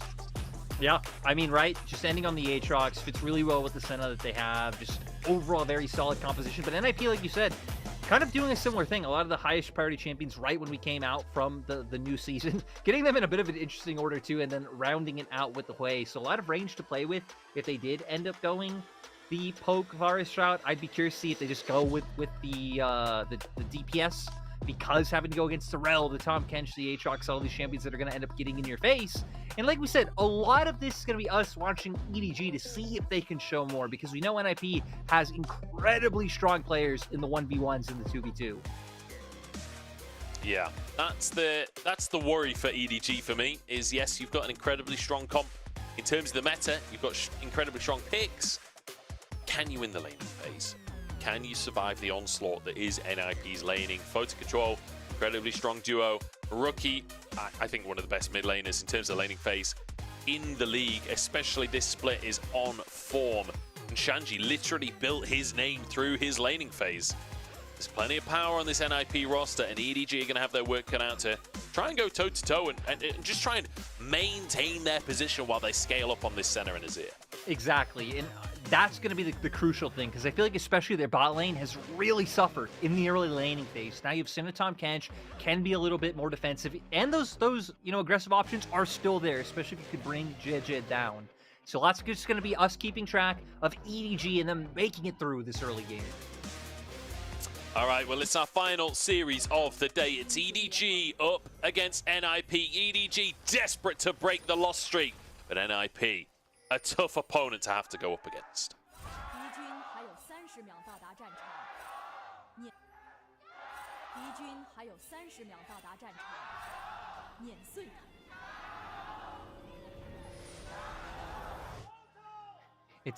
It's nice to see that the EDG support is still keeping up, not only with the start, but also obviously being in NIP's home arena. Fans still wanting to see a lot from this organization. I mean, this is the worst start they have ever had.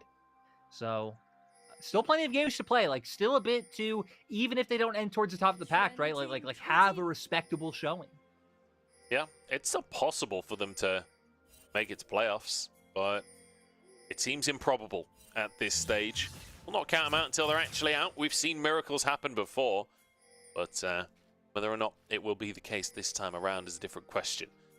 Vampire starting with the Doran's Shield, by the way, as well. Not going for the support item, so you can be a little bit more aggressive trying to fight for the level 1 prio, but Photic control, aggressive positioning in the lane should mean that they get prio at level 1. Yeah, not only aggressive positioning for them, but Shanji once again kind of taking advantage of Udyr just being able to run level 1, get that ward, and still be able to get it up top, use that R to maintain prio. So overall, just kind of nice level 1 structure from NIP overall. We've already said for EDG, we expect it to be a bit of a slower start in terms of the early game. There might be some potential aggression there for solo kill. We've seen a lot of good like early Aatrox performances today. But like always, it kind of depends on the missteps from the Udyr, I feel like, more than the outplay potential being there from the Aatrox himself. Yeah, we'll have to see. I think the solo lanes are going to be crucial. Both, you know, you're talking about Shanji versus solo kill, but also Fisher versus Rookie. You know, both Korean solo laners trying to find their fame here in the LPL. But Rookie is truly a trial by fire for any new LPL mid laner. But Fisher gets his opportunity to prove himself against one of the greatest of all time here today. Hook in from Joe in the bottom lane as Vampire takes a hefty chunk from Photic. Just going to be trying to crash that wave in for the side of NIP. And Aki will take full advantage of that fact. Yeah, and I mean, look, Rel still not even close. Finishing up the Wolves now, so will start to make his way down. But it's all about NIP's bot lane. We can see on the minimap, they're hovering, Rookie's hovering. Like, this is everything you want to see from a team when they're going for an invade like this. JJ maybe knows what's going on, but didn't realize that Aki was behind him here. Crashdown having to be used defensively. I think wanted to move over towards Rookie, but does not get the chance. And Krug's even spotted. Aki decides not to go for them, moves on to his own quadrant. Now let's remember that even just Aki showing there, putting a bit of pressure on JJ, it just puts even more pressure on the Snake and Vampire. Allows Photic and Joie to just keep like aggressing even more freely. I don't know why, but when you said the Snake and Vampire, it sounds like a pub. The Snake and Vampire sounds like it sounds like one of those tourist pubs in Whitby where you know Dracula landed. The Snake and Vampire could be some kind of. You can imagine the sign outside, can't you? It's also just it also just makes me like realize how, I don't know, it's just kind of nice of two players laning together and both their names just being like actually being a thing. Just feels, I don't know, you can have some nice visual, like EDG can come up with some like nice mascots and posters. I remember when all the LPL posters used to just get like tweeted nonstop. I feel like I'm not seeing it as much these days. Yeah. Although I will say I don't think those tweets were that popular because that's true. Some of them are kind of odd, those posters. Those are the best takes ones. another chunk. The Snake trying to answer in kind. You're right, though. Very onomatopoeic names. Not really. That's not the right term, but Fisher as well. Anyway, I just wanted to play Jax. Is that so much to ask? Oh. Okay, so he's on mute here. Should be fine. Should be. Should be, would be, could be. But is he? Yes, is the answer. He's even going to get a Demolish proc. Shanji, no fear whatsoever. JJ goes up to answer. Doesn't even have time to do his gromp. Needs to reset here. Zaki has headed back out onto the map. He's pinging on towards the grubs. JJ has the top scuttle. Aki will still be able to get into the back of the pit and potentially start this one off. You can see JJ making his way up towards the top side as well. Yeah, and Rookie even just TPing back into lane, so he's going to hover over to make sure that Fisher isn't able to do anything a little bit sneaky himself, but doesn't look like EDG were even able to think about contesting this objective. So far, kind of nice small pressure wins for NIP, which is accumulating into them being up a bit of gold. It's kind of what we'd expect anyway from certain things like the bot lane matchup regardless, but now having 3 grubs on top of it is only going to cement their lead even further.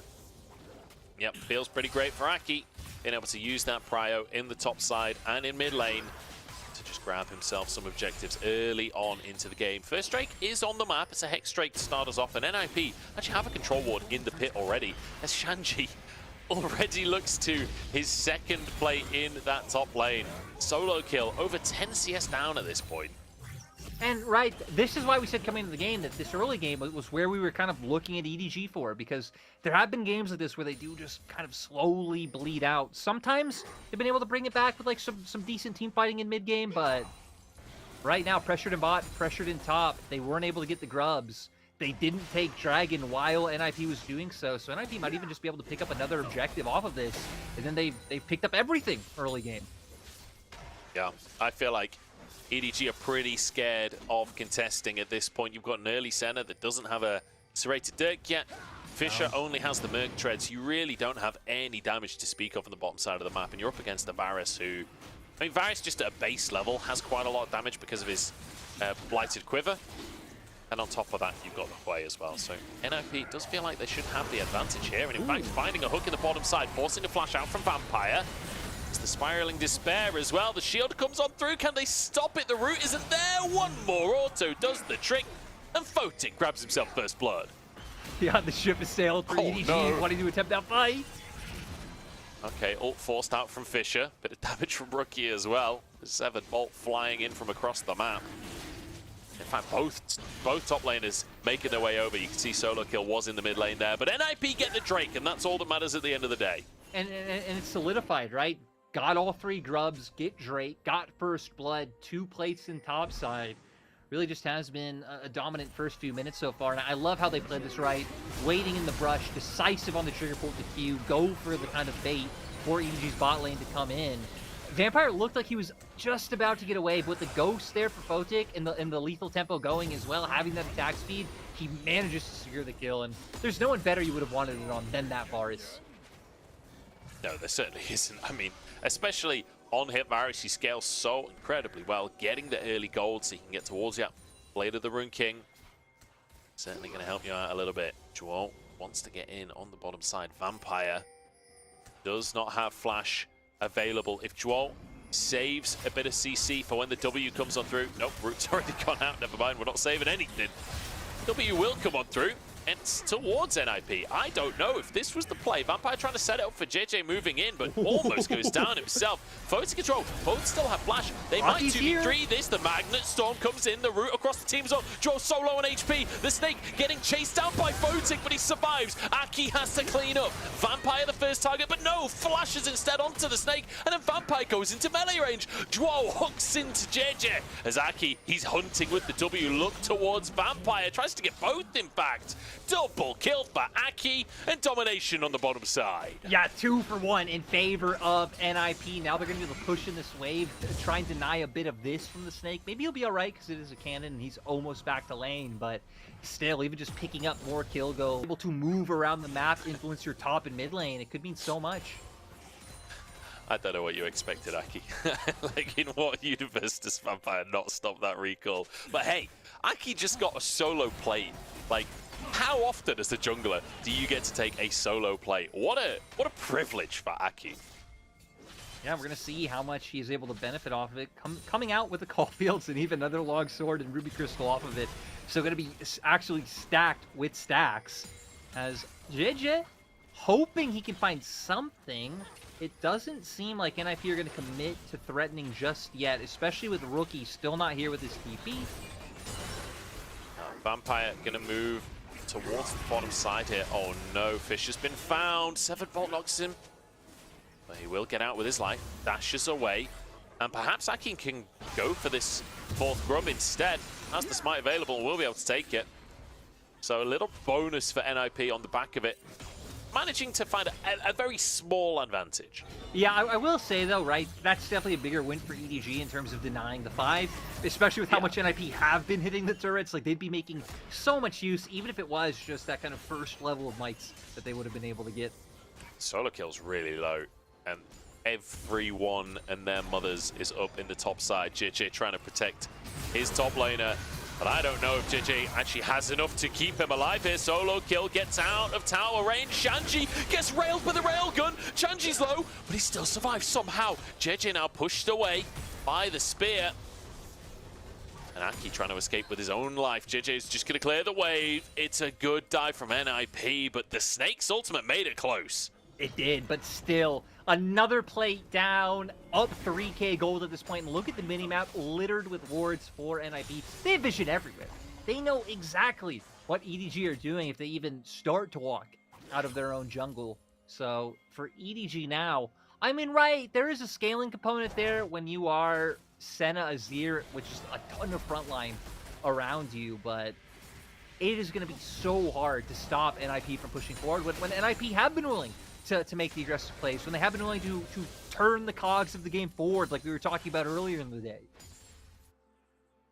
Yeah, it just feels very, very difficult for EDG to stall it, right? And that's what they need to do, is just try and stall things. Try, keep yourselves in as long as possible. Let the center scale, let the Azir scale.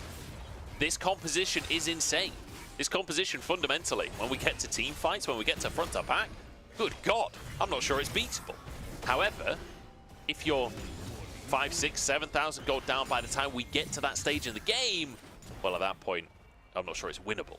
So we'll have to see if EDG can hold on, and maybe if they can just get a contest on like third Drake, or maybe can trade a Herald and get some gold into someone elsewhere on the map. There are ways of making it happen. Forcing Rookie's flash is a good start. Especially doing it right before a Dragon comes up, right? So getting them something potentially to play for in that exchange. I will say the Snake doesn't have flash right now, so they might be a little bit hesitant to go for it, which is why I think the recalls are coming out. So actually not going to be enough to set up for a play, but hell, Fissure has the Emperor's Divide. Shanji! He's still not even hit solo kill, so he's not tanking the tower. All of that, and look at his health. It like barely hurts him. I do hate how bait the Udyr pick is for like anything happening topside. And the worst part is when you get it in your mind that nothing's going to happen, is when the Udyr accidentally ints and runs it down. Yeah. Whoa, bit wide on the hook, and that's a big old ult from Fissure. Here we go, EDG taking NIP in the mid lane. That's 2 kills for them as Aki will fall, and a fantastic opportunity presented for EDG. What a beautiful combo from Fissure and JJ, really just working in unison to get that going. Now gonna have some presence, try and get some vision control established towards the bot side of the map. Like, these are the kind of crucial kills that really do matter when we said the name of the game for EDG is just buying more time, being able to scale up, being able to get a kind of defensive vision line down. Kills like that enable it. Certainly do. It's just great to see EDG confidently making a clean play, you know? I feel like this is one of the things that they have been lacking on, but they knew that they had an opportunity, they saw the window, and they went for it. The pep talk is working. It is, and really just taking advantage of the fact that that hook from Droll wasn't able to connect. They know they have the Emperor's Divide, they go for the push, and the most important thing, right, is just being able to combo it perfectly with the ultimate from JJ to make sure that there's no opportunity to flash away and survive. Really good stuff. And that does mean that the gold lead down to 2,000. Still significant for NIP, they're still very much ahead. And EDG unable to contest any of the Drakes so far. But Herald now up onto the map. Rookies move to the top side to finish that tier 1 tower and get that wave pushed in to get priority. In the meantime, though, EDG find mid priority, but Joel going to kind of cheat that move into the wave and make sure that that can be cleared, and we can start that Herald up on the top side for NIP. Shanji, in the meantime, you got to get out of dodge. Yeah, he's got to get out of there, and a lot, like you said, going to be up to NIP for the top side. I want to point out that Rookie going with Luden's first. We have been seeing the Archangel starts earlier in the day. I really like Luden's first way because it just feels like you start to pack so much of a punch so early on with this power spike. Like, your burst really does just absolutely annihilate squishies on the opposing side. Yeah.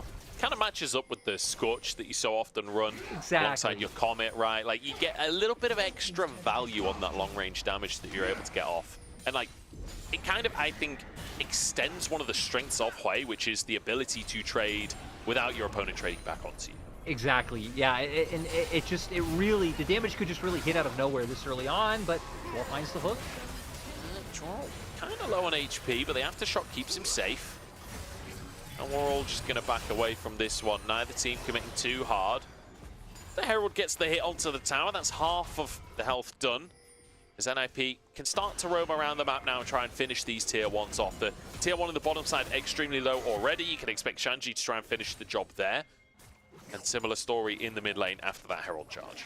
And I think the last few minutes, we just have to give kudos to EDG for really halting the momentum of NIP, right? Because they were just able to pick up another objective, but they were trying to set up traps in top jungle. They were trying to potentially find a gank into that top side. They couldn't. EDG just doing a nice job of trading across the map. Yeah. So really pivoting to, I think, what their win condition is.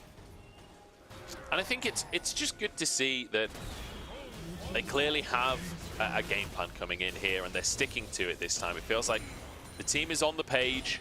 We got the one play where there's an opportunity showing, so it's not just like sheer passivity for the sake of it. I don't know if passivity is a word, but passiveness? I don't know. Either way, they're not just being passive for the sake of being passive. They go for the opportunities when they present themselves, and another one has presented itself. Aki keeping himself alive with the ult for now.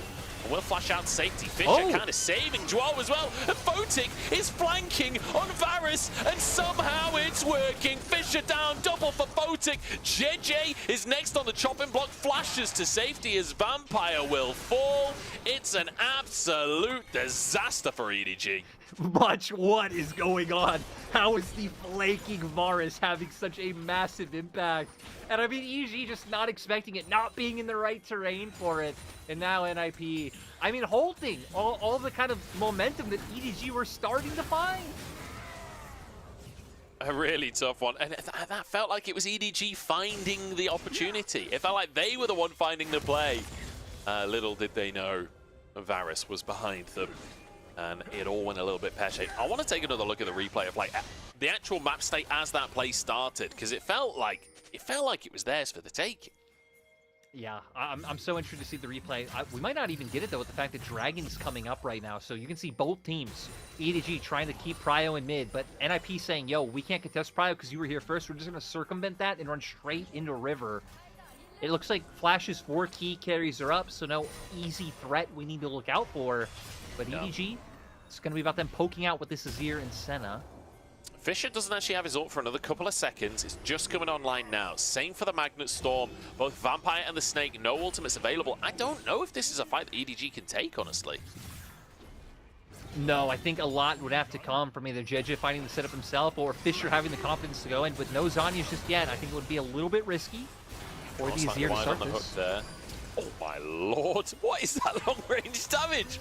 2/3 of the Snake's health, and Rookie doesn't even have to see him to make it happen. Big damage on the front line here. The front to back is looking good for NIP at this stage of the game. Shanji is just zoning everyone away. EDG see better. Decide to back away, and I think rightly so, because I'm not sure they would have survived much longer in that one. No, like you said, Rookie was just starting it off with the long-range damage from his QW. I mean, he's been sitting on the Blighting Jewel already, so, you know, even having a bit of that pen to come through up against the tankier targets, making his way towards that Crypt Bloom. So, yeah, just fun to see NIP, even without them playing the poke bar, still taking advantage of some of the poke that they have in their comp. But we finally get the replay of that exchange in top. Aki able to buy a lot of time, it looks like, with his ult before the damage can come through. And then, ooh, Fisher's ult actually kind of pushing Joao to safety. And I mean, being funneled in this corridor, like, Photic gets to have the time of his life, putting off free DPS. Everything was just blown, going for the engage on the Xin Zhao. Yeah, and I was just watching Rookie in that replay as well. He's completely safe on the top side of the play as well. Everything being blown, like you say, on the Xin Zhao, on the Nautilus as well. Rookie's there, blasts his ult off, blasts all of his damage off. A lot of it wasn't super visible because the Senna ult was blasted across and all of this. But actually, Rookie was just hammering away onto 3 targets simultaneously during the fight. So both carries basically able to just safely fire away. It's almost like a front to back, except without having to hide behind the front line because you got walls. Yeah, exactly. You're right. It's like a front to back, but side to side. Exactly. Is now actually a bit of a siege gonna come through. Hoping to get this mid turret because it's so low. Okay, that's Vampire's ult taken here as Aki taking a good chunk here. Magnet Storm comes in. They're trying to finish off this Ins out, but Fisher might have just saved him. The Railgun can't get the damage in. JJ has to back away. Oh, Joe's hook hits the edge of the Azir ult, but they still get one. Solo Kill trades it. 1-for-1 here as Shanji has to back away because Solo Kill's got damage at this point. Shanji might fall, but he gets one before he goes down, and he's back into the action as well. Rookie has to carry. He's alone in the world as Fisher gets out with his life and the Snake under the tower. EDG, they find the fight. And these extended fights are where champions like the Senna, like the Aatrox really do thrive. So NIP, their momentum being halted once again. EDG buying even more time. And it's just incredible. NIP, though, I mean, this is where a lot of the criticism comes from, right? I think hoping to get this turret because it is so low, but there really isn't much opportunity to play off this with how safely they're playing. We see the Tahm Kench Devour come through, and it opens up for the turn. And look, solo kills keeping in first. You have an advantage. I do agree. Fisher's ult, once again, kind of a bit unfortunate, saving Aki. But now, a lot of the initial burst being blown from people like Rookie, and once solo kill gets in with that ultimate, Shanji being isolated, it lets them continue to follow up. Yeah, I don't know if Aki really should be going in at the end of that fight either, as it does get a little bit dicey. I feel like Duo needs to be a little bit more on point with these hooks as well, hitting the Azir wall with the one mid fight. I feel like we've seen quite a few misses this game. Nautilus, one of those champions that you really got to be hitting those hooks. That is where you bring value to the team. Perhaps hold off on the ultimate as well, try and bait out Vampires. Exactly. Devour. I think the start of that fight was kind of just the wrong way to do it. Go for it again. Okay. Oh, Vampire just saves him.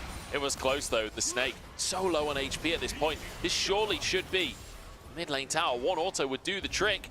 This Rookie might just walk up and do it anyway. Fisher has his ult available, but NIP used the prio mid to go in for an invade. Grab this red buff, maybe get some chickens as well. And this is where good teams really find their advantages. It's these small incremental advantages. When you have a window, you go and you steal from the enemy.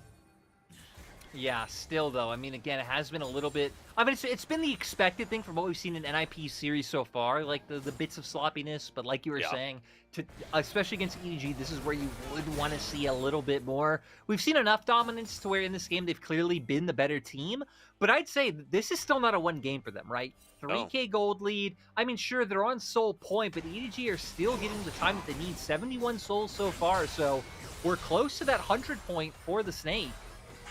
I will say he's pretty, like, 73 souls is actually 24 minutes is pretty low. Pretty behind, like, yeah.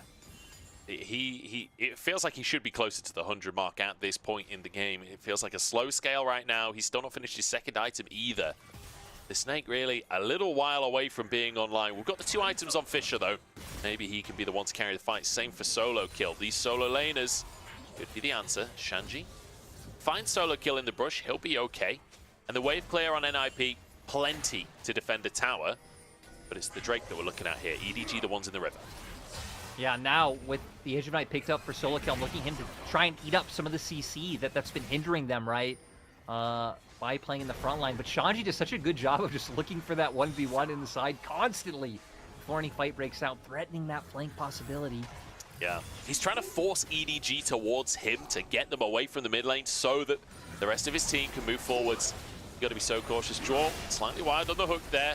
JJ wants to find that Magnet Storm across the team. Rookie sidesteps the damage, and Vampire has to save the Snake here. Fisher, defensive ultimate. The Vampire on front as Aki dives onto the back line, but he can't quite finish the carries, but he's bought so much space that the rest of NIP can finish the job.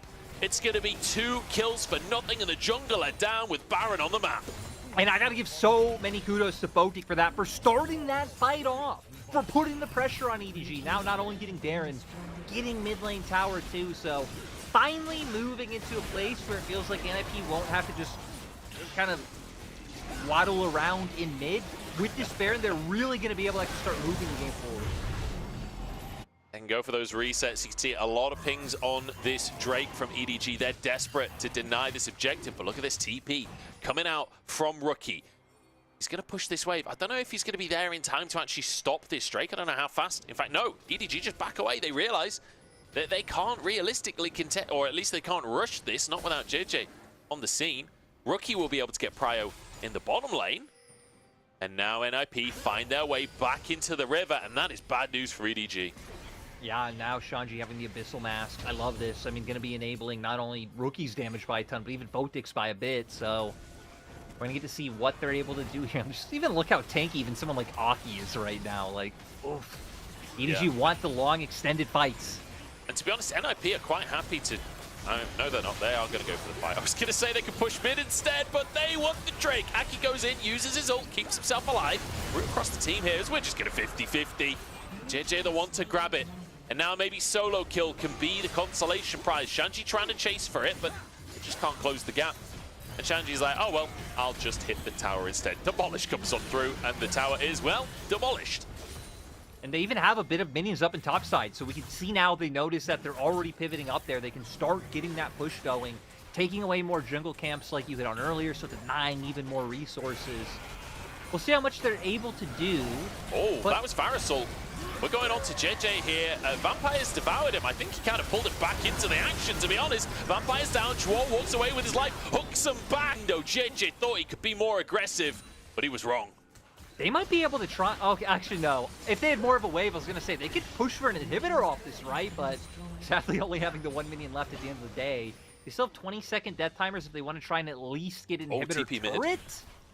Shanji's TP'd mid, and there is a wave pushing top soon. Shanji is playing Udyr, so he's okay. He's kind of... I feel like Udyr is the modern Gwen. He is immune to any pressure that's coming up his way. And this will be the top lane tower taken down. Shanji trying to pressure in the mid lane in the meantime. Zaki going for solo kill here.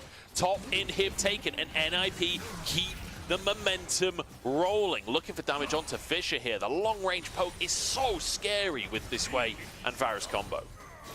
Yeah, and God, it's like you said, Udyr is just such a funny, like, cheat code champion and always being able to survive any situation. As, ooh, they're gonna... Oh boy. Can they kill him? Can they do it? Can they bring him down? Let's find out. Shanji on the Udyr. What can you survive? Dodges the Q1, dodges the Q2, can't dodge the Q3. It's a 5-man play for Shanji. Can they bring down the Man Bear Pig? They've done it. Raid boss down. You know, that was still some pretty pristine movement coming out there for Shanji. But all that did was open up for Rookie to keep pushing in the mid lane. Isn't going to be able to go any further now, you know, knowing the other members of EDG are backing off. But look at this deep vision that it allows for NIP to keep up in this bot side jungle. My God, nowhere is safe for EDG. But I guess with it being a 5v4 on the map, they don't have to feel too worried. And Shanji doesn't even have TP, so it's not like NIP can even like play a play, like buy time and just wait for him to come back up. Yeah, they don't have to be too worried right now on immediate pressure. They do have to be worried about the pep talk they're about to get from Clearlove after the game. Oh, no. Although, to be fair, if I'm Clearlove right now, like, I'm happy with how this game has gone so far. Like, EDG look a lot cleaner today. We've seen a much better performance, I think, in this game one than what we've seen recently from EDG. I do feel like there has been improvement week on week here compared to last week. Well, Yeah, I guess before Chinese New Year anyway. They've been interesting, right? Because they've like had a lot of close games, but at the same time, I feel like we have seen. I've seen like even in those games, even if they've kept them close to like finding kills or like team fighting, this game we really saw them at least have an idea of like what they wanted to do, how their comp played out, and again, there have been some silly picks or maybe some like disarray in some of the fights that haven't gone their way, and especially just the early game being so heavily in favor of NIP, but. You're right. There have been some silver linings in this game, but at this point, right, being 0-6, it's... I guess to EDG and EDG fans, that would just sound like fluffy words at this point. I guess, yeah, but like, I think you got to take the wins that you get, you know, like... It's also what's wrong with you're not fluffy getting any words. I like actual fluffy wins. words. Yeah, we got to take the fluffy words instead. But like, realistically, we've had EDG losing while sort of just walking around like headless chickens in previous games. This one, at least they walked around with a bit of purpose, won a couple of fights, like have actually challenged NIP a little bit. And while NIP are, I think, undisputably the better team, unless EDG miraculously prove us wrong here today, like, I still think that you're expecting to lose this series, and just having a decent showing is a positive result for EDG. I agree, especially again if we look at it through the lens of like development, which is what their roster is. It is as development as it could come. Then yeah, but for now, NIP going to go back to realize like, hey, without the Baron, kind of hard for them to really break down the base in any meaningful way. Rookie now not only having the Horizon Focus, but also the Seeker, so it's going to be even harder. I mean, hell, you haven't even gotten to think about killing Rookie with how far back and how safe he's been in most of these fights, but especially now, like, they're not even going to get to think about thinking about killing Rookie. No, he is not going anywhere near enemies this game. I say that. Oh, he's real near to enemies right now. Just gets a bit of damage down onto Vampire. Back away again, naturally. As here we go, TP from Shanji. It's time to get some pressure on. Whether he's going to go for a flank for a fight or whether he's going to go to the bot lane, yeah, he wants the fight. Drake is up onto the map, and NIP want themselves a soul here. And Aki just dives on in, knocks them all back. He thinks he's playing Lee Sin right now. But he's forced out on the fight. Vampire taking a huge chunk. The shield comes in, and there we go. Droll finding his hooks now. He's warmed up at this point, but solo kill. Big damage on the front line. Aki goes down, but can Photic and Rookie carry this one? They're forcing everybody away. The Shroud buying time. Ashanti on the front line here. JJ buying space for his carries. But they don't have time to do damage, and Photic's got a triple kill. OTP! Don't think they can look for more. They're just going to end the game instead. Fisher trying to get back and deny it. The hook hits the wall, and he will get the reset. And the Snake chased underneath the towers. Rookie versus Fisher in the base as Rookie tries to end the game. The Snake dies. One Nexus tower dies. They back away for Baron. And Rookie clearly got Fisher to flash. His flash just going on cooldown right now, which surprised me because that Rookie not only had no ult, had no mana, had his half HP, but clearly just being that strong. And now NIP turning towards the Baron, and you would expect the potential next push to be the game-ending push. Actually insane stuff from NIP. They just kind of ran at them. I love this from Aki as well. I agree. This was such like a clutch thing to start a fight. But you putting in the last fight made me really pay attention to Rookie. Just being able to freely throw down like his QE so they're all standing and getting hurt. Like just getting his abilities off cooldown and no one able to punish him is really doing so much damage. Solo Kill's able to do a lot on the front line with Aatrox to buy EDG a bit more time. But again, with the item advantages that NIP had after Aki was able to get the fight going, it was just an insurmountable task. And even Gaming. Not even just the long-range fighting, Rookie flashing into then Zhonya's, buying so much space for Photic and CCing everyone so Photic can finish those kills off. EDG desperate to contest. They know that they've done scaling. This is as scaled as they get this game. So now they have to win a fight. They have to find a way. Fisher 3.5 items. The Senna is a lot more scaled. In fact, 120 souls at this point. So the Snake is in a strong position. It may not look like a lot of items, but those souls do a lot. Drake up on the map once again. NIP would love to go for that. Just can't quite find a way to start a fight with EDG. No, just a lot of things going wide. You've already pointed out Joel kind of all game long with the hooks, but Photic there too, hoping to land the Chains of Corruption, not able to do it. Now we can see it looks like Photic, it looks like he was doing Dragon on his own, but the threat of Baron is real, and all members of NIP having to make their way up. It's all going to be on solo kill with this lane. This could be it for EDG. This is actually a really good position for them. They're getting NIP to dance to their tune. Droll forced to flash away. Vampire diving forwards aggressively as Shanji tries to zone. Aki keeps himself safe with the ultimate and then goes in onto solo kill, but the sustain is terrifying. Droll finds a hook onto JJ, but he takes himself down.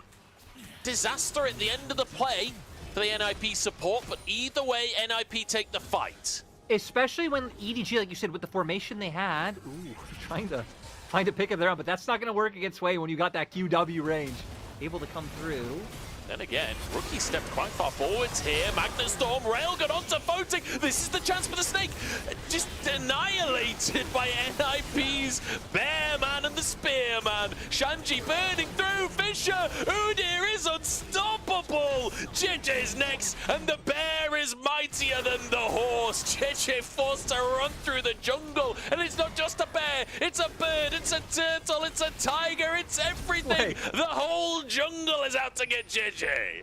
Why is Vampire TPing in behind so far? Wait, what? I don't have an answer to that question. Oh, hang on, we got a TP from Solo Killer. We've seen this play before this game, and Shanji got away last. Oh wait, no, Shanji died last time when all 5 players went to him. This time it's only 3, and he walks away. If they end up losing that top inhibitor from everyone TPing in to not kill Shanji, that will be tragic. 23 player EDG have like a 4v3 right here because Aki has to run up, but the burst from Rookie and Photic is still enough where that numbers disadvantage on that side of the fight was meaningless. So their 2 members went up towards top side as well, but it's here. My God, Fisher and JJ again able to find the priority target. Great ult, but Shanji finds out that the Snake left himself exposed, and a lot of priority cooldowns. The switcheroo! What's going on? Fisher just TP'd away. Solo Kill doesn't have TP. Vampire doesn't have TP. And Shanji just ran into the base. It's an absolute disaster for EDG. EDG, the Snake has to come in. He's run out of minions. A silver lining for EDG. They don't lose the game just yet. But in the meantime, this Snake is in the base. That means NIP can start this Baron off. There's no AD carry here for EDG. This isn't a fight that they can win. And I don't think the Snake can actually stop this. Udyr Shanji is going to go for an inhib and might just go for a game. It's a Baron taken, and that buffs up the wave that Shanji's playing with. All they need to do is stop recalls for EDG, and Shanji will end the game. JJ's trying to retreat. He's trying to get over to save his AD carry, but I don't know if this is defensible. At this point, the Snake just desperately trying to whittle through Shanji. He's so tanky, and the Snake's gonna die to the cannons. It's so much coming up through. He has to use the railgun just on a single target, and that's now 3 inhibs. NIP are running EDG in circles. This is the most menacing Udyr, the most annoying Udyr performance I feel like I've seen in so long. Shanji being an absolute menace. Now with the Baron, with all inhibs down, it is a matter of time. It's all up to the Hail Mary that EDG decide to throw. This game has been ridiculous. Not a single structure remains but the Nexus and the Sundisk. And the Sundisk, well, it's nighttime. EDG going for one last hurrah. Fisher tries to save the day, but it's a double kill for Boating. NIP, it took him almost 40 minutes. But a convincing win ultimately in game 1 against EDG. Yeah, my God, just again, this is one of those games that has to make you say, I love the LPL, man. What a great game. Again, we saw some signs of life from EDG in that game, but NIP, dominant performance overall. Again, man, I gotta give it to Shanji Udyr though, because sure, the end sequence was like the most glaringly obvious one, but just through the whole game, he was being so annoying. EDG constantly, I mean, throwing 5 members consistently to have to deal with him. Yeah, I mean, Shanji's the MVP on that one for me, the Udyr play. This is why Udyr's so good. This is the stuff that was happening in scrims that made everyone so keen on Udyr in the first place. We're going to jump into a break, and God only knows what these teams have up their sleeves for us after.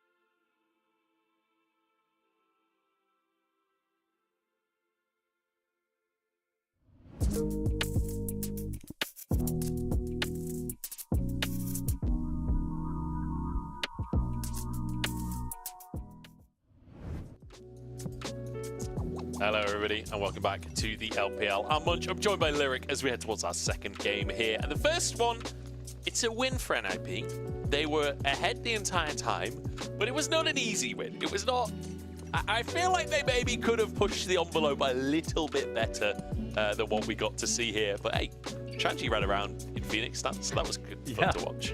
Yeah, so we'll bring those stats up right now, but it's kind of your expected NIP win. Again, they faced a lot of criticism for like the sloppiness of some of their wins, but still, I think clearly one of the upper echelon teams in the league. Me and you were talking about this during break, but like Hwei and his animations and how these fights are going could be so hard to follow, but so many of those fights, Rookie just got to consistently throw out his abilities for free, really never in harm's way. And I mean, NIP as a whole really just, I mean, they outclassed EDG in that game. Yeah, I wonder who the MVP goes to. It is Aki, actually, that takes the MVP in the end. I suppose that engage that he did on Xin Zhao to knock everyone back and into the fight, definitely a winning moment. Like you think back, I mean, because of how that game went and the shenaniganry it ends with, I think it's easy to like lose track of the early game where he stole away, you know, the buff early on. He's constantly invading. He's in EDG's face. So I think he did a lot to set up for NIP to have that excellent early game. And now it's just about seeing, hey, how do NIP do it in game 2? Are they able to keep it as dominant? Are EDG, after showing, you know, some signs of life, some good fight victories over NIP, can they bring it back? Because, again, they've only won 2 games so far this split. Both were with Ala on the roster. Both kind of wore through Jack's side lane pressure. Or even if you're going to keep playing with solo kill, do you just maybe lean into something like that a bit heavier anyway? That'll be the question. What is the strategy? What is the approach? I feel like they kind of had the God comp in game number 1 of this series. They had pretty much everything they could want, and unfortunately didn't work out even in those team fights. And the team fights were damn close at times, but unfortunately not quite close enough. And EDG were able to come out on top. So what do you change? How do you approach this one? I feel like maybe instead of scaling in every lane, perhaps a little bit more having at least one lane that you can really play through and be a bit more aggressive, find the lead for yourself. Yeah, needing somewhere with some sort of pressure, especially again when you're one of these teams with kind of newer players coming in, facing a lot of these players like Rookie, like Shanji, to not just get blown away in the early game. Now coming to game 2, teams actually staying on the same sides. Ban's gonna change for NIP pretty dramatically though, with the Azir taken off the table. And it looks like EDG maybe just thinking the same thing of going towards that Senna, because again, had they not fallen so far behind, I mean, the game was had close team fights even from that disparity, but no. This actually makes more sense to me. Like, again, Shanji was so annoying in game 1. We saw this already. Shanji played the Lily atop to answer the Udyr. They didn't win that game, but it was a game that happened. Does he go for it? I really want him to go for it. I guess you don't have to pick that now anyway. You can pick priority AD carries and things. But maybe as your third pick, you could go for the top lane counter. We'll have to wait and see. Still, things like Varus available. Like, I mean, it looked great for Photic last game. I think Nautilus Varus is totally fine. But instead, prioritizing the Hui makes a lot of sense. They also have been one of the teams that I think were, like, Photic and Jwar, another duo, I think, up for the Senna Tahm Kench. Photic definitely being another Senna player if they did want to opt into that, like, further down the draft, if that ends up not getting taken away. But it seems like EDG reading that, pick that up for themselves.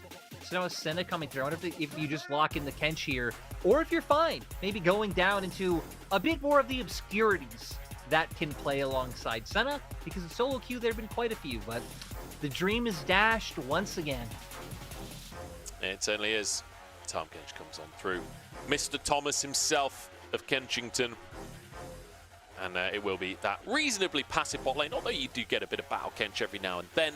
It's not going to be too exciting. The Varus comes in as well, so pretty similar draft so far. In fact, the same for NIP at very least. And obviously Solo Kill taking away the Udyr from the previous game. We'll see what the solo lane is going to play for NIP, because I don't know if Hui is going to be allowed through here. I think that might be banned by EDG. But up in the top side, they could try and set this Udyr up for success, banning away things like the Lilia. But how do you really want to ban the Lilia? I mean, but if you ban Lilia and K'Sante, you have that means you have banned every champion or taken away with the Udyr everything Shanji has played so far this split. Yeah. So, sadly, not going to end up denying him.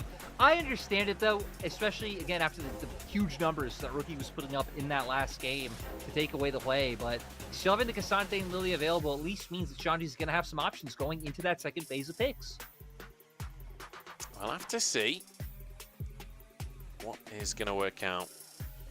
Again, Lilia, something you mentioned, if they want to go towards mid now, something like the Talia on the board. They've already banned away things that really punish immobile champions in the mid lane. Do you know what's really good against Udyr top? AD Twisted Fate. I'm just saying, I don't know if Shanji's willing to pick that kind of thing in a professional game, but Udyr really struggles against the pressure that AD Twisted Fate can put in on the top lane. Could be an option. Whether or not Shanji's willing to go for a counter pick quite in that way, we'll have to wait and see. Ooh, But Tristana locked in for Fisher. And we were asking for, like, somewhere where you're winning, somewhere where you're generating prio and, you know, hopefully can't fall into such a massive hole. This Tristana is going to do it. The brand would just give such a deadly combo. And it's the one thing I'll give credit for TT for, with even how bad they've been performing, is I like that they've been taking these comps just full of damage. Because it means if the enemy kind of messes up in one team fight, like, you have the burst, you have the ability to just win. Now it's about where Shanji wants to go. Highlighting the Rumble so far, they set up to match the strong team fight that EDG have been able to put together so far. All right, it's Rumble. We don't get the AD Twist of Fate. I feel like I sold everyone down the river there. That was a little over the top. Bit more standard. But the Rumble can work as well. You can kind of match the push to some extent. Udyr can still win out that matchup, though. It does make it a little bit more skill-based. Let's see what Shanji's got. But Shanji, I mean, he built a lot of his reputation on the Rumble pick, so I'm excited to see this. Exactly, and right, especially when you have Varus Tahm Kench, Varus not against Senna Tahm Kench, I think it even opens up for a potential early gank if you wanted to try to kill the Udyr. Again, killing Udyr can just be so hard, so it might not be worth the time. But if you're on that side of the map anyway, you have this carry top, it can always be worth it to just get him a little bit further ahead early on. But Fisher and JJ, they're the players we're looking at on the side of EDG. They're the ones bringing out, you know, champions with more prio, with more damage. And hopefully we can see them take over, because in the last game, hell, Fisher had some really impactful ultimates in those fights that led to EDG taking over. So now going to be set up on the Tristana to do a similar thing. Yeah, and it makes sense that the Azir is the pick Fisher is most comfortable on, since he is, you know, Scout's prodigy, essentially. Makes sense that he's also a big Azir player. Unfortunately for him, Scout not having the greatest split ever. No. But it's enough about Scout. He's up against Rookie today. We'll see how he does in game number 2. Clearly, Spirit's reasonably high in EDG. You can see Fisher having a bit of a laugh, having a bit of a grin coming into this game. We'll see how they're feeling once we get onto the Rift. Plenty of scaling, but a bit more early damage. As you mentioned, EDG have some tools for a bit of early pressure.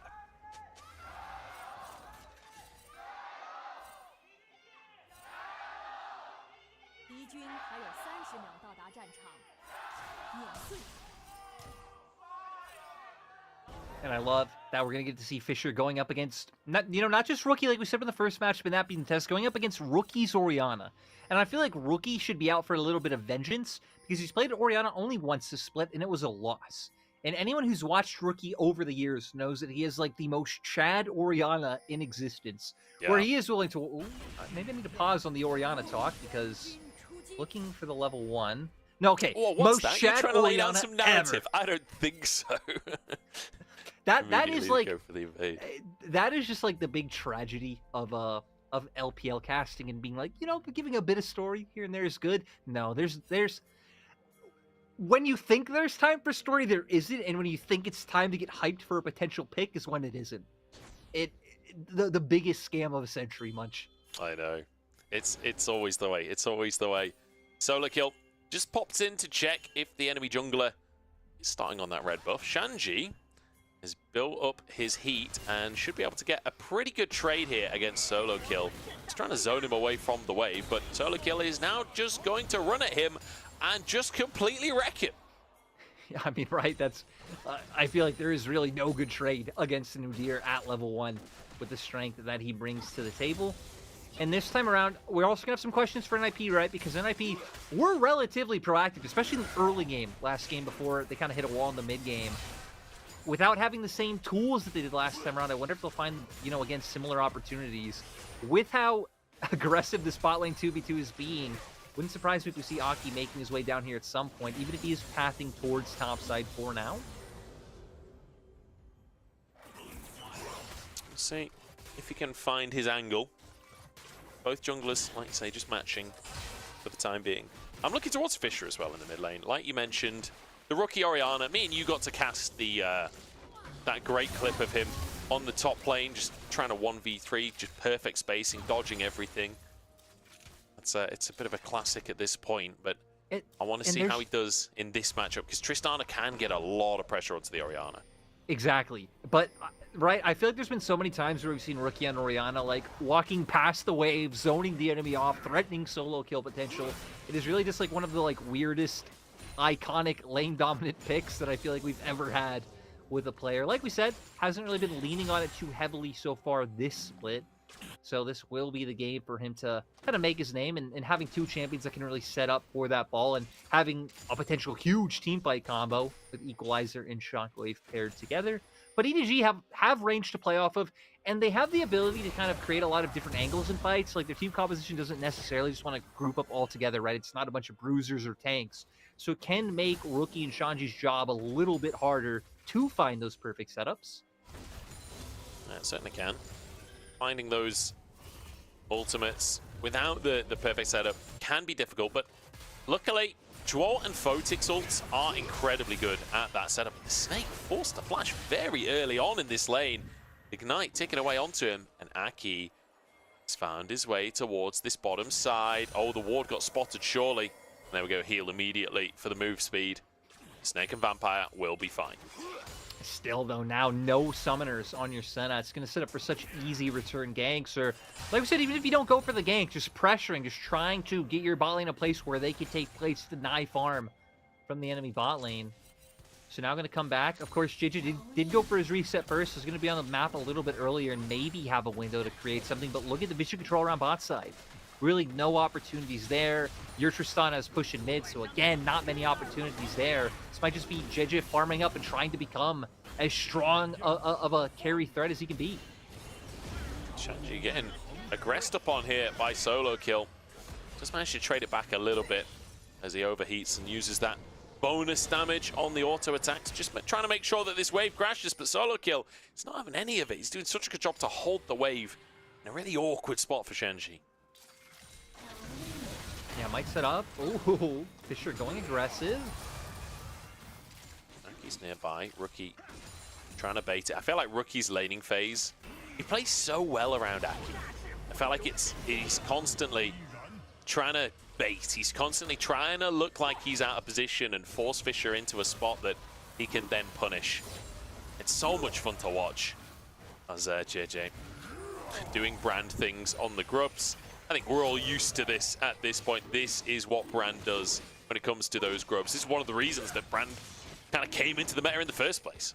Yeah, yeah. I mean, things like the grubs, things like a lot of the itemization changes helping him out.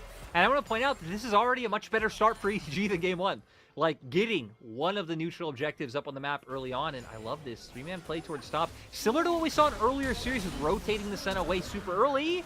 Oh, rookie flash. Fisher follows it. It's not enough to finish the job. Couldn't get the reset on the W. Rookie will survive. Shanji not level 6 just yet. If he can get the equalizer, maybe he could survive. He needs those minions to die. He's like 2 away, and there we go. Equalizer comes down. The minion wave is burning, but he's dropped. He's taken down, and it's a kill over to JJ. A nice setup, right? Bringing the snake over, having the damage there, great tanking of the turret. And with Dwarf showing around mid as well, it means Vampire not going to be in like too dangerous of a position to like threaten getting dove like we saw earlier in the day when the same lane swap came out and happened.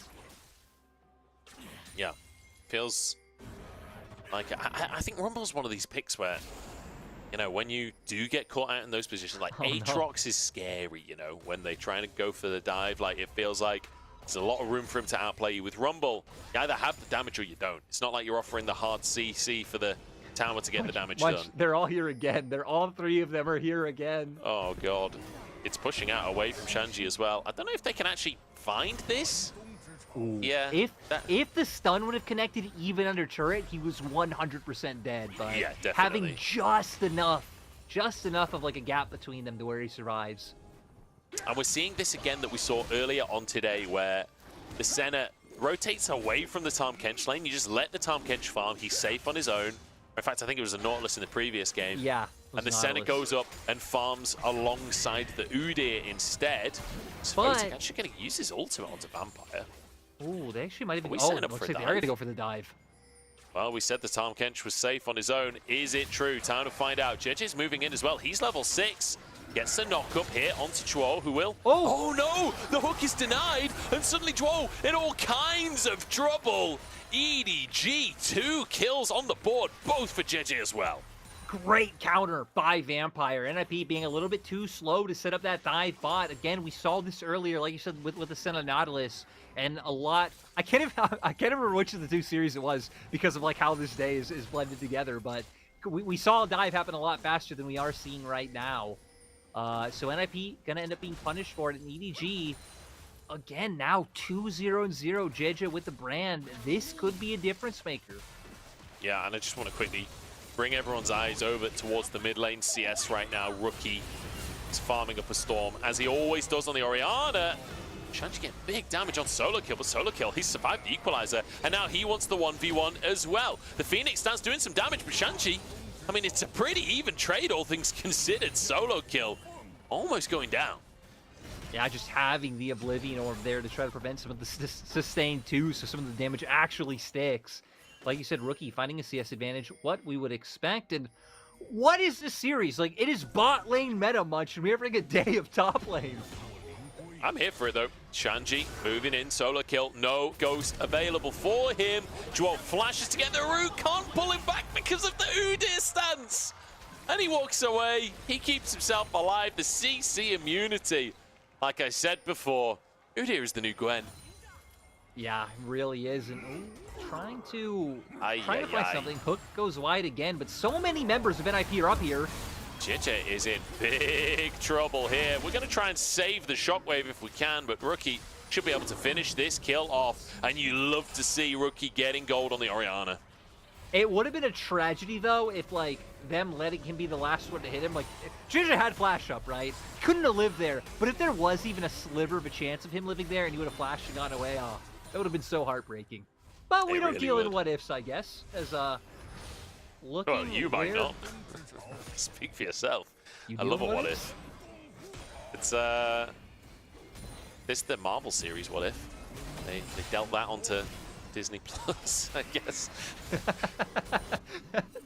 You know, I like that you tried your best to make that work. I don't know why I started something before I even knew where I was going with it, but here we go. Fisher, be able to buffer his jump, get on out to safety. Half HP, though.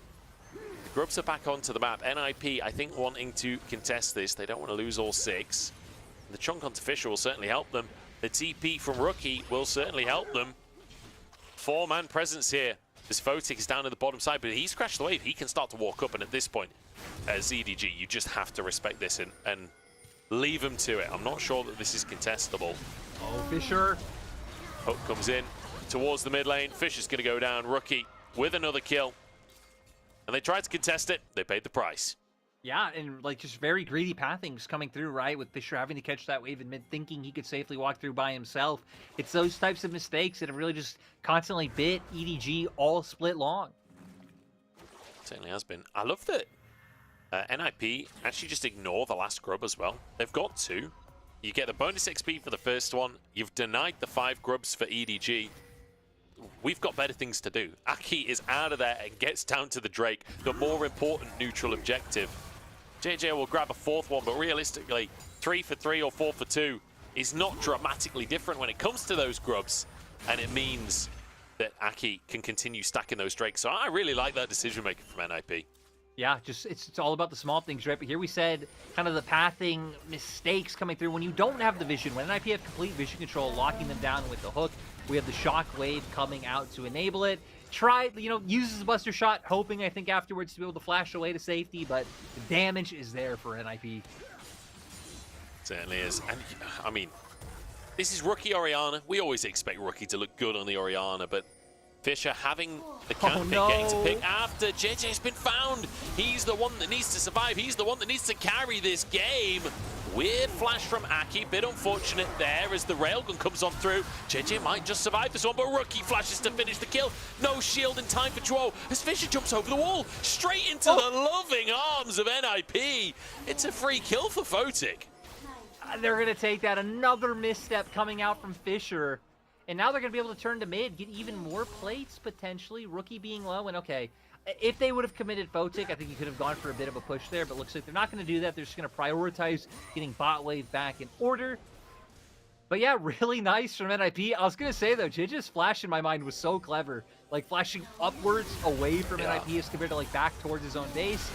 But we're going to see here, though, the pick come through. Aki fails his own flash to be able to follow. But NIP are able to follow up. It's actually going to be Rookie who ends up flashing in to be able to get this kill. Draw setting it up with the ult, but Fisher flashing in, I guess just wanting to finish Dwa off himself and then hoping he could just get away, but that was madness. I think maybe expecting to finish Rookie and then jump, or like you say, Dwa, if he was still alive. If he still lived, yeah. Yeah, get the reset instantly, jump back away again, but unfortunately, it's a little bit late on the flash. Doesn't mean he's punished. 1,000 gold lead now for NIP. EDG, they had such a good early game. They managed to find themselves a lead. They managed to find themselves advantages. JJ had a ton of gold early on the brand, which is always fantastic, but unfortunately, it does feel like it's slipping away from them a little bit here, and Rookie having a hat trick already. He's finished his first item. He's got 7 stacks on a Dark Seal. This is a terrifying Orianna to go up against. Never mind the fact that he's maybe the best Orianna in the world anyway. Yeah, it really is just the signature Rookie champion at this point, just with the level performance he's had. Now NIP trying to use the prio they have in mid to turn this into a Herald. It does leave bot lane turret free for Fisher, though. No one's able to respond. There's no TPs there for NIP. Why are EDG 45? Well, they want to contest it. Fisher does have TP, I suppose. The Shockwave going to be used on Vampire. He's just not that tanky yet. And they're going to get the Herald and a bonus kill. It seems strange because from the way that Fisher was pushing so quickly and so fast, like it looked like that EDG were calling for this turret. And it made sense, right? I think NIP at this point, with the items they have, with Equalizer, Shockwave being up, like the trade was the call. Yeah. And I mean, they almost did manage to trade, but at the same time, EDG felt like they were trying to contest simultaneously, unfortunately. And you remember all that praise I gave EDG at the end of the previous game about how, we're seeing progression? I feel like some of that has regressed again this game. Oh my lord, the damage onto Shanji. So, I mean, he's just got a defensive item. How is that reasonable? Yeah, I guess to be fair, I mean, maybe that damage I can't explain, but to why Shanji wouldn't want to fight, right? The fact that he went for that early Oblivion Orb means he still hasn't been able to finish off his first completed item, and still not even going to be able to do so. Oh, yeah, EDG struggling as NIP have taken control of the game once again. They are only 1,000 gold up, though. It ain't over till it's over, and EDG still very much in the game. The Leandri's early for JJ. He's not recalled in a little while, and in fact, he's going to base now. I wonder if he's finished off a second item, honestly. It does feel like he's had a huge influx of gold early on, and not quite, but he's got a Blasting Wand and an Amped Tome in there as well. So getting close towards that point. Drake coming up in under a minute, though, and I feel like that is very much going to be what we're looking towards for NIP. Yeah, now going to be able to finish off another turret of their own, even having the Xin Zhao wait in the wings just in case EDG tried to go for any sort of collapse play down towards bot side. Because sure, NIP have like some deep vision in the jungle, right, like around Raptors, but they really don't have anything spotting out if they tried to go for a pinch up until that Tri-Brush, until Aki just put that ward down. So I even like those small things where just covering means so much situation. So Silikill now going to be here first. Shanji doesn't have TP, so if they were able to start a fight now, it could be meaningful, because Fissure does, but doesn't look like that's in the cards. Doesn't feel that way, does it? The Herald going to be used in the mid lane here to try and guarantee the charge, but also to guarantee that priority. Aki gets away, and Solokill's pulled in. Look at the damage coming on through. The brand burn across the team, but it's not enough to turn it around. 2 kills. It's essentially, they just wiped out the front line. If your front line dies that easily, what can you do? They like dropped the equalizer in a way where it wasn't like getting maximum damage or value. It was just to split up EDG, and now it's going to turn into a dragon for the ninjas. And I was going to say, at least Fish are going to make sure they get a turret top side, but Shanji, he didn't TP down, he just walked, so now he's going to be able to cover this, or maybe not. EDG going back to the 3-man squad top side. You can see Aki giggling away on the player cam as well. So we take another look. Yeah, the equalizer that you mentioned, the knock-up from the Herald sets it up, and the Shockwave as well to finish the job off. Solokill thought he was tanky, but he ain't tanky enough. No, and yeah, I mean, actually the equalizer was a perfect position even to start with, right? Was hitting everyone, but then just splitting them apart. Like, great decisiveness coming out from NIP in that moment. Now, I mean, we're going to get back to a place where we were last game, right? Where it's about getting that top lane turn. It's about getting some vision in the enemy jungle and seeing if they could try and find any aggressive options. We know Joao is kind of looking for the hooks any chance he could, whether they're connecting or not. But hey, we love the attempts. But 2 items now on Rookie, 5-0 2, 10 stacks on the Dark Seal. It is, I mean, this is like prime Rookie gaming hours. Big time. Big time. He's close to grabbing that Magi. If another good fight, the Magi's is in. You guarantee it. And if we have a little quiet patch, the Magi's is in before the next good fight. You know, it's like not even one of those games where you'd be like, he's just doing the damage. He even has the highest kill participation on his team as the mid laner. Yeah. I mean, he's got 100%. 100%? 100% so far this game. This is Rookie getting NIP into his backpack right now. The full carry experience. This is why they pay his salary, as he makes it worth it every single time.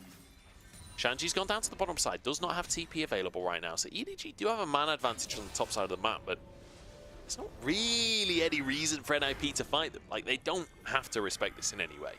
No, and like, there's not even anything up on the map. Even in terms of jungle camps, if you look, like, there's really just nothing to fight for. I mean, sure, like, you could fight to push for a more aggressive vision line, but it looks like they're just valuing trying to get to their next item breakpoints, ping pong waves. Baron will be up soon, so now with Potik going for that reset and coming back onto the map, this is where you'd really expect for NIP to start fighting for that aggressive vision. There it is, Ginsu's locked in. Ginsu's picked up. Oh, Shockwave denies the jump. Or Fissure maybe messed up the jump, honestly. It didn't look like the animation was interrupted, just kind of hopped on the spot. Baron spawns onto the map here. Aki already with vision control. As Joao moves in to try and deny some enemy vision as well. I mean, when you're 20 minutes, the Baron literally just spawning and the vision line is already this deep and this difficult to fight against.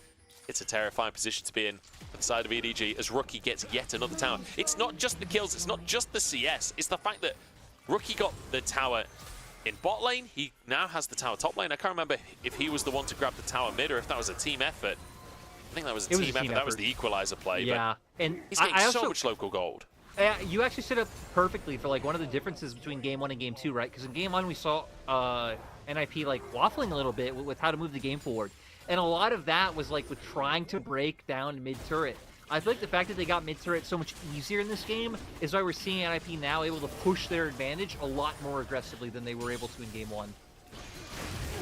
Aki is just going to run at them. Vampire instantly ulting JJ. The Snake trying to get a heal over to his Tahm Kench as well. Equalizer used, but NIP can't close the gap. But honestly, an ult for an ult, I think you'll take that as NIP as they move up towards the Baron. The problem is the Scuttle Crab. I think you just do it. I think you pull Tristana up at least, right? She has TP, you go for it, you have the turn potential there. I guess with Equalizer down, you don't have too much threat. Oh, or do you? Flash for flash on the supports. Vampire survives, but Rookie's been caught out. This is the worst possible player. But no, the shield, he does go down. Vampire gets the shutdown in the end, but it's answered in kind. Photic with the snipe on the backline. And it's a double kill for the rest. How the hell does NIP win that fight? An uncharacteristic misstep from Rookie in a game he's been playing almost perfectly, taken advantage of by NIP still. Photic now being the one to get those kills. And I gotta say though, the way EDG's playing the map is so interesting. Fisher once again instantly TPs back onto the map just to keep push up. And I feel like a lot of these moves is preventing NIP from really taking more aggressive action, as we're gonna see in the replay here. Rookie being left on his lonesome, trying to just zone the members out. Great flash stun from JJ. It's even set up for a potential pick to come through. It looked like he was gonna survive, but it's the back end of this fight. Photic with that Q to find the first one, like insane damage on the Snake. And I mean, right, Vampire to finish that one off had to pretty much give his life up. Certainly did. Great play from Droll and Photic to capitalize, right? Being able to get the depth charge to set up for the guaranteed WQ from Photic. And he's on the front line. Solo kill pulled back in, and the damage from Photic is just so terrifying at this point in the game. Rookie safe on this one. Shanji zones away both JJ and the Snake. Health bars on both teams relatively low, but Vampire doesn't have his flash available and he's taken down an NIP. That's one. JJ down to a quarter of his HP as Shanji just continues to push on forwards, keeping the pressure on. There's no smite here for the side of EDG, so it'll be taken by NIP. Solo kill goes in to try and contest, but he's alone. The rest of the team has given up on the play as Shanji has dived into a 1v3. I'm not sure that was quite necessary, trying to get the kill onto JJ, but either way, it's a soul taken for NIP. NIP just want to fight so bad in these games. Like, right, we talk a lot about like waiting for the perfect engage. NIP don't do that. They're just looking for any engage, and they're happy to send it now. Mountain Soul, like you highlighted. They're going to very easily be able to start playing around and trying to bait fight for the spare as we go into the replay. Jumping immediately on solo kill. Once again, Equalizer thrown out. Kind of splits up the fight again. But Vampire able to make sure that solo kill gets out alive. Sure, he goes down. But, I mean, I guess even if everyone from EDG lived, that initial chunk of damage, the fact that the item disparities are now there really wouldn't be much for them to do anyway. But Photic Shanji being able to zone off JJ at the back of the pit really is just the difference maker for this going uncontested over to NIP. But, man, what happens here, Mudge? The stun coming on through. JJ saves his own life there. And he does survive, ultimately, and get the kill onto Shanji. Perhaps a little over-aggressive, just a little, from Shanji. Ends up going down, but either way, 4 Drakes, you're happy with that one for NIP. And again, still messy. Still very much leaving something to be desired, we'll say, from NIP. But still finding advantages off the back of a pretty rough first few minutes of the game as well. Rookie and Aki still able to find huge advantages. Equalizer is good, splits up the team. The root lands onto Chuo and forces them away. EDG will survive. Vampire has to ult basically on cooldown this game. And I feel like NIP are doing this where they're just like throwing out the hook onto anyone and like pretty much just throwing out the Equalizer right away because they know they're so far ahead. They're gonna get flashes immediately, but it does set up for potential for EDG to find some sort of targets with those key ults down. Draw goes wide on the hook. Shockwave onto JJ here, but they can't quite finish the kill off. And NIP, their health bars are getting pretty low at this point. Duo goes down. Shanji aggressed upon by the rest of EDG. Fisher's gone in, but he's actually knocked Shanji to safety. It was knock Shanji to safety or burn to a crisp. Those were the options for Fisher. And he realizes there's only one that's a viable option. Has to go to the mid lane instead. But I feel like we see exactly what I was just hitting on, which is like, sure, you can do that because you're so far ahead and you're going to get sums, but if your equalizer, like, your initial damage doesn't chunk them out enough, EDG could just be like, yo, a lot of their key team fighting ults are down. Let's go for it and actually have a chance in contending for these fights. Like, you still have a 2-item Brand, you still have a 2-item Tristana. We're going to see here, well, always so close but never able to connect it. Great initial CC and damage that comes out onto JJ, but they're able to just follow up so easily as a side of EDG. But here's what you said, right? It was either send him to safety or go 1-for-1, because Shanji, especially right now with the second Haunting guys, even more ramping damage, is a threat that needs to be respected, even if he doesn't have any kills himself. It's kind of funny, isn't it? Because his scoreline doesn't look like it, but Shanji has been having a pretty big impact on this game. The equalizers have been completely splitting the team up. I bet his damage numbers are off the charts when we look at the endgame graphs. Rookie is waiting in the brush. He wants to get a big shockwave. Fisher and the Snake on the top side of the fight. Keep your eyes on those carries. But JJ, the target for now. Aki dives forward. Vampire's ult used once again. As Shanji still zoning everyone. He's on the other side of the players. Fisher jumps on forward, but the slow doesn't land from Vampire. Flash for nothing there. And NIP still in control of the mid lane, still in control of the Baron area. And now it feels like them just being willing to throw out the dredge line and throw out the equalizer so easily onto people like Udyr's biting them. Yeah, it certainly is, but this time it pays off. Walking straight back into it, looking for the Electro Harpoon, can't find the target. JJ, 1 HP, and he's taken down a snipe from Aki. The wind certainly does become lightning this time, and it's a thunderstorm for EDG. NIP chasing them down, both Fisher and the Snake, desperate to escape. The two soul carries, no frontline on the wrong side of the map, so far from home. And it's not been 8 seconds just yet. The Snake can't go for an execute at this point. Just go for Baron, NIP. Just go take Baron. Get pushing power. We're we need the ending kill. The game. We need the kill. What are you talking about? What's Baron? We don't believe in objectives, only violence. The Snake desperately trying to escape, but Chuo will find him. Can Chuo win this 1v1? I'm not so sure at this point. There's finally Baron begun. The problem is if they just never go for Baron and keep going for the skill, I'm going to stop believing we're in a game of League of Legends, and I'm just going to believe we're in Team Fight Simulator. The game will never move forward, and we're just going to keep meeting in mid, keep having like the gentleman's handshake of we will fight right now, we will base, we will wait a few minutes, we will fight again. Like, that's cool, but that's only cool up to a point, especially when one team has a 6K gold lead, has Mountain Soul, like, you know, that dance is going to keep going in favor of one side and not the other. It's only cool when both teams agree to it, and there's not many opponents you'll get that will agree to this in the way that EDG have. Here we go. Fighting for Elder. JJ goes in to try and get the 50-50. He's trying to burst it down, but he's down too early. That will be Elder. And if that isn't enough for NIP to end the game, I don't think anything will be. Vampire will be slowly burnt down. There's nothing he can do to escape this one. Photic just chunks through the health bar at this stage in the game. Unfortunately, the backdoor bonus is keeping the turret safe, but they can move down to the bottom side. Yeah, I mean, now they're just huge right now. Now they have such good potential to siege these turrets, especially with the fact that Equalizer's up. And right, we see a lot of times that even if the enemy has decent wave clear, like a Tristana or a Brand, just drop the Equalizer, force them away from turret, and you can keep going. Might not even be do that, because the threat of the engage with Chua with no Tahm Kench up is just too much. I feel like with Elder Dragon, Equalizer is actually the strongest ability in the game. Like, you just one-shot the entire enemy team just through sheer dots alone. Inhib down in the bottom side, and Equalizer actually used on the wave or on Fisher, I'm not really sure. First Nexus Tower chunked out heavily. The flank comes out from Solo Kill. Can they find Shanji? Aki just immediately jumps in, and Fisher is burnt to cinders. And now we just continue in the mid lane. Photic can just whittle away at these towers. He's so strong at this point in the game, and there's just no way you can fight against the Elder Dragon. EDG, they do their damnedest at the base defense, but it's just not gonna be enough this time. NIP a cleaner win than game one, but still, I don't know if clean really is the word, to be honest. A lot to work on for this squad, but a win in the end, and a salute for EDG as they go 0-7.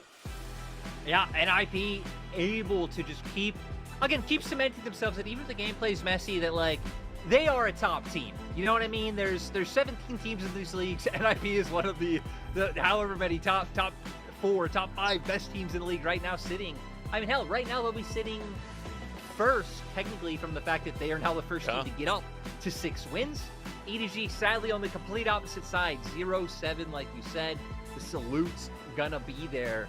But kudos to NIP. I'm expecting Rookie to get MVP, even if he had the one misstep, and Photic ended up having the better KDA. But it felt like this really was like, this was a classic Rookie Orianna game. This was exactly what you wanted to see if you're a Rookie fan.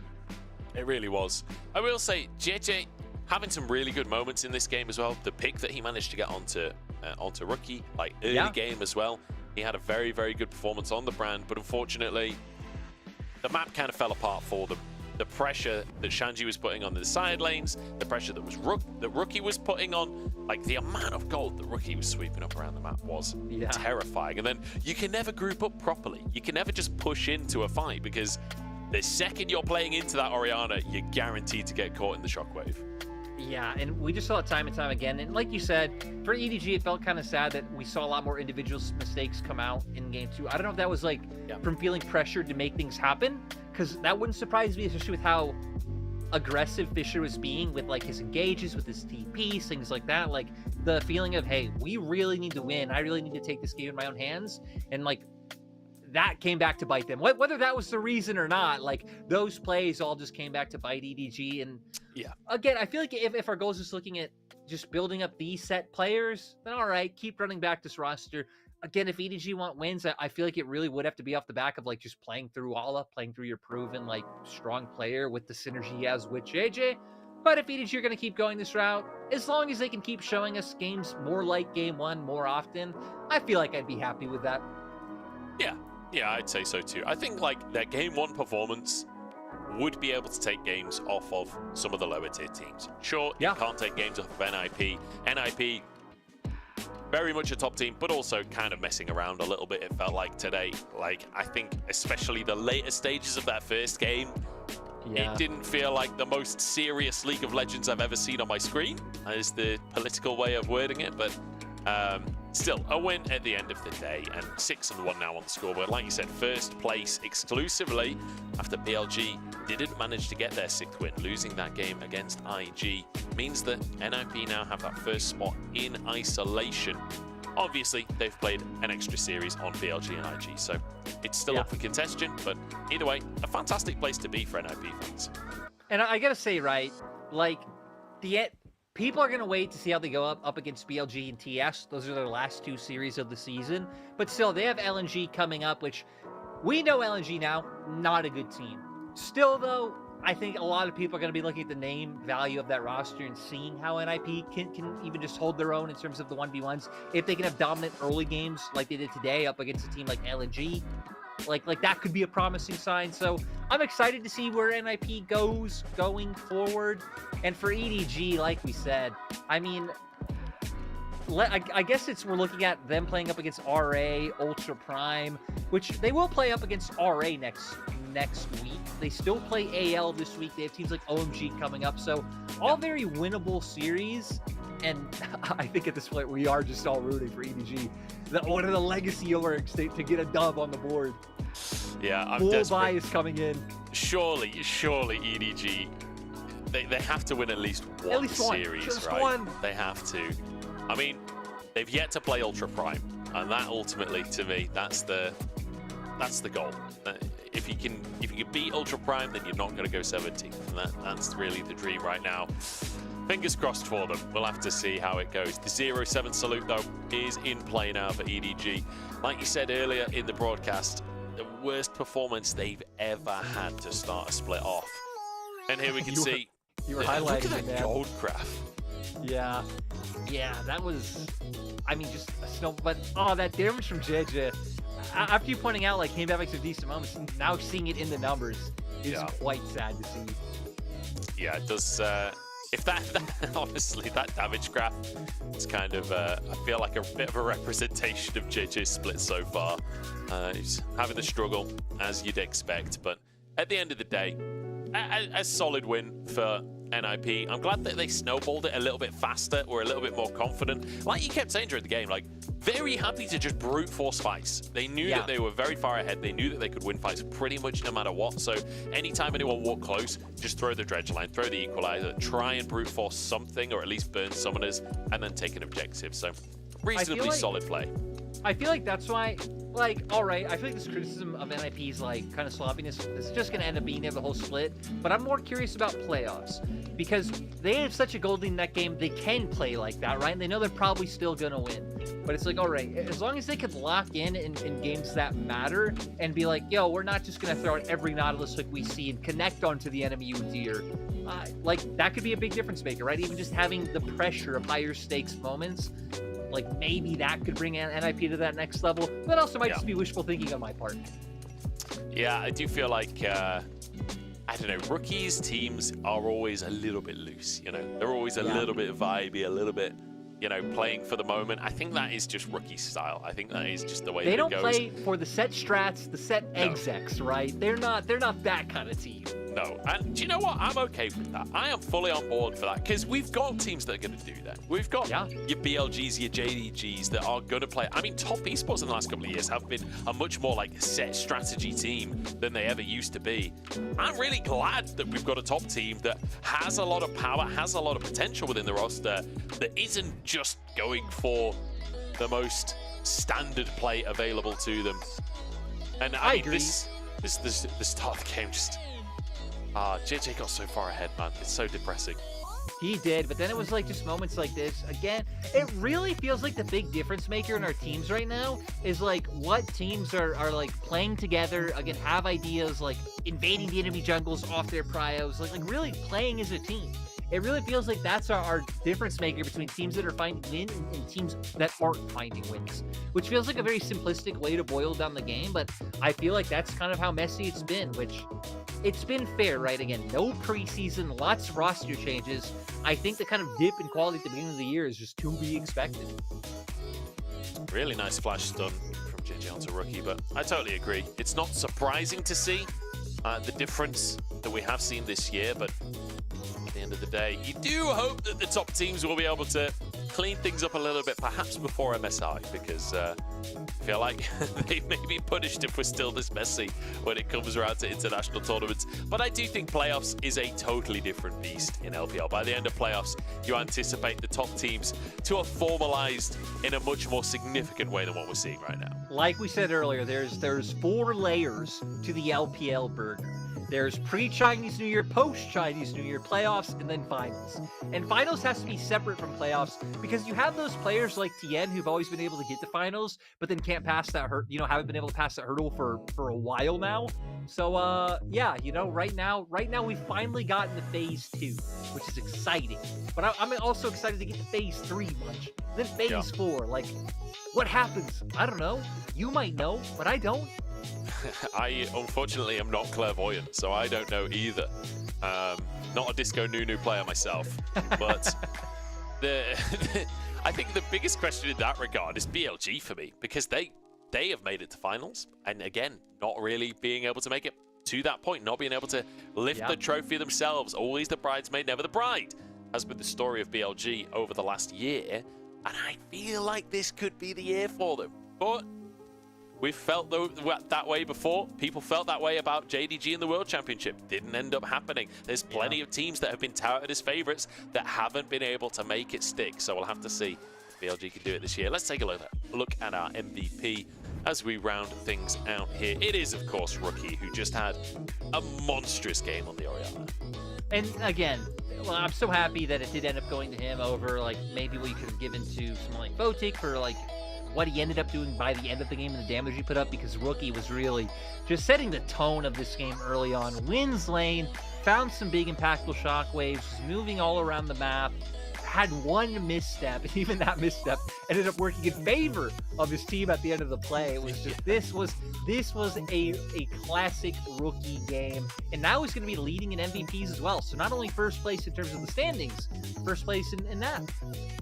Yeah, fantastic performance and a fantastic place to be for NIP. Congratulations to them, honestly. Well deserved. And while they are not the cleanest, perfect team, I'm okay with that. I'm very much okay with that. I'm loving watching this NIP team this year. I'm loving the chaos element that is there. I feel like NIP, dare I say it, Jordan, they have mojo. They're living and dying by the mojo, and Mojo I am here for it merchants. 100%. Yeah. I guess I don't know who the Mojo Merchant is on the team, but it is there. I don't know how. It's the end of the day. We go over results of the day first, right, Munch? Yeah. I believe so. I believe so. We take a look at today's results because there have been some games today. I don't know if you noticed. There have been games happening all day long. AL versus TT 2-0. OMG versus RA Right side 2-0. NIP versus EDG 2-0. A very quick. And honestly, you got to feel bad for Nymera and Mazel because every time we cast, we get 6 games. Every time they cast, they get 9. I was gonna say, like, we're gonna move towards standings now, but once we get towards tomorrow's schedule, I'm excited because I think unexpectedly, Mazel and Nymera are going to like bring to life a 3-game series that probably is no right being a 3-game series, but they have the power. The best kind of 3-game series. As you can see, NIP in exclusive first position right now, and OMG just eking into the bottom of the top 10 slot right there with their win today. EDG unfortunately down at the bottom now, 0-7. As you can see, the 7-loss streak is there. Regrettably, having a tough split, but hopefully things can change, and maybe in the summer, EDG can come into their own. Yep, and now we're going to bring up tomorrow's games, which again, going to be Mazel and Nymera, LGD against FPX, WEIG, kind of an exciting one. And then Tez LNG, which on paper should be exciting, but I feel like with how the split's gone, honestly should be a 2-0 in favor of Tez. But luckily for LNG, Mazel and Nymera being on the broadcast means they're coming clutch, and LNG will at least win one game, if not somehow surprise us. I'm not gonna lie, I feel like all 3 of the series tomorrow could be bangers. Like LGD have been surprisingly decent. FPX are middle of the table right now. That could be a good contention. The second series as well, pretty exciting stuff. I'm ready to see it. IG are a team I'm very excited about at this point, but WE have shown us some good stuff too. They're on a 2-win streak. We'll have to find out. That'll be 9 games tomorrow, guaranteed. You get the Mazel Nymera guarantee on that one. I've been Munch. I've been joined by Lyric. Thank you so much for watching, everyone. We're going to round things out for today. We'll see you in chat tomorrow, but until then, we'll see you in Champ Select.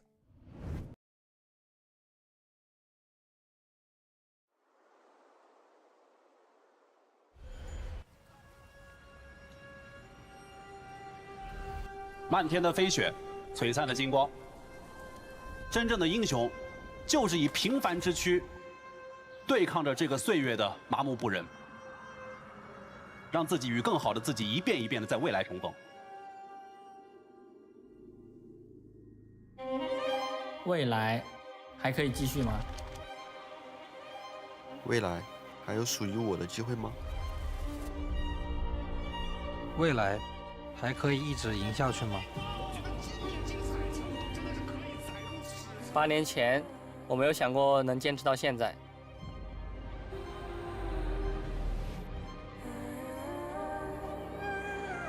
8年后，我不确定这是不是一个冒险的决定。做到了这一刻，我们终于做到了。新的目标在哪？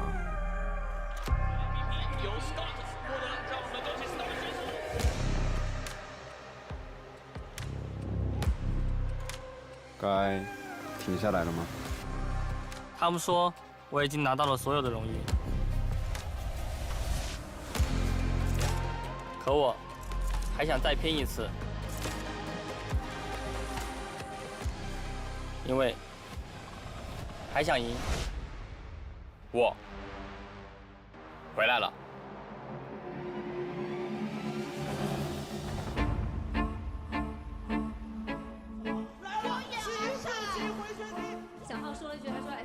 觉打得有点上头，有点想。有人说，怎么赢了一场比赛就哭了？因为我知道自己为了那一场胜利付出了多少。队员们都比较的年轻，很敢打。在 LPL 的发挥真的是令人欣喜。无数次的训练之后，胜利的机会依旧稍纵即逝。拼尽全力，也未必会拿到自己想要的结果。努力不一定就有回报，但是不努力一定就没有机会了。这一次，我们会走出属于自己的那条路，燃烧自己，目标只有冠军。今年他们赢下了春天、夏天 MSI 在内的所有冠军。我享受在舞台上捧杯的那一刻。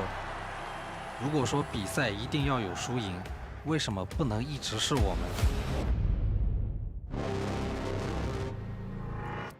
抱歉，这次我们站在了对立面。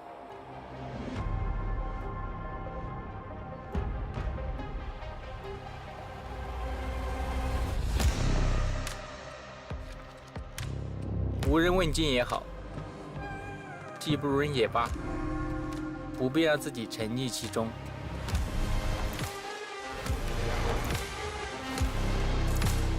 所谓的最强和第一，应该由谁来决定？我们所挥洒的每一份汗水，都是为了追寻不变的目标。成功就是从失败到失败，也依然不变的对胜利的渴望。